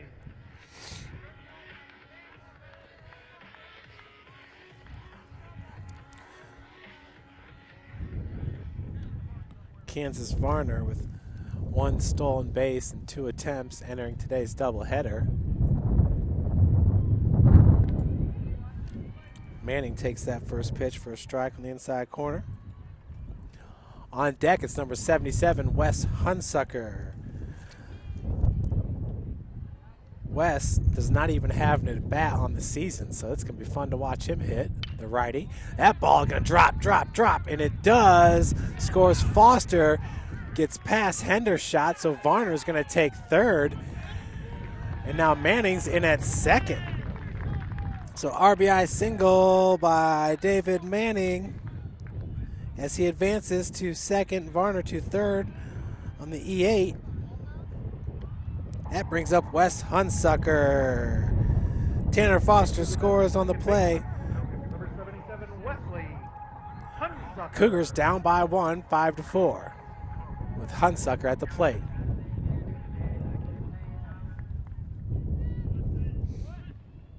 I'm pretty sure Wesley had an at-bat last year. I'll have to check it out. Takes that first pitch for a strike.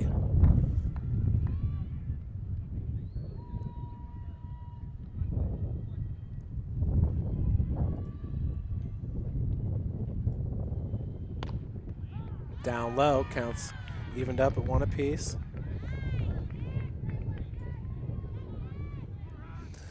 Hunsucker with a 1-1 count, 2 outs. Manning at second fouls that pitch off. And we have Kansas Varner at third. Wes is down the count now, 1-2. Hunsucker did not have an at-bat last year during his junior year. We'll check the sophomore year. That pitch misses way outside. 2-2 your count.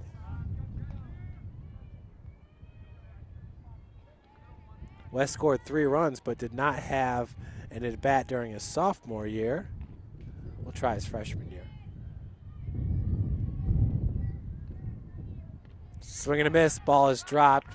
Hunsucker takes off for first and is thrown out. Cougars bat around the order, put up 4 runs as we head to the top of the second.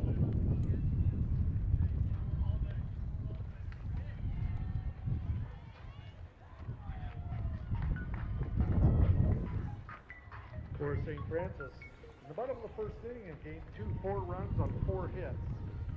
1 error, 2 left on base. The end of 1, Taylor 5-4 leader.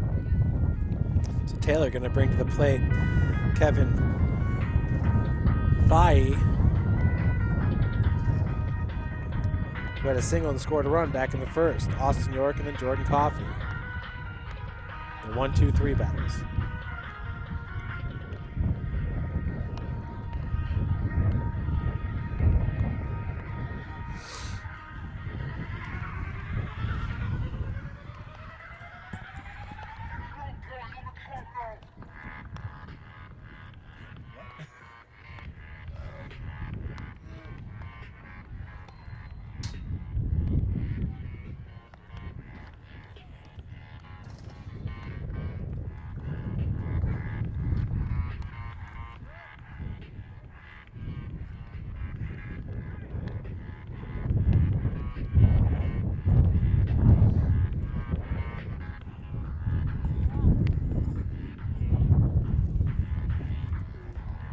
Leading off for Taylor at the top of the second inning. Number 16, Fahey.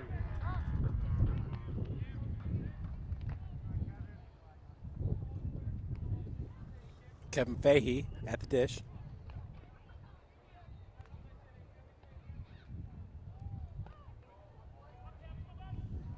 First pitch is a ball to Fahey.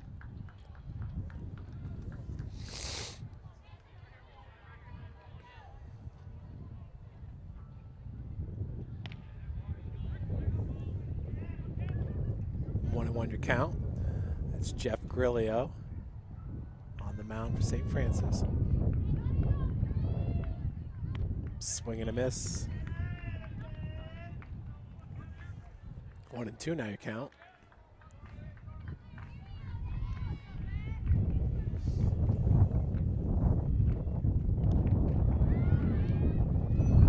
Counts evened up at 2 apiece.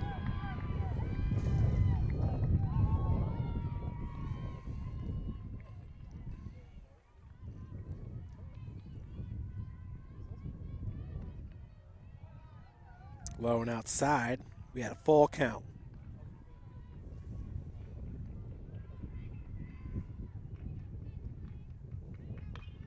Popped up.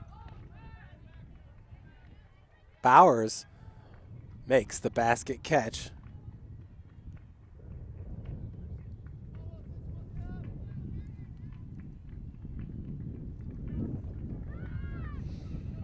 Well, no, he didn't. Fahey at the plate here with a full count.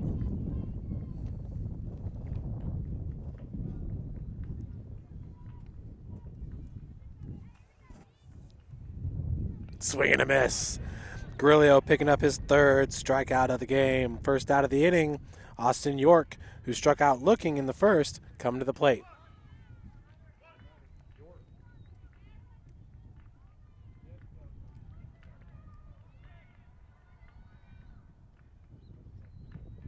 Grillo pitched 3 innings just 2 days ago in the Cougars' win over the Trojans. First pitch is a strike.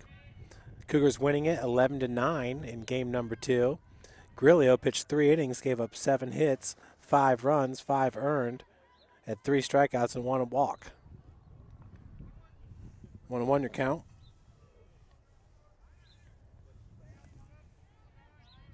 Kyle Sovine had started that game.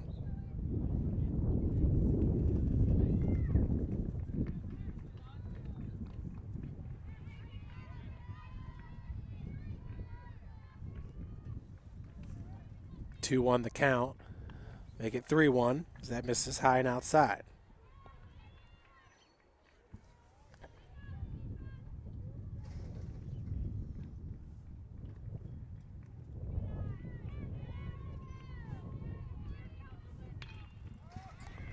That ball hit into shallow right field. Nice play by Chase Callenbeck as he's about 15 feet, 20 feet in the outfield when he made that grab. 2 gone. Your batter is number 33, Jordan Coffey. Had a single and scored a run back in the first.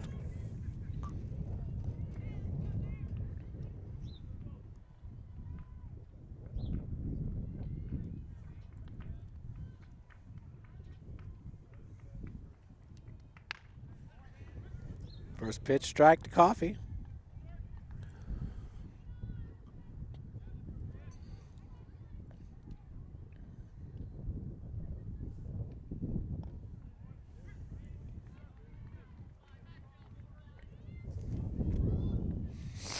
So now Grillo up in this count 0-2 to Jordan Coffey, the 6'5" 3-hole batter. Was able to check his swing on that one. 1-2 the count. Coffey with a big blast in game number 1. Home run for him. That pitch is going to miss low and outside. Counts evened up at 2.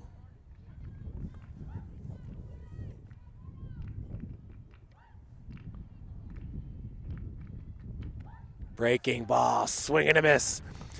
Grillo picks up 2 more strikeouts here. He's got 4 on this game. 1-2-3 inning there in the top of the second as we head to the bottom half of the inning.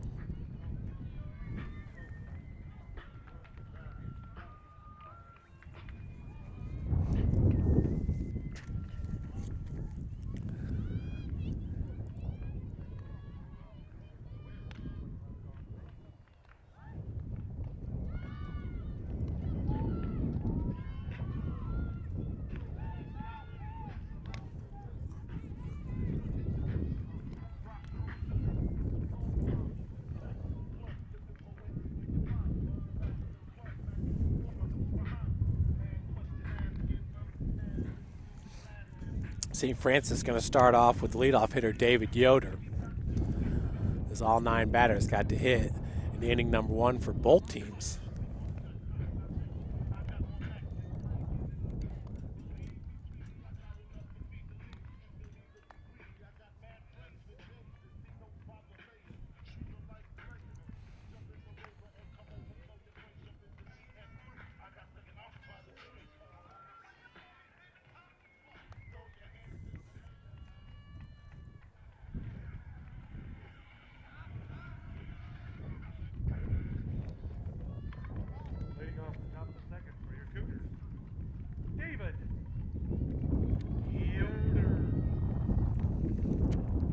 Yoder walked and scored a run, an inning ago.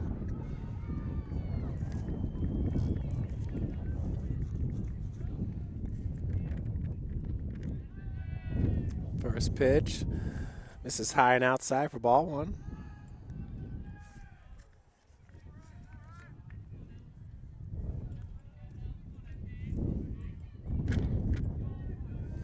Low and outside, 2-0 is your count.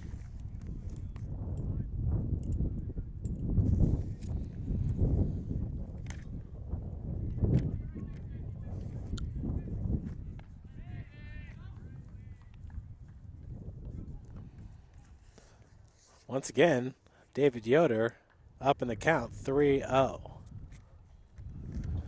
It's number 25, Ryan Masters. He's from Pioneer, Ohio, went to North Central High School, 6'2", 175-pounder.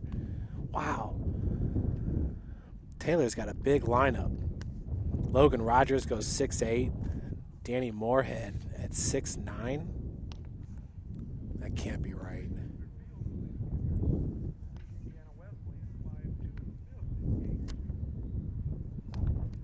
Coffee at 6'5", Cody Bale at 6'5". Just about everybody's 6 foot on this team. They only got 3 guys on the roster that does not register at 6 feet.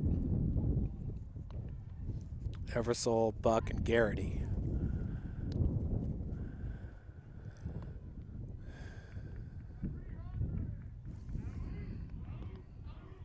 Although I don't think Danny Moorhead is 6'9".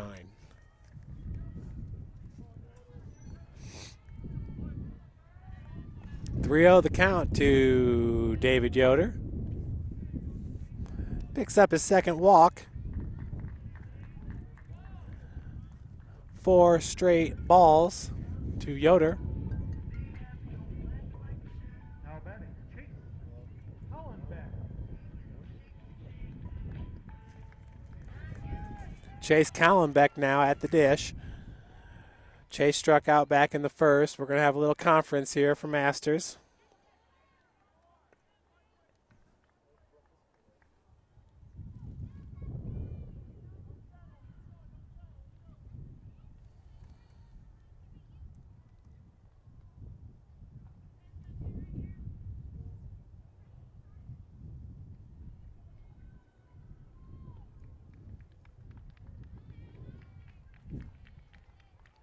So Masters gets pulled here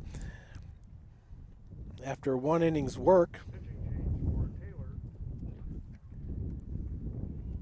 Replacing starter Ryan Masters.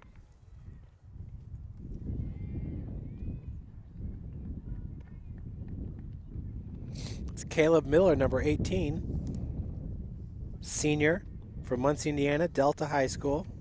Now pitching for Taylor, number 18, Caleb Miller. Miller replaces Masters. Miller on the season a 5.88 ERA, 3-1 record.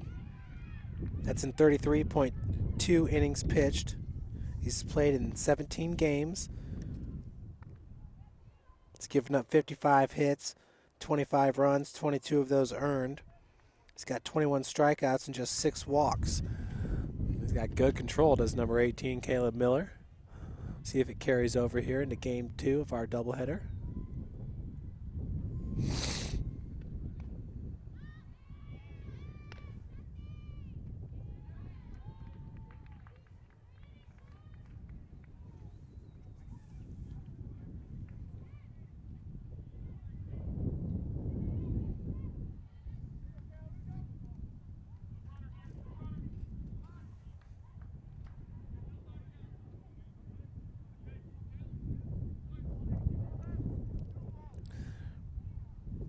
Chase Callenbeck, your batter.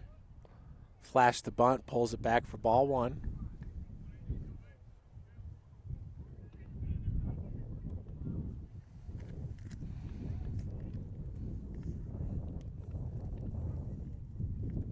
Yoder at first, short lead. Pulls another bunt attempt back, 2-0 your count.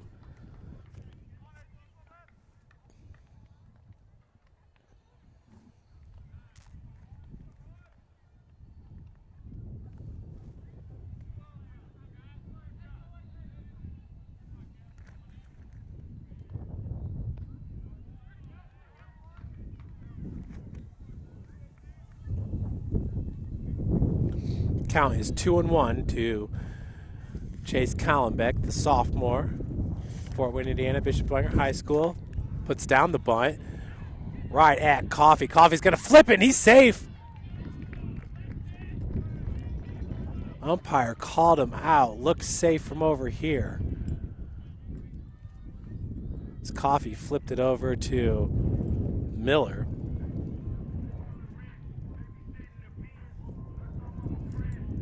That advances Yoder to second base for Zach Van Landingham.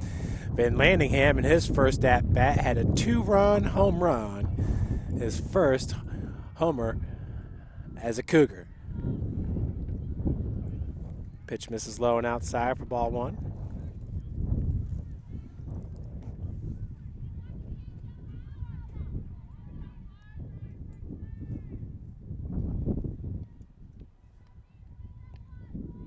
That ball hit. Nice play by Miller. He goes to third. Yoder's in a pickle. Yoder trying to get back. Tagged by number 9, Austin York, for out number 2.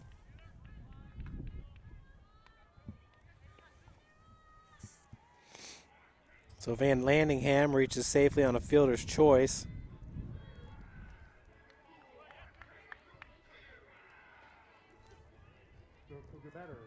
Kyle McKay. Now bring up Kyle McKay, who struck out looking back in the first inning.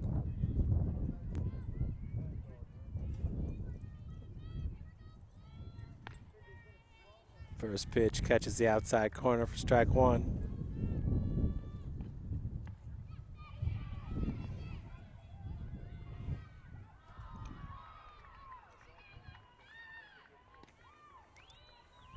Pitch misses low and outside. 1-1 is your count to McKay with Van Landingham at first.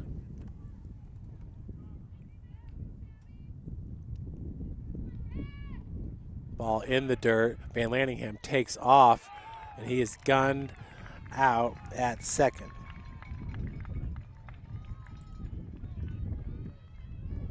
Three up, 3 down for the Cougars. 0 runs, 0 hits, 0 errors, 0 left on base. Kyle McKay will lead off the bottom of the third for St. Francis. In the top of the third, coming to the dish will be Danny Moorhead, number 14.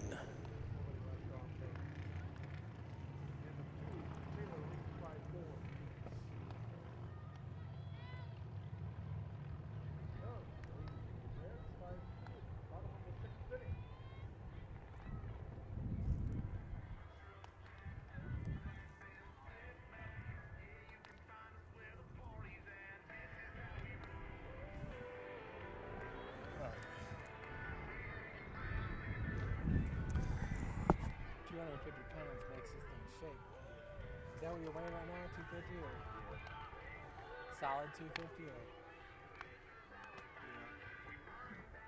Yeah. Where do you think you'll be when the season starts? Probably around there, hopefully. Just only, I just only trim down to keep the muscle down. You want to trim down? Only get slimmer. Think he lost some speed? Yeah, a little bit. Not as much as I thought. Like, in the beginning of the spring ball, but Size-wise, he's looking pretty good for the DM. Moorhead. You're definitely wider than you were last year. Danny Moorhead, your batter, Grillo on the mound. Swing and a miss. Grillo once again did pitch 3 innings in the Cougars' win over Taylor on Thursday. Picked up the win.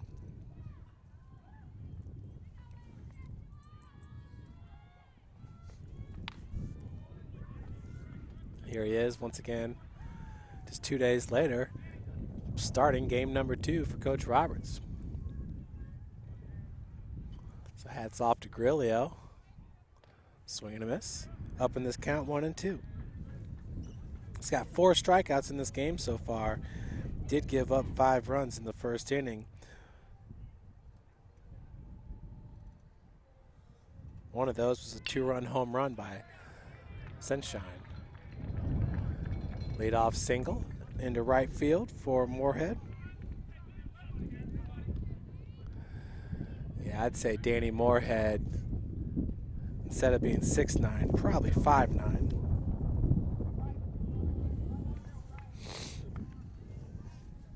Your batter now is Brian Moore. Moore had a sacrifice fly in the first inning that scored. That ball's popped up. Varner underneath it for out number 1. Moorhead's going to get back to first. So with 1 out, that'll bring up Grant Hendershot.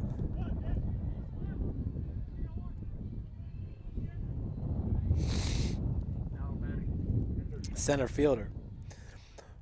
Going back to Moore, he did have a sacrifice fly in the first inning that scored Moorhead.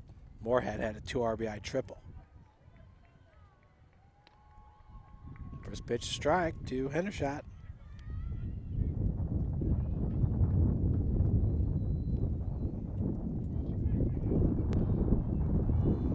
Moore back easily at first.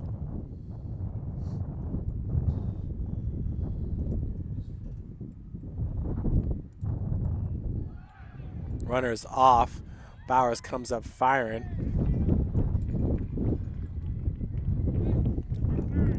So Moore picks up a stolen base. He's one of the best in the Crossroads League. Excuse me, that was Moorhead, excuse me. Just picked up his 10th stolen base on the season. Keep thinking Danny Woodhead, who I believe is a running back for the Chargers now. Pitch misses low and outside.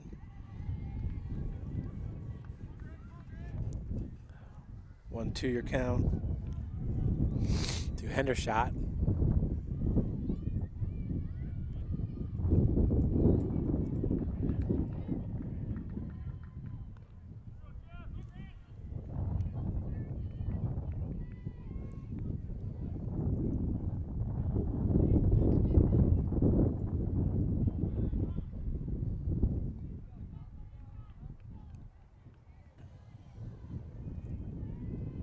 Conference call here for Grillo.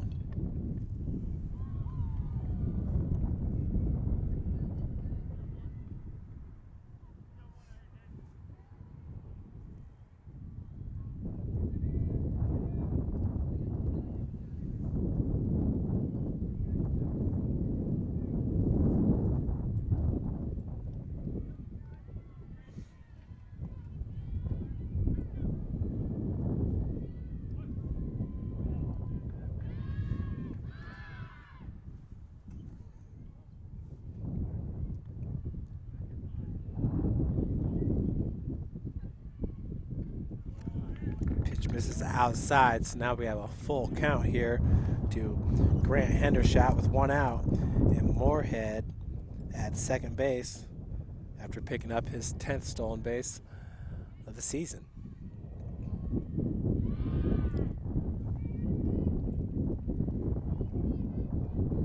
Ball hit into the gap.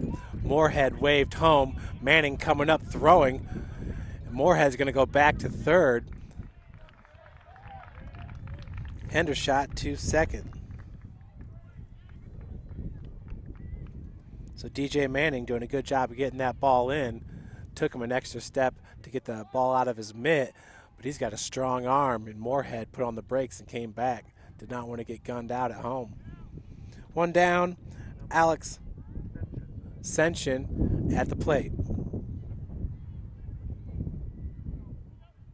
1 out. Ducks on the pond in scoring position.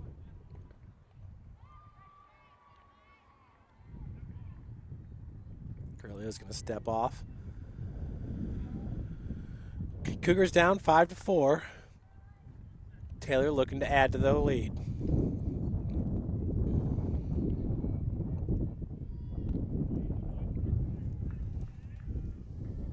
First pitch, strike to Sunshine.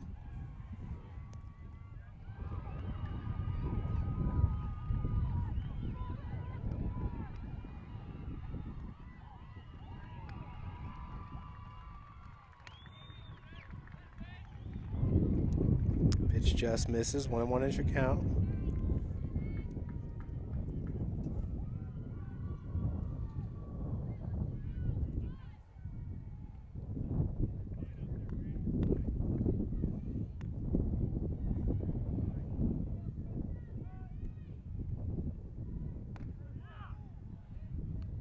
Just misses.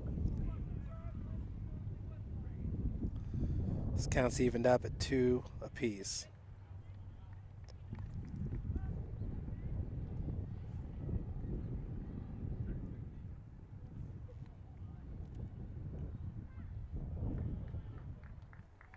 Full count now.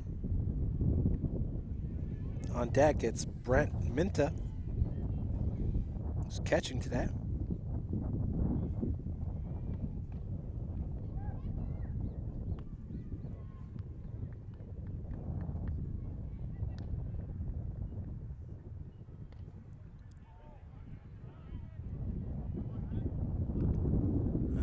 Apologize. Now we got a full count.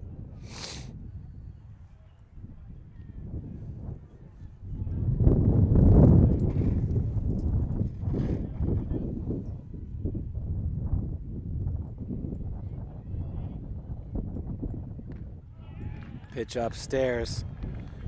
Ascension draws the walk, and we have bases loaded now for Brent Minta, who had a single back in the first. Bowers coming out to talk with Grillo.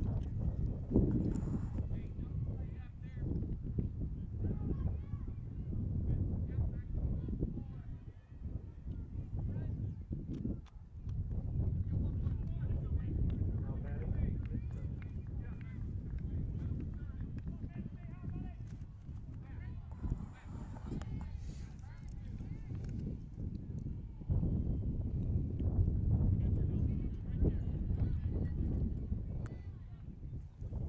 First pitch to Minta in the dirt. Good pick up there by Bowers, catcher. Once again, bases are loaded. Moorhead is at third. Hendershot at second. Pitch upstairs for ball 2. Ascension at first.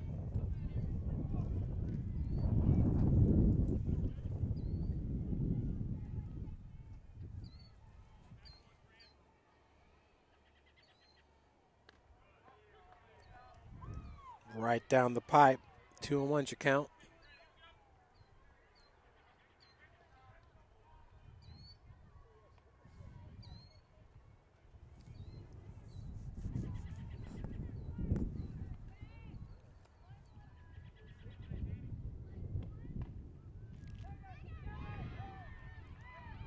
Swing and a miss. 2-2 now the count to Minta.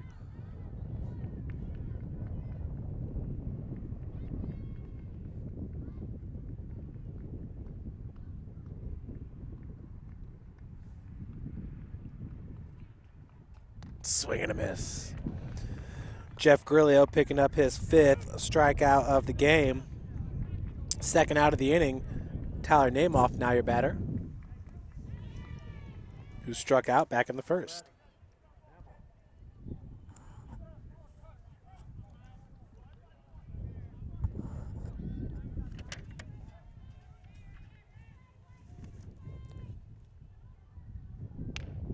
Pitch misses outside for ball 1.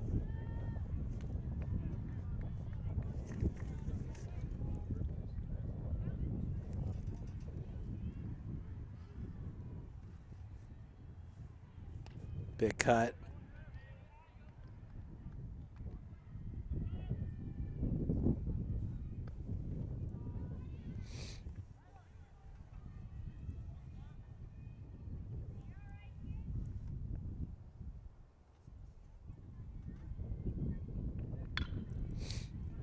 Pitch fouled off. Lady Cougars up 5-4 in the bottom of the 6th to Indiana Wesleyan.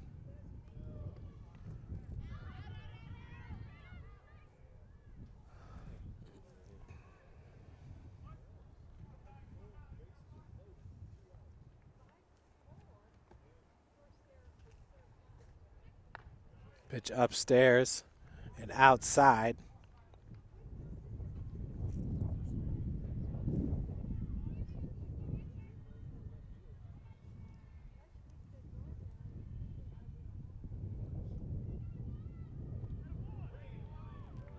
Pitch just misses low, so 3 balls, 2 strikes to Nemoff.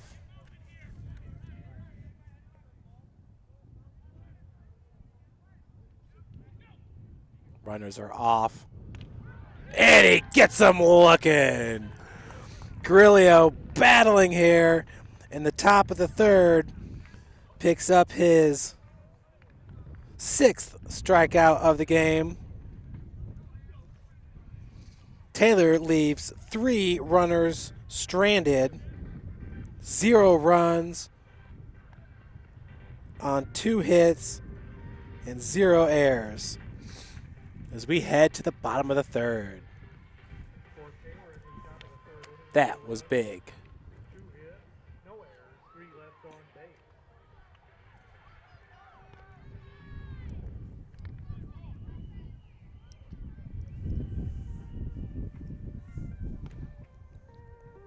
Cougars will lead it off with Kyle McKay here in the bottom of the third.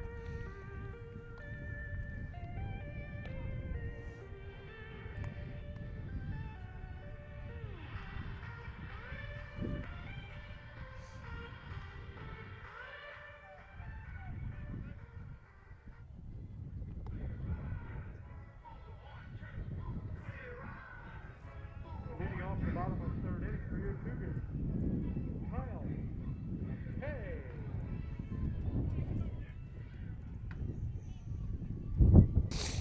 First pitch, McKay misses low and outside for ball 1. 1-1 is your count. Hender's shot with the snag on the run for out number 1. Bring up number 1. Now back to Bauer.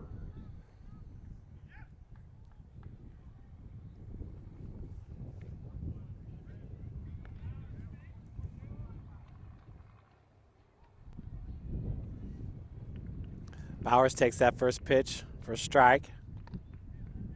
Second pitch low in the zone. Counts evened up at 1. 19 batting average.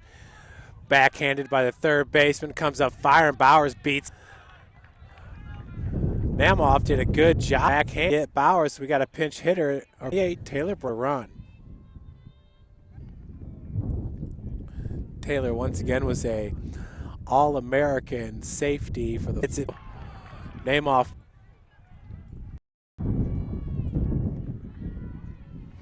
Looks like the Lady are in the last. I heard they were up 5-4. They may have extended that. Yep, up now 6-4 in the top of the 7th. Over to the softball field, the Lady Cougars are leading 6-4 in the 7th inning.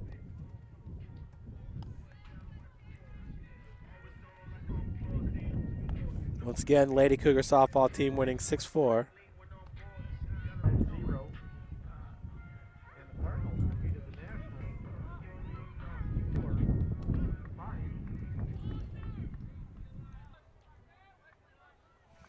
So here in the top of the 4th, Fahy with the bunt. Grillo fields it cleanly.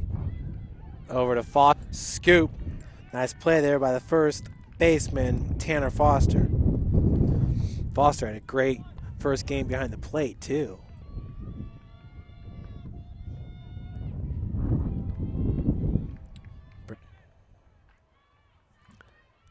Two O's the count to York.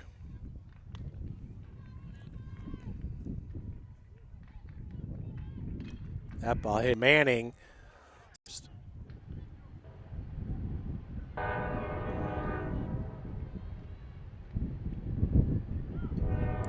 Check swing. 2-0 the count.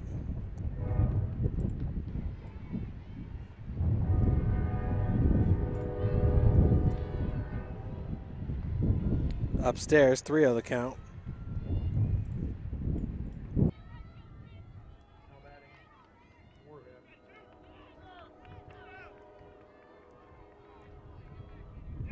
That'll bring up Moorhead.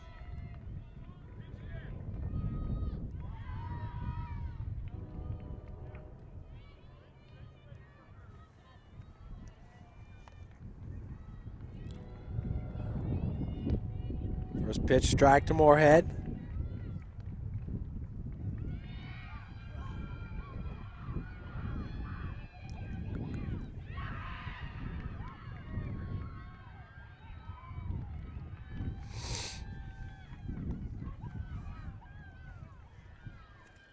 York back safely.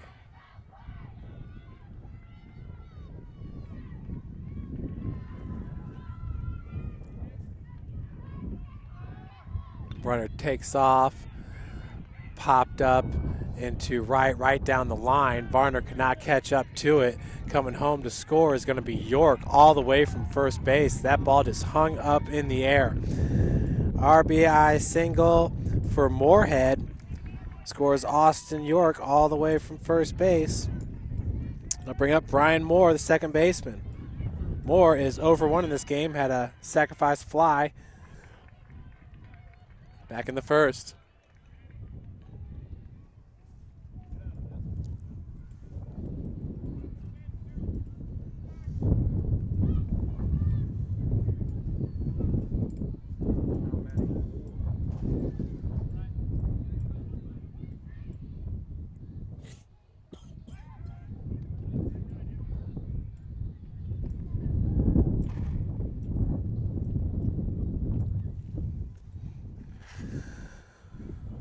So Indiana Wesleyan picks up 2 runs in the top of the 7th. As that ball is drilled into left field. Manning's got it. 2-out single by Brian Moore. Advances Moorhead to second. So Wesleyan ties it up 6-6 as we head to the bottom of the 7th. Lady Cougars trying to pull off the victory against the Wildcats. Your batter now is Grant Hendershot, the center fielder.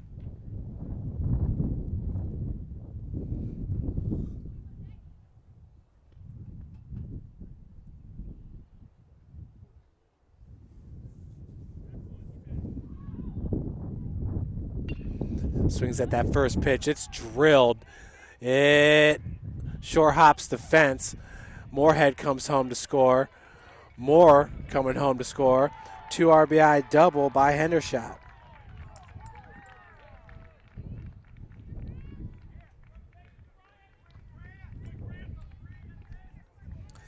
Two more runs on the board here for Taylor. Now batting Ascension. Up now 8-4.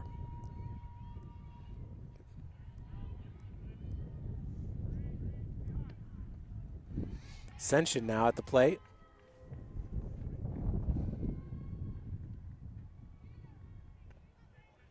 First pitch strike to him.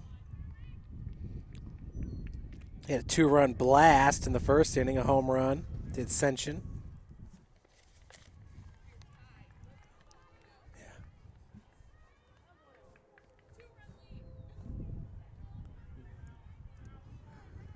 1-1 now your count.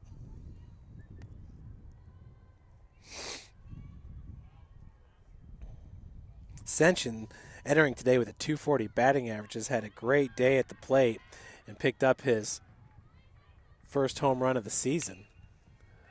That ball hit into right field. Varner underneath it. Piece of cake for the 3rd out.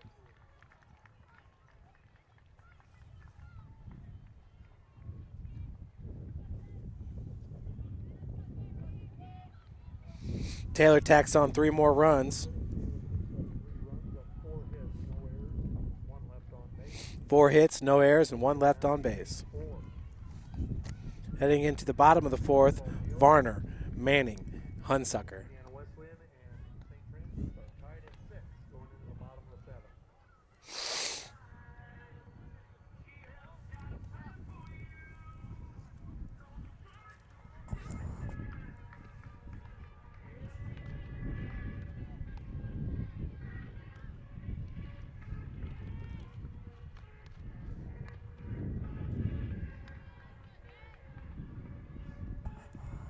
New pitcher for the Trojans. It is number 10, Logan Rogers. Now pitching for Taylor. Number 10, Logan Rogers. Rogers comes on in place of Miller. Rogers with a 6 ERA, 0-1 record. He's played in 9 games, 12 innings pitched under his belt. The bottom of the fourth for He's your given up Cougars. 16 hits, 8 earned runs, has Warner. 7 strikeouts and 2 walks on the season. Kansas Varner, who had a RBI single back in the first.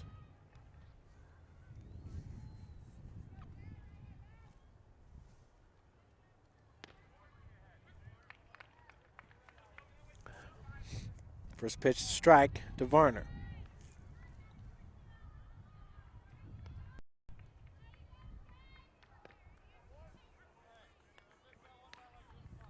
Oh, 2 your count. Warming up in the Cougar bullpen. That pitch misses high and outside. It's number 6, Eric DeBrenz.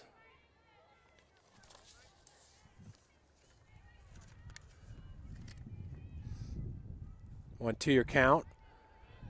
We're evened up at 2.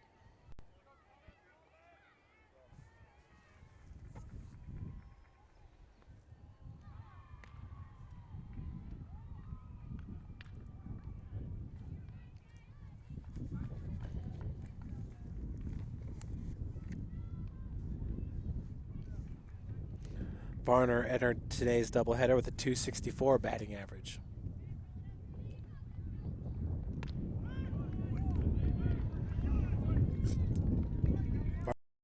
Looking for out number 1. That'll bring up DJ Manning.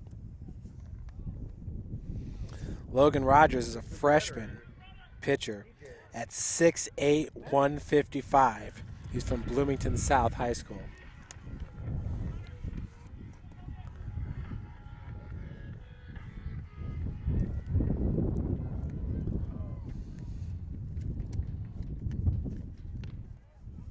DJ takes that first pitch for a strike. He had an RBI single back in the first. Did Manning.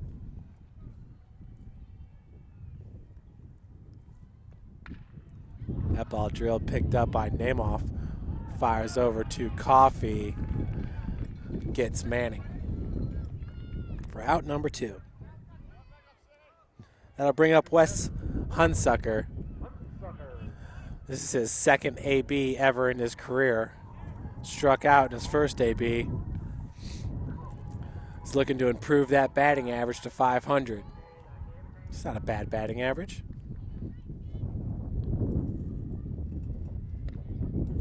First pitch inside for a strike. Wind's still blowing pretty good. West just needs to get one up in the air. It's this one right up the gut. York over to Coffee. Hunsucker nearly beat that one out.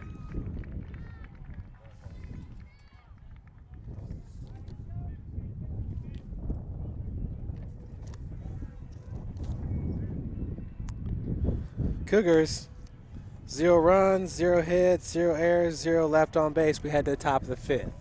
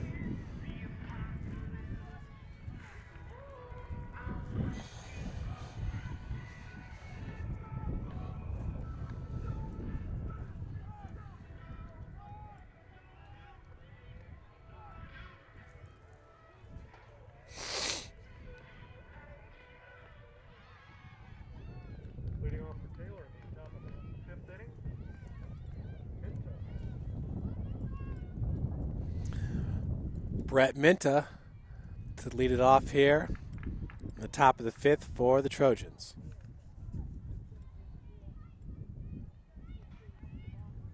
First pitch to the backstop for ball 1.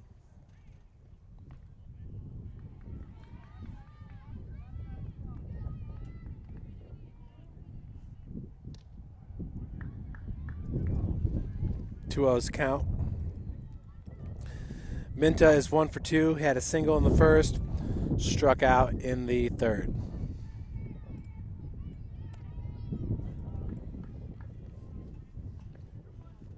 Two 1 your count to Minta.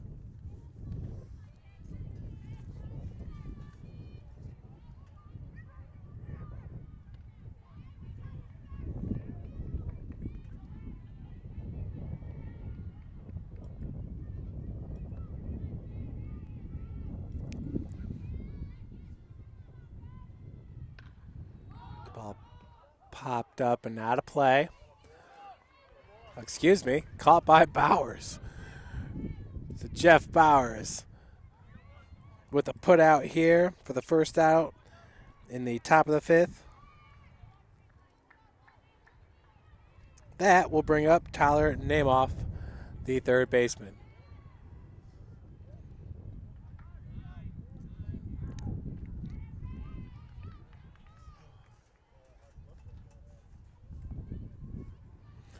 Lady Cougars have a runner at second here in the bottom of the 7th. Tied up at 6, trying to take that victory.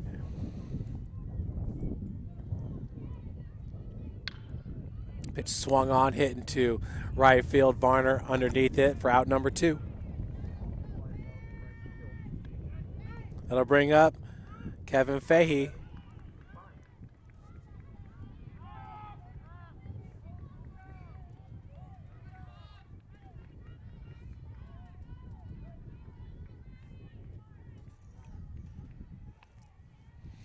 Fahey is 1 for 3. He had a single and scored a run back in the first.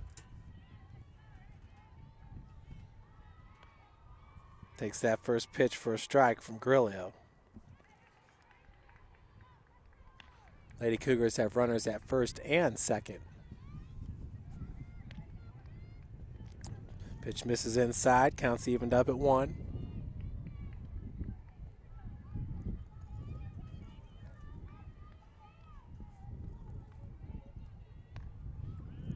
Big cut. 1 and 2 your count.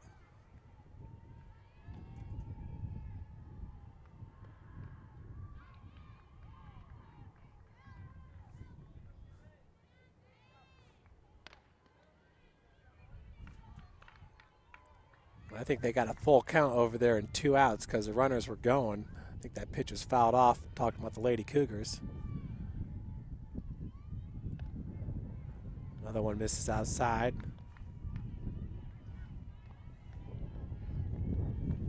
Full count here. Ball hit, foul. This ball hit into shallow right center field. Wesley Hunsucker with the snag. Good looking play there by the second baseman as we head to the bottom of the 5th.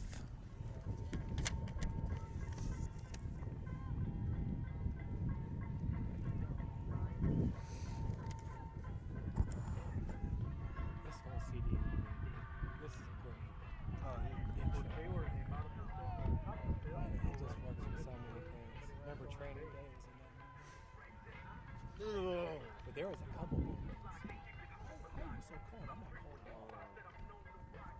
I know it's windy. I'm blocking on the wind for you, that's why. Yeah, right. He's going right. Look who flag is scoring.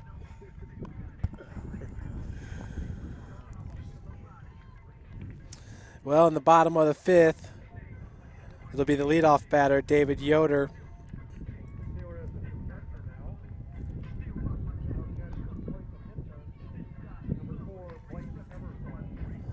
Eversole back in to catch for Minta.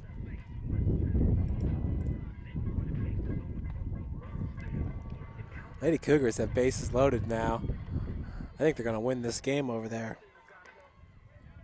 better not have jinxed him.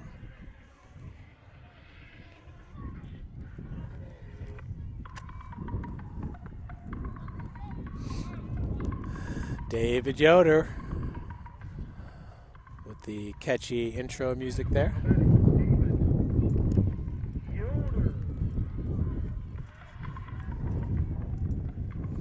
Yoder walked in his first 2 ABs, scored a run back in the first. That first pitch is just a bit outside for ball number 1.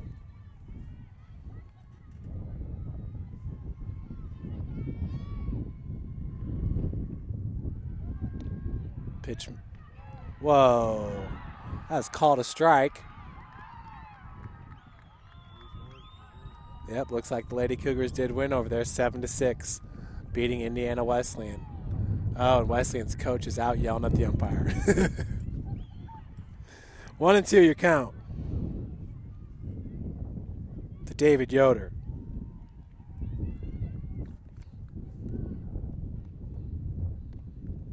Way outside, 2-2 the count.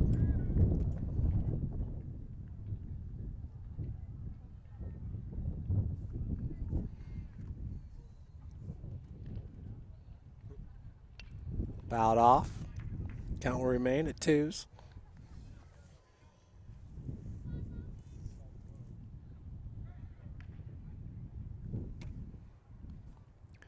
Taylor Gearhart with the walk-off single to win it.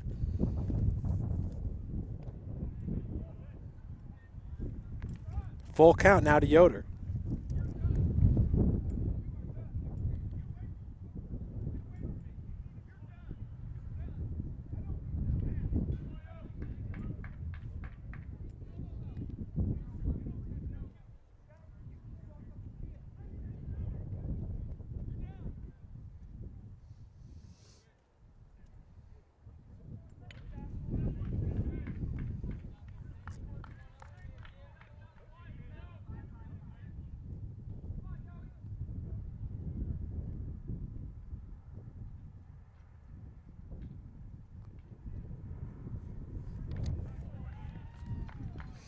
Swing and a miss. So Yoder with the first out here.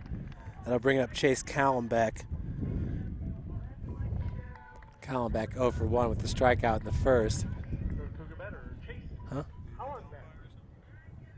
I have no idea.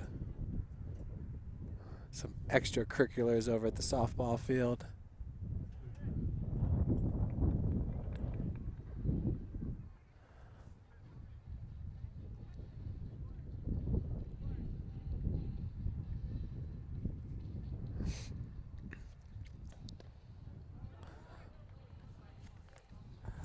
Looking like the coaches got the rule book out there and showing it. I don't think he hit him or anything. I just think that they're yelling at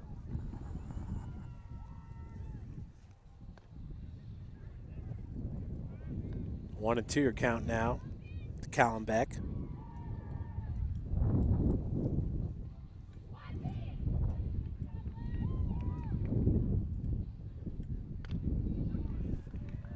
Swing and a miss. Back-to-back strikeouts here for Rogers. We'll bring up Zach Van Landingham. Van Landingham with a 2-run home run back in the first. Reached on a fielder's choice in the second.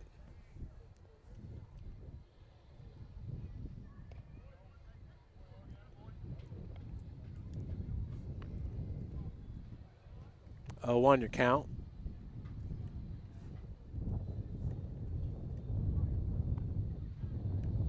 Ball in the dirt. Evens it up at 1.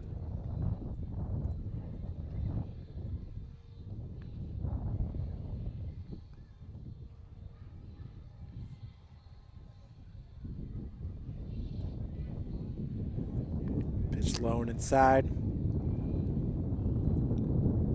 2-1 the count.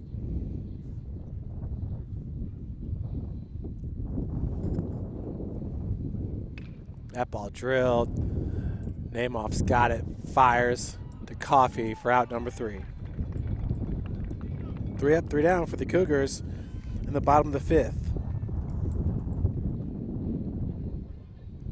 we head to the top of the 6th. Trojans up 8-4. They'll bring to the plate Austin York, the shortstop. For St. Francis at the bottom of the 5th, no runs, no hits, no errors, nobody left on base. Taylor lead takes 4 after 5. Pitching change for the Cougars. Now coming on in place of the starter, Jeff Brilio. Number 6, Eric Gabris. Gabris now pitching for your Cougars.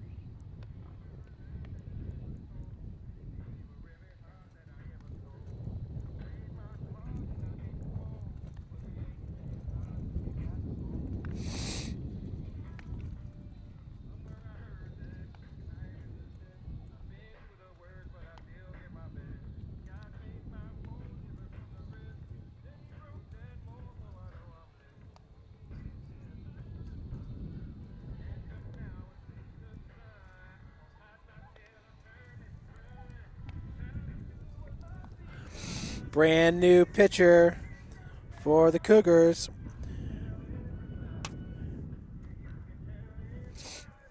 Eric Dobrins with a 9.22 ERA.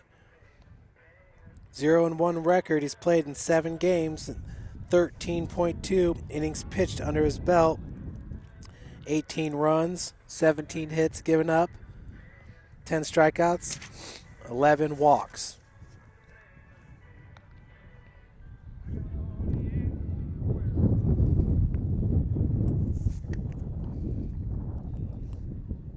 Dobrins, 5'11", 160-pound freshman from Goshen, Indiana, Northridge High School.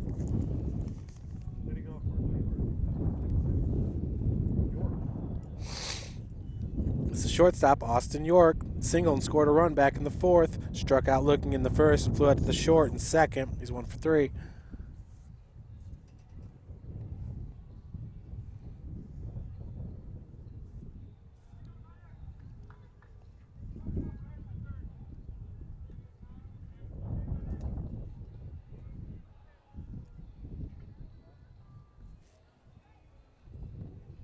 First pitch down low for ball 1.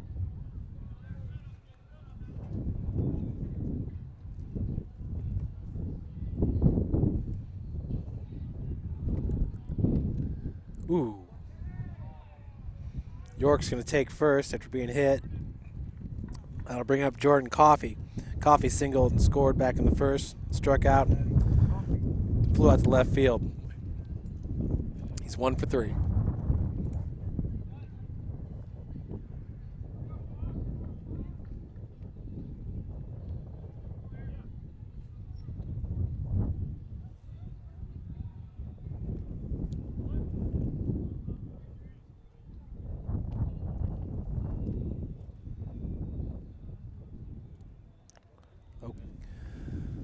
Coffey gets hit in the back.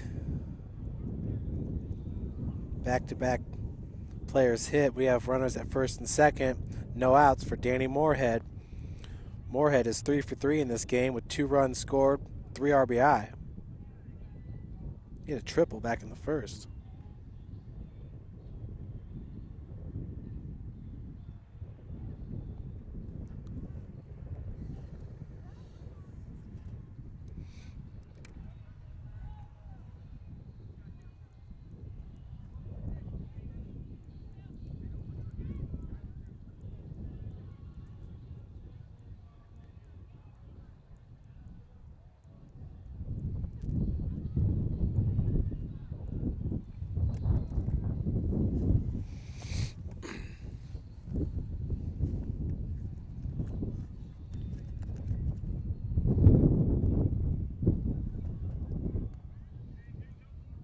First pitch low and inside. Ball 1.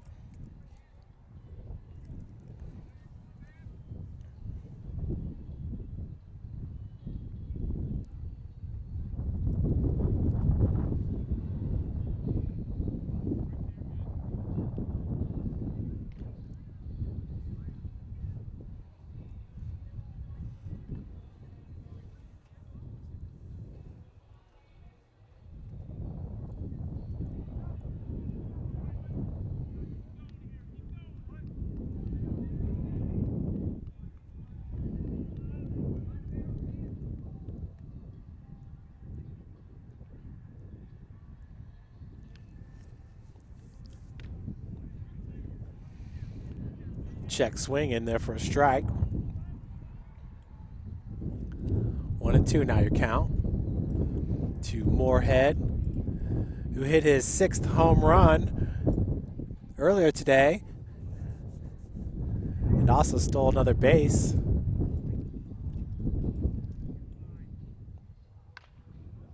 That one's fouled off.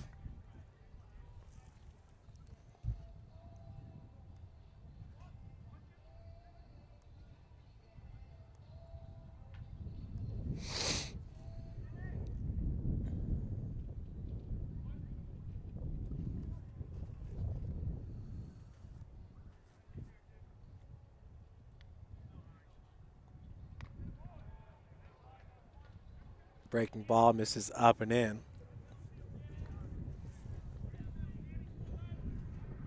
So for Moorhead, who got his 6th home run, that will tie Riley Swanson from Mount Vernon, Mass. For the Crossroads League high.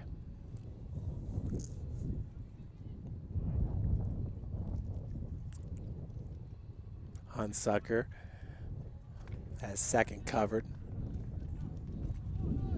And DeBrand's going to get the strikeout there as he paints the outside corner.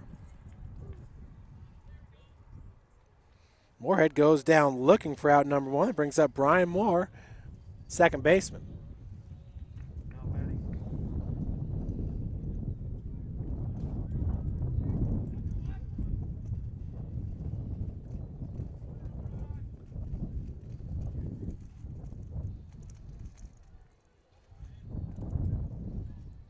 Callenbeck, ooh, just getting back safely was Austin York. Wow, his lead was almost halfway down to third.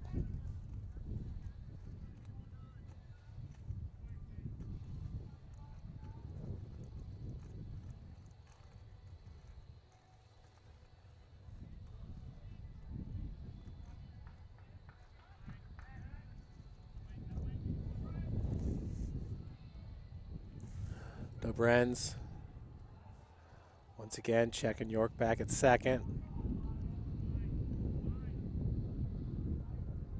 Moore takes first pitch for a strike.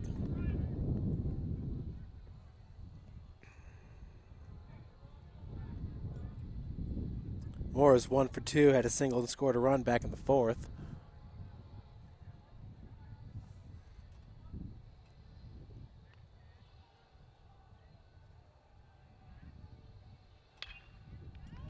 Ball hit into left field. Manning coming up with it.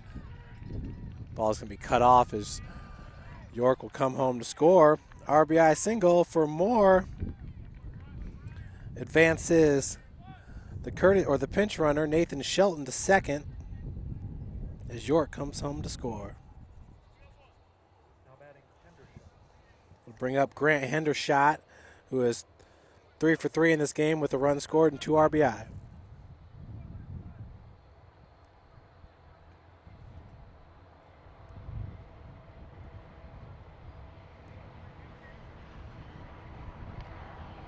Pitch catches the outside corner for strike 1.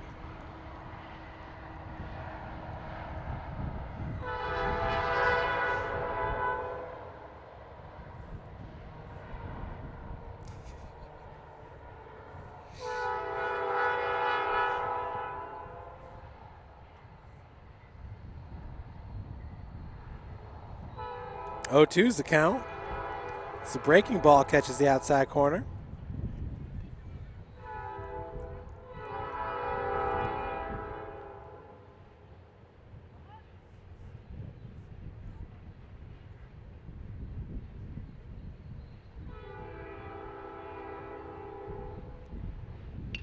That ball drilled right over the head of Hunsucker into the gap, cut off by Yoder. 2 runs, going to come home to score as Moore trucking around third. 2 RBI double there for Grant Hendershot.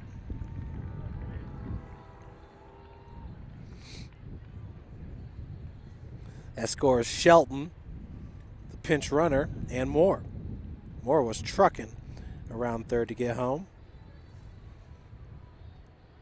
11-4 is your score. Alex Sension now coming to the plate. He had a 2-run home run back in the first, walked in the third, flew out to right field in the fourth.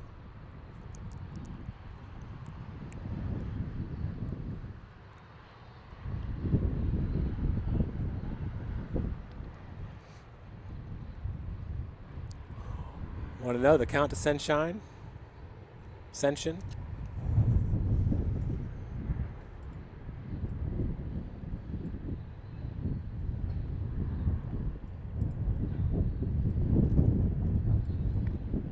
Pitch right down the pipe. Counts evened up at 1.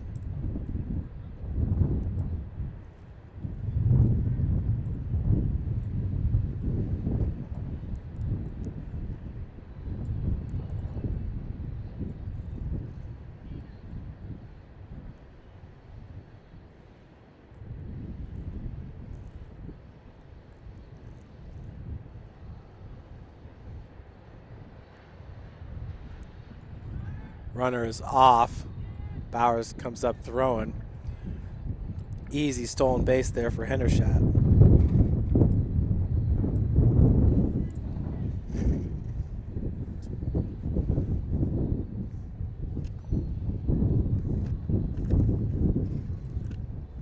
Actually, Hendershot now is going back to second.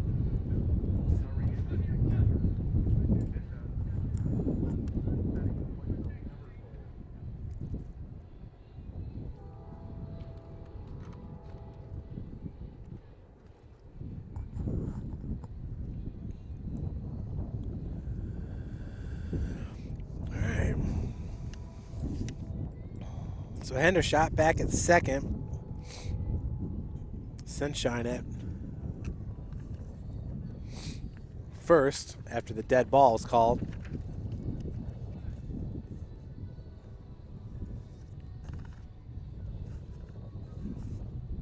Still only 1 out with runners at first and second. Eversole at the plate. Actually, it looks like that's probably Minta at the plate hitting for Eversole.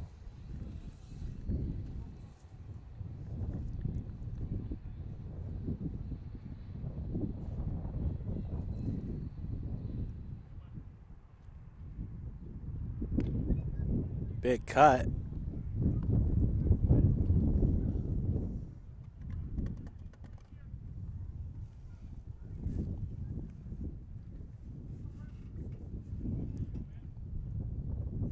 I believe we got a 1-1 count here.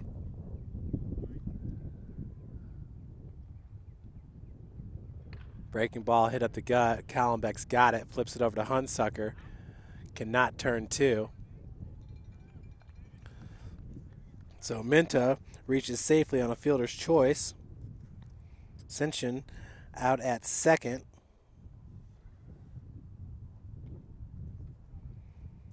Hendershot now at third. Runners at the corners with 2 outs.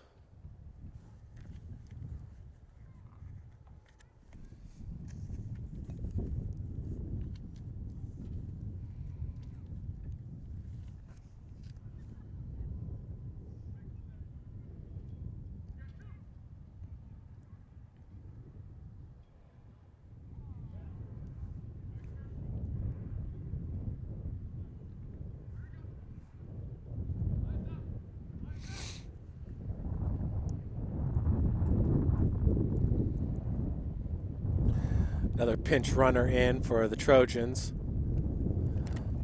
Looks to be number 8, Kevin Garrity.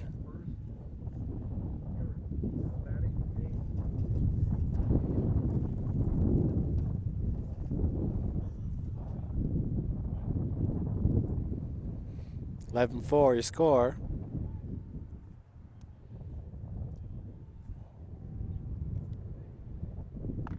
First pitch to Namath, inside for ball. He is 0 for 3 in this game, 2 strikeouts and flew out to right field. He's played a good game at third though.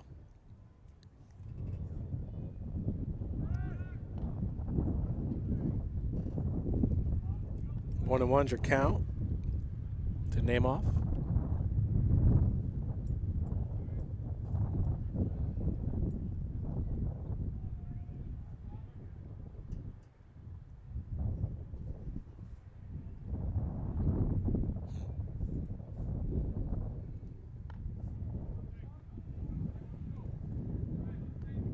2 on the count.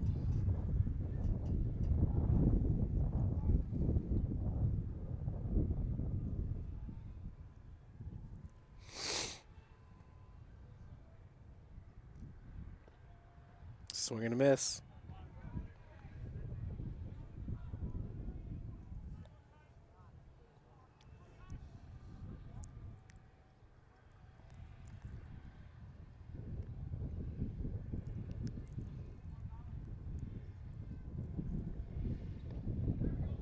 Swing and a miss. So Namoff goes down for the 3rd out as we head to the bottom of the 6th. Trojans pick up 3 more and lead at 11-4.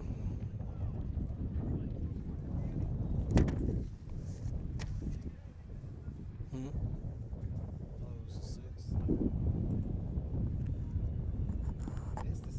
I thought you said fifth.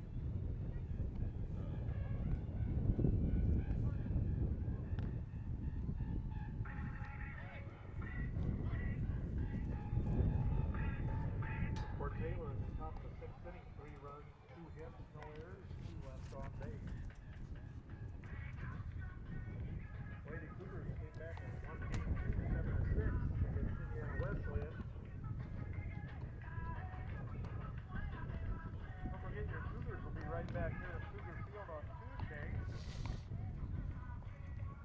When they play the Marion Knights. That doubleheader will start here at 2 p.m. on Tuesday.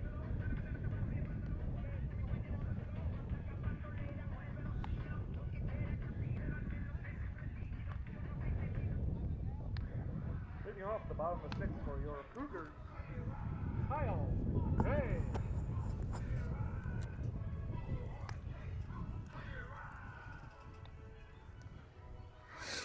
Kyle McKay 0 for 2 in this game. Struck out looking back in the 1st and flew out to center in the 3rd. Leading off here in the bottom of the 6th.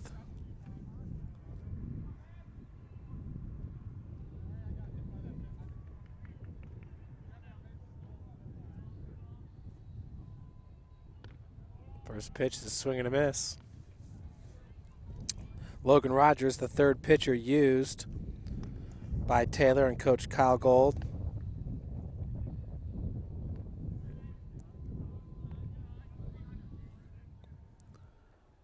Counts evened up at 1 apiece to McKay.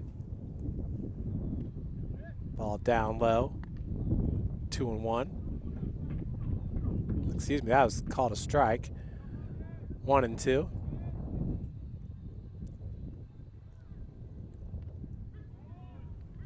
Catches the outside corner, so McKay goes down looking for the 1st out.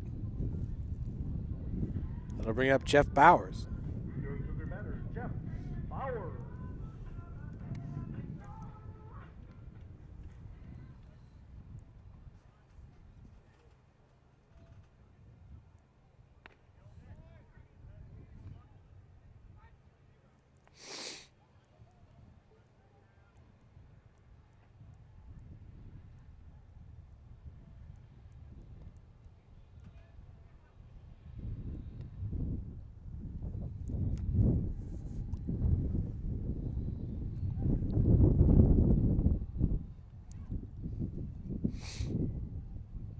Bowers going to foul that one off. 1-2 the count. He is 1 for 1 in this game with a walk and a run scored back in the 1st.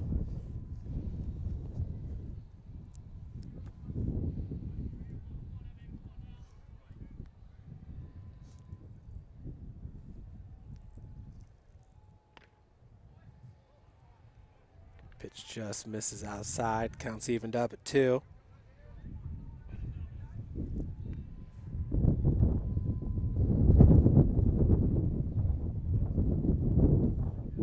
Pitch in the dirt. Full count now to Bowers.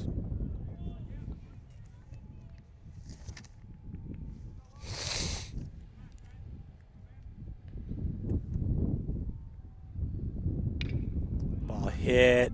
Ooh, stopped by York. Has got no throw. Bowers with a 1-out single. That'll bring up Tanner Foster. Foster had a double and scored a run back in the 1st. Grounded into a double play back in the third. Pitch running at first base for Jeff Bowers. Number 28, Taylor Brown. Taylor Brown pinch running for Bowers. Your Cougar batter, Tanner Foster.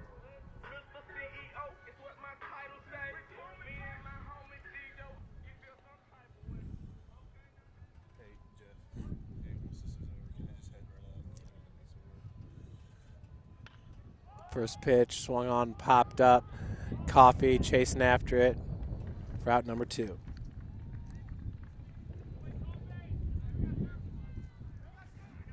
Bring up number 16, Kansas Varner. Your Cougar batter, Kansas Varner.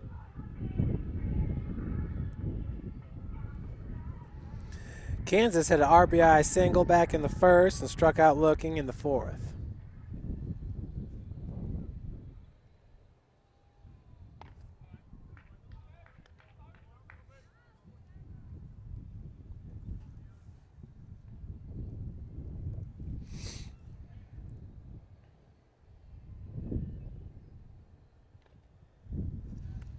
Pitch is fouled off, counts evened up at 1 apiece.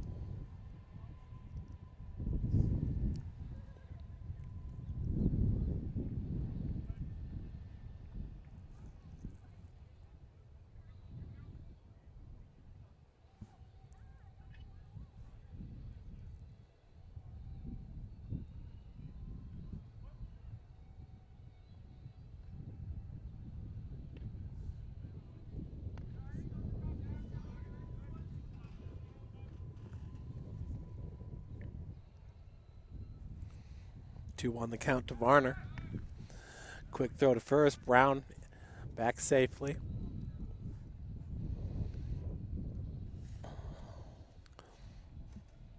Logan Rogers, the lefty, once again listed at 6'8".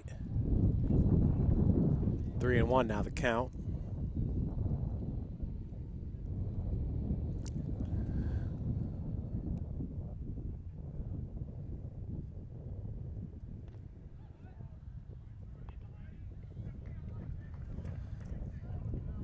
Full count now to Kansas Varner.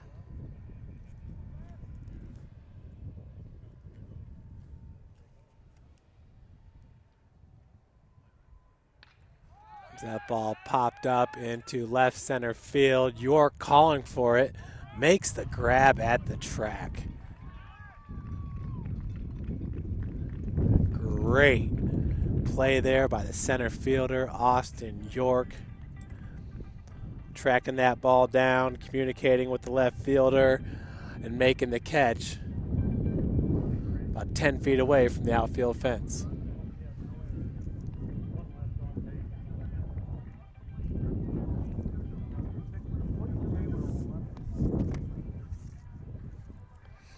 Taylor's going to bring to the plate Fahey, York, and Coffee.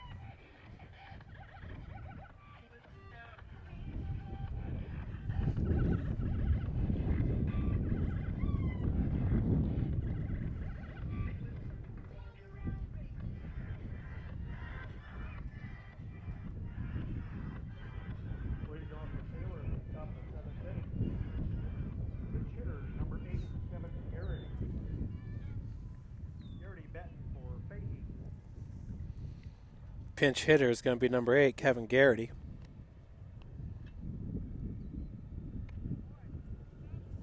Takes that first pitch for a ball inside.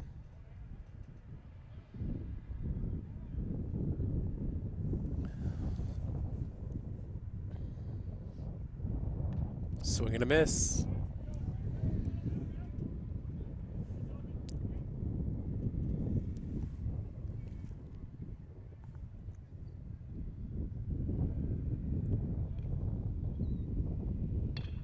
Ball hit right up the gut. Leadoff single there for Garrity.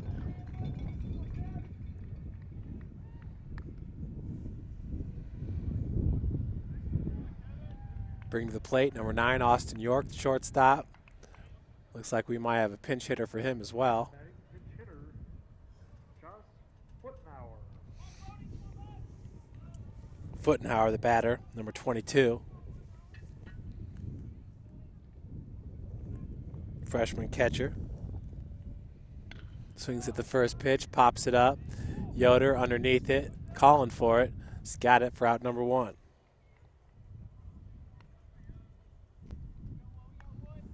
Brings this to the plate, number 33, Jordan Coffey.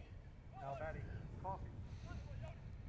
Coffey single and scored a run back in the first, struck out in the second. Flew out to left field back in the fourth, was hit by a pitch and scored a run. His courtesy runner did, or pinch runner I should say, back in the sixth.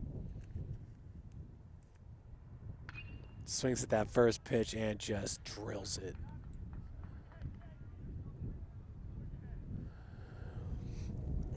As I said earlier, his home run in game number 1 was a blast.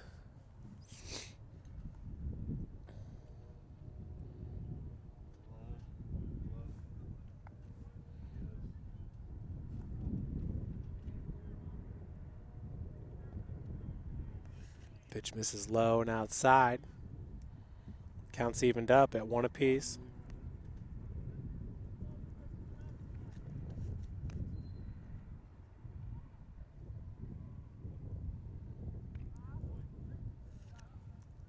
Called strike. 1 and 2's your count.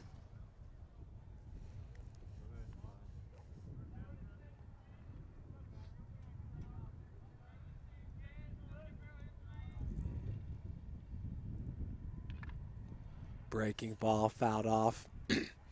Right off Bauer's face mask.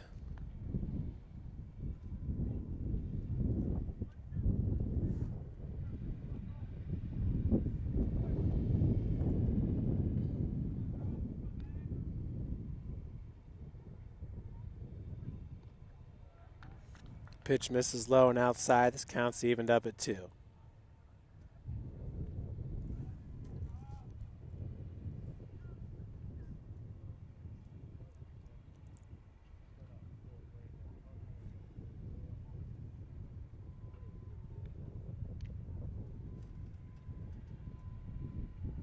Nice stop by Bowers. Ball in the dirt. We've got a full count now to Coffey.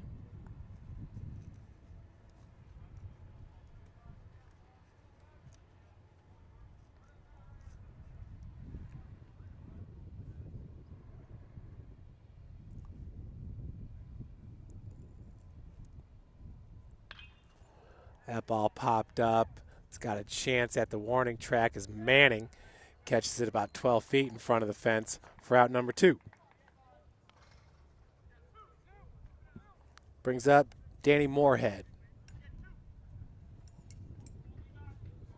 Could have a pinch hitter for him too. Pinch hitting, number 24, Levi Balmer. 24, Levi Balmer. Freshman, 6'2", 195 from Pittsboro, Indiana, Tri-West High School.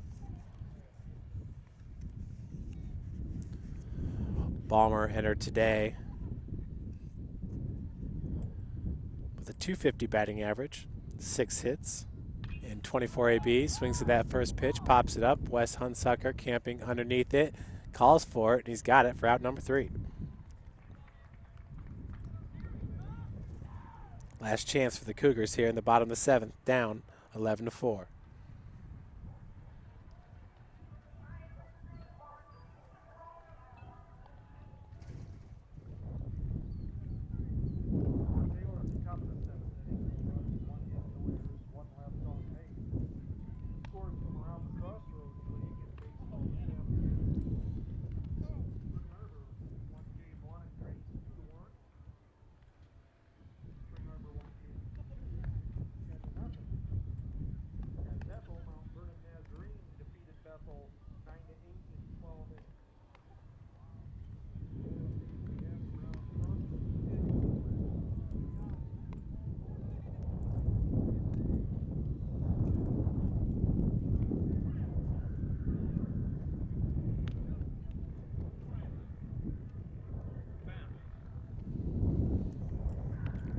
Bottom of the 7th, leading it off for the Cougars.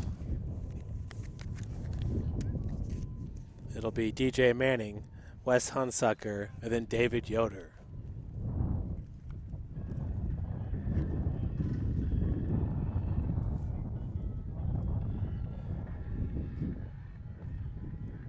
Leading off the bottom of 7 for your Cougars, DJ Manning.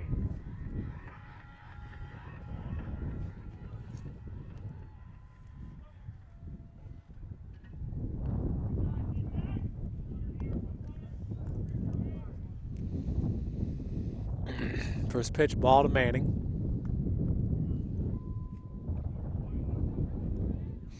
Pitch catches the inside corner.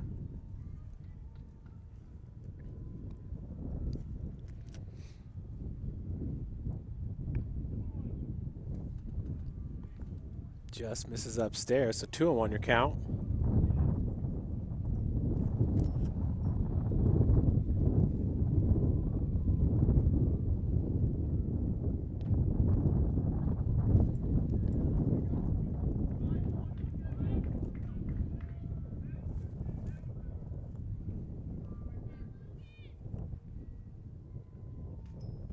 Ball in the dirt. Got a full count now to Manning. Looks like we're going to have a pinch hitter. It's going to be on deck, number 2, Miguel Tucker. So as Manning draws the walk. So we will not get a chance to see if Wes Hunsucker could pick up his first ever hit as a Cougar. So he won't be batting here in the bottom of the 7th. For your Cougars, number 2, Miguel Tucker.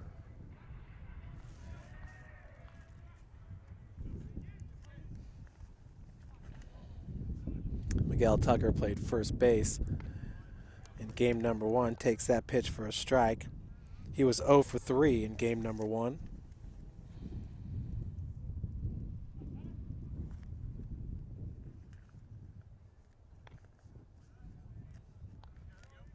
Pitch misses high and outside. 1-1 is your count.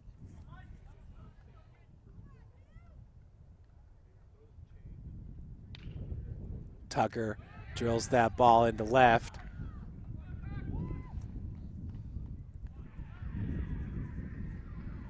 So 0 outs, runners at first and second for David Yoder. Yoder's 0 for 1 in this game with a strikeout back in the 5th. He walked and scored a run in the 1st and walked in the 2nd. Wesley Hunsucker. Your Cougar batter, David Yoder. Got a pinch runner for Tucker.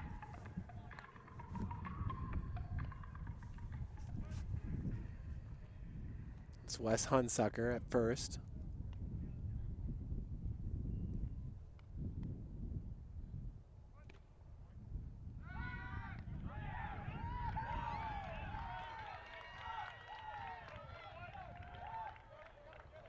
Quick throw there by Eversold. Nearly got Hunsucker. Had a big, oh, it did get Hunsucker. So Wes gets picked off at first for out number 1.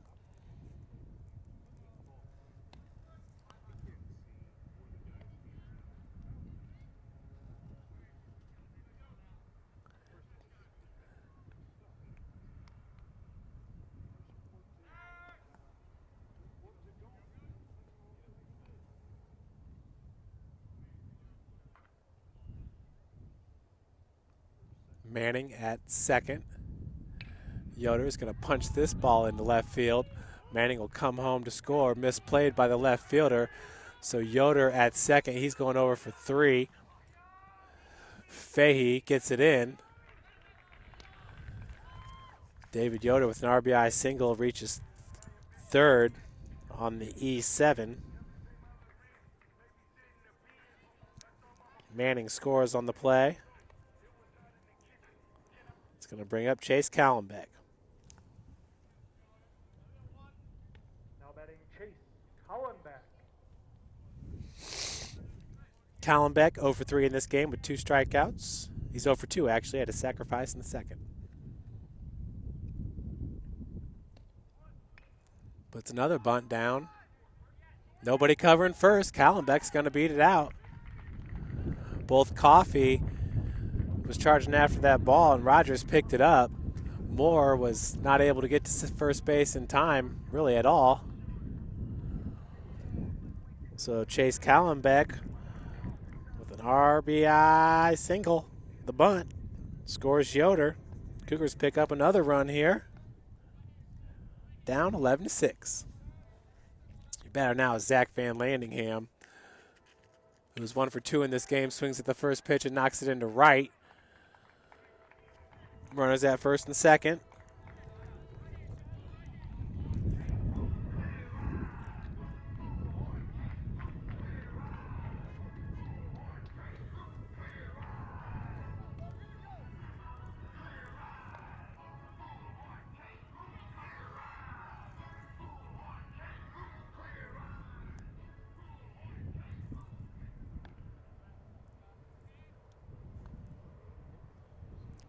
McKay's 0 for 3 in this game with 2 strikeouts and flew out to center field. First pitch is a ball.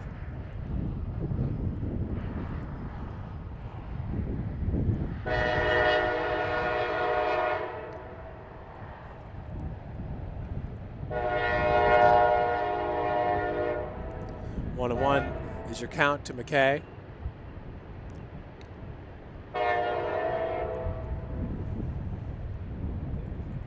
Warming up in the Taylor bullpen is Jake West. That pitch misses outside. 2-1 the count.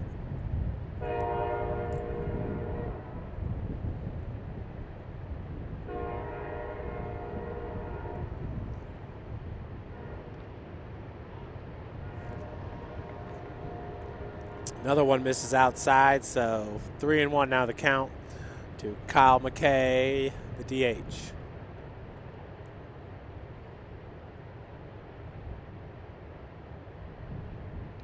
Perfect pitch, brings the count full.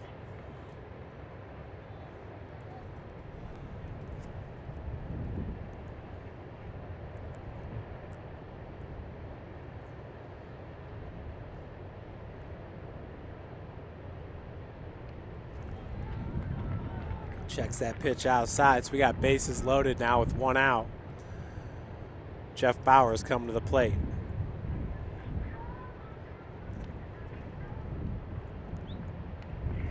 And a conference at the mound.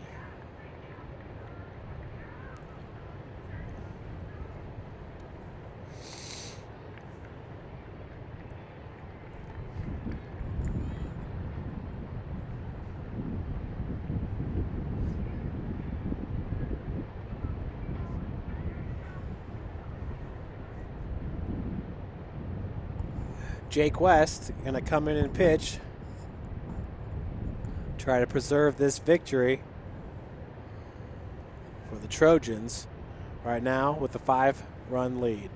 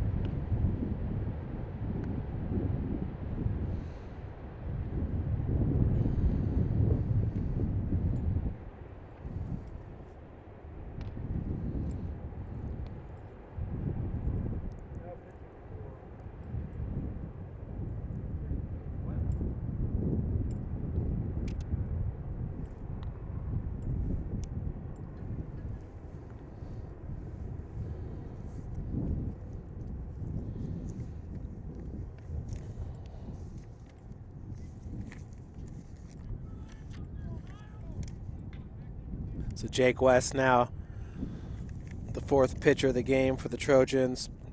Jake with a 2.84 ERA on the season and 6.1 innings pitched. He's given up 8 hits, 4 runs, 3 strikeouts, 1 walk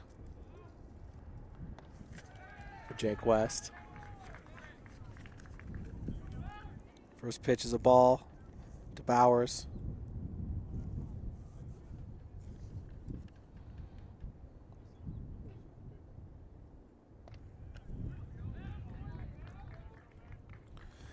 Bowers singled in the 6th. He's 2 for 2 in this game with a single in the 3rd as well, and walked and scored a run back in the 1st.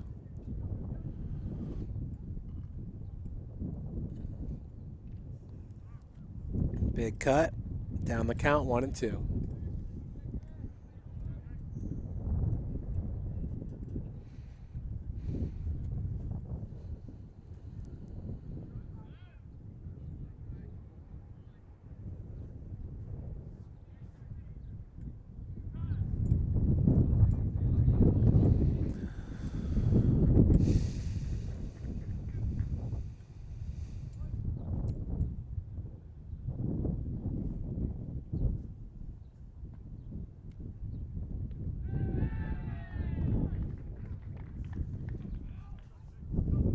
Counts evened up at 2 apiece.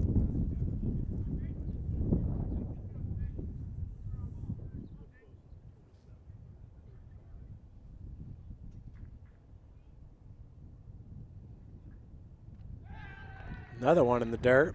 We got a full count now. On deck, it's the first baseman, Tanner Foster.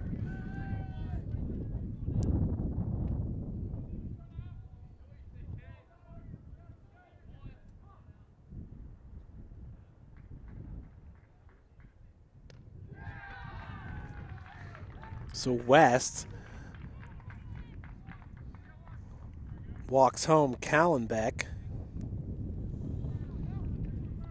Bases remain loaded with 1 out for Foster. Your batter, Tanner Foster.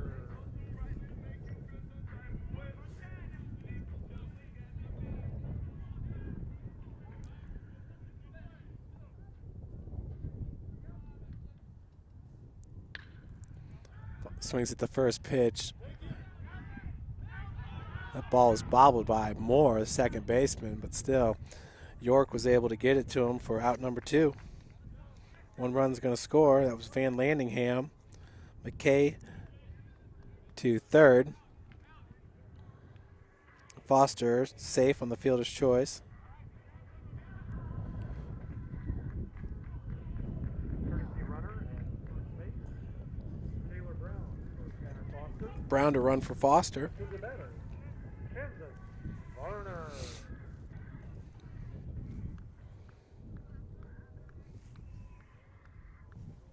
Score is now 11-8. Runners at the corners. Kansas Varner just 1 swing away from tying this game up.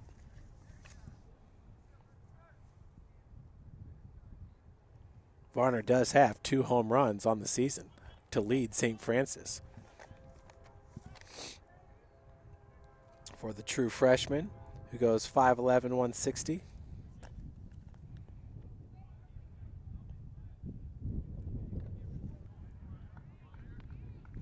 First pitch is a swing and a miss. Varner had an RBI single back in the 1st. Struck out looking in the 4th, flew out to center in the 6th.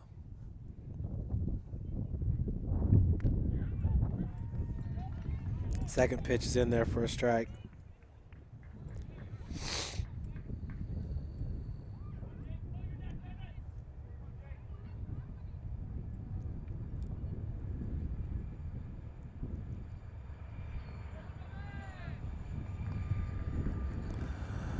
After the ball in the dirt, the count is 1-2.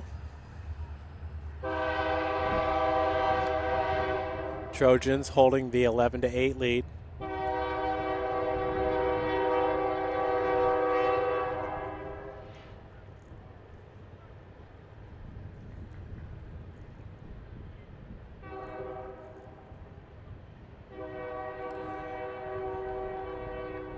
Another ball in the dirt.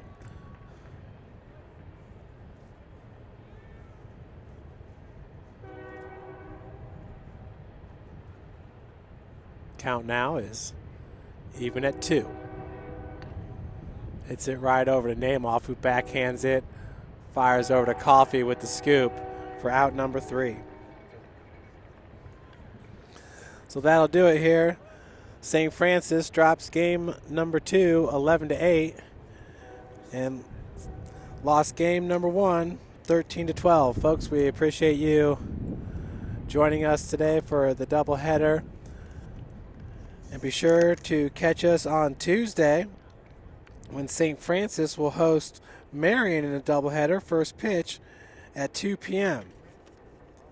Once again, thanks for joining us, and have a great Easter weekend.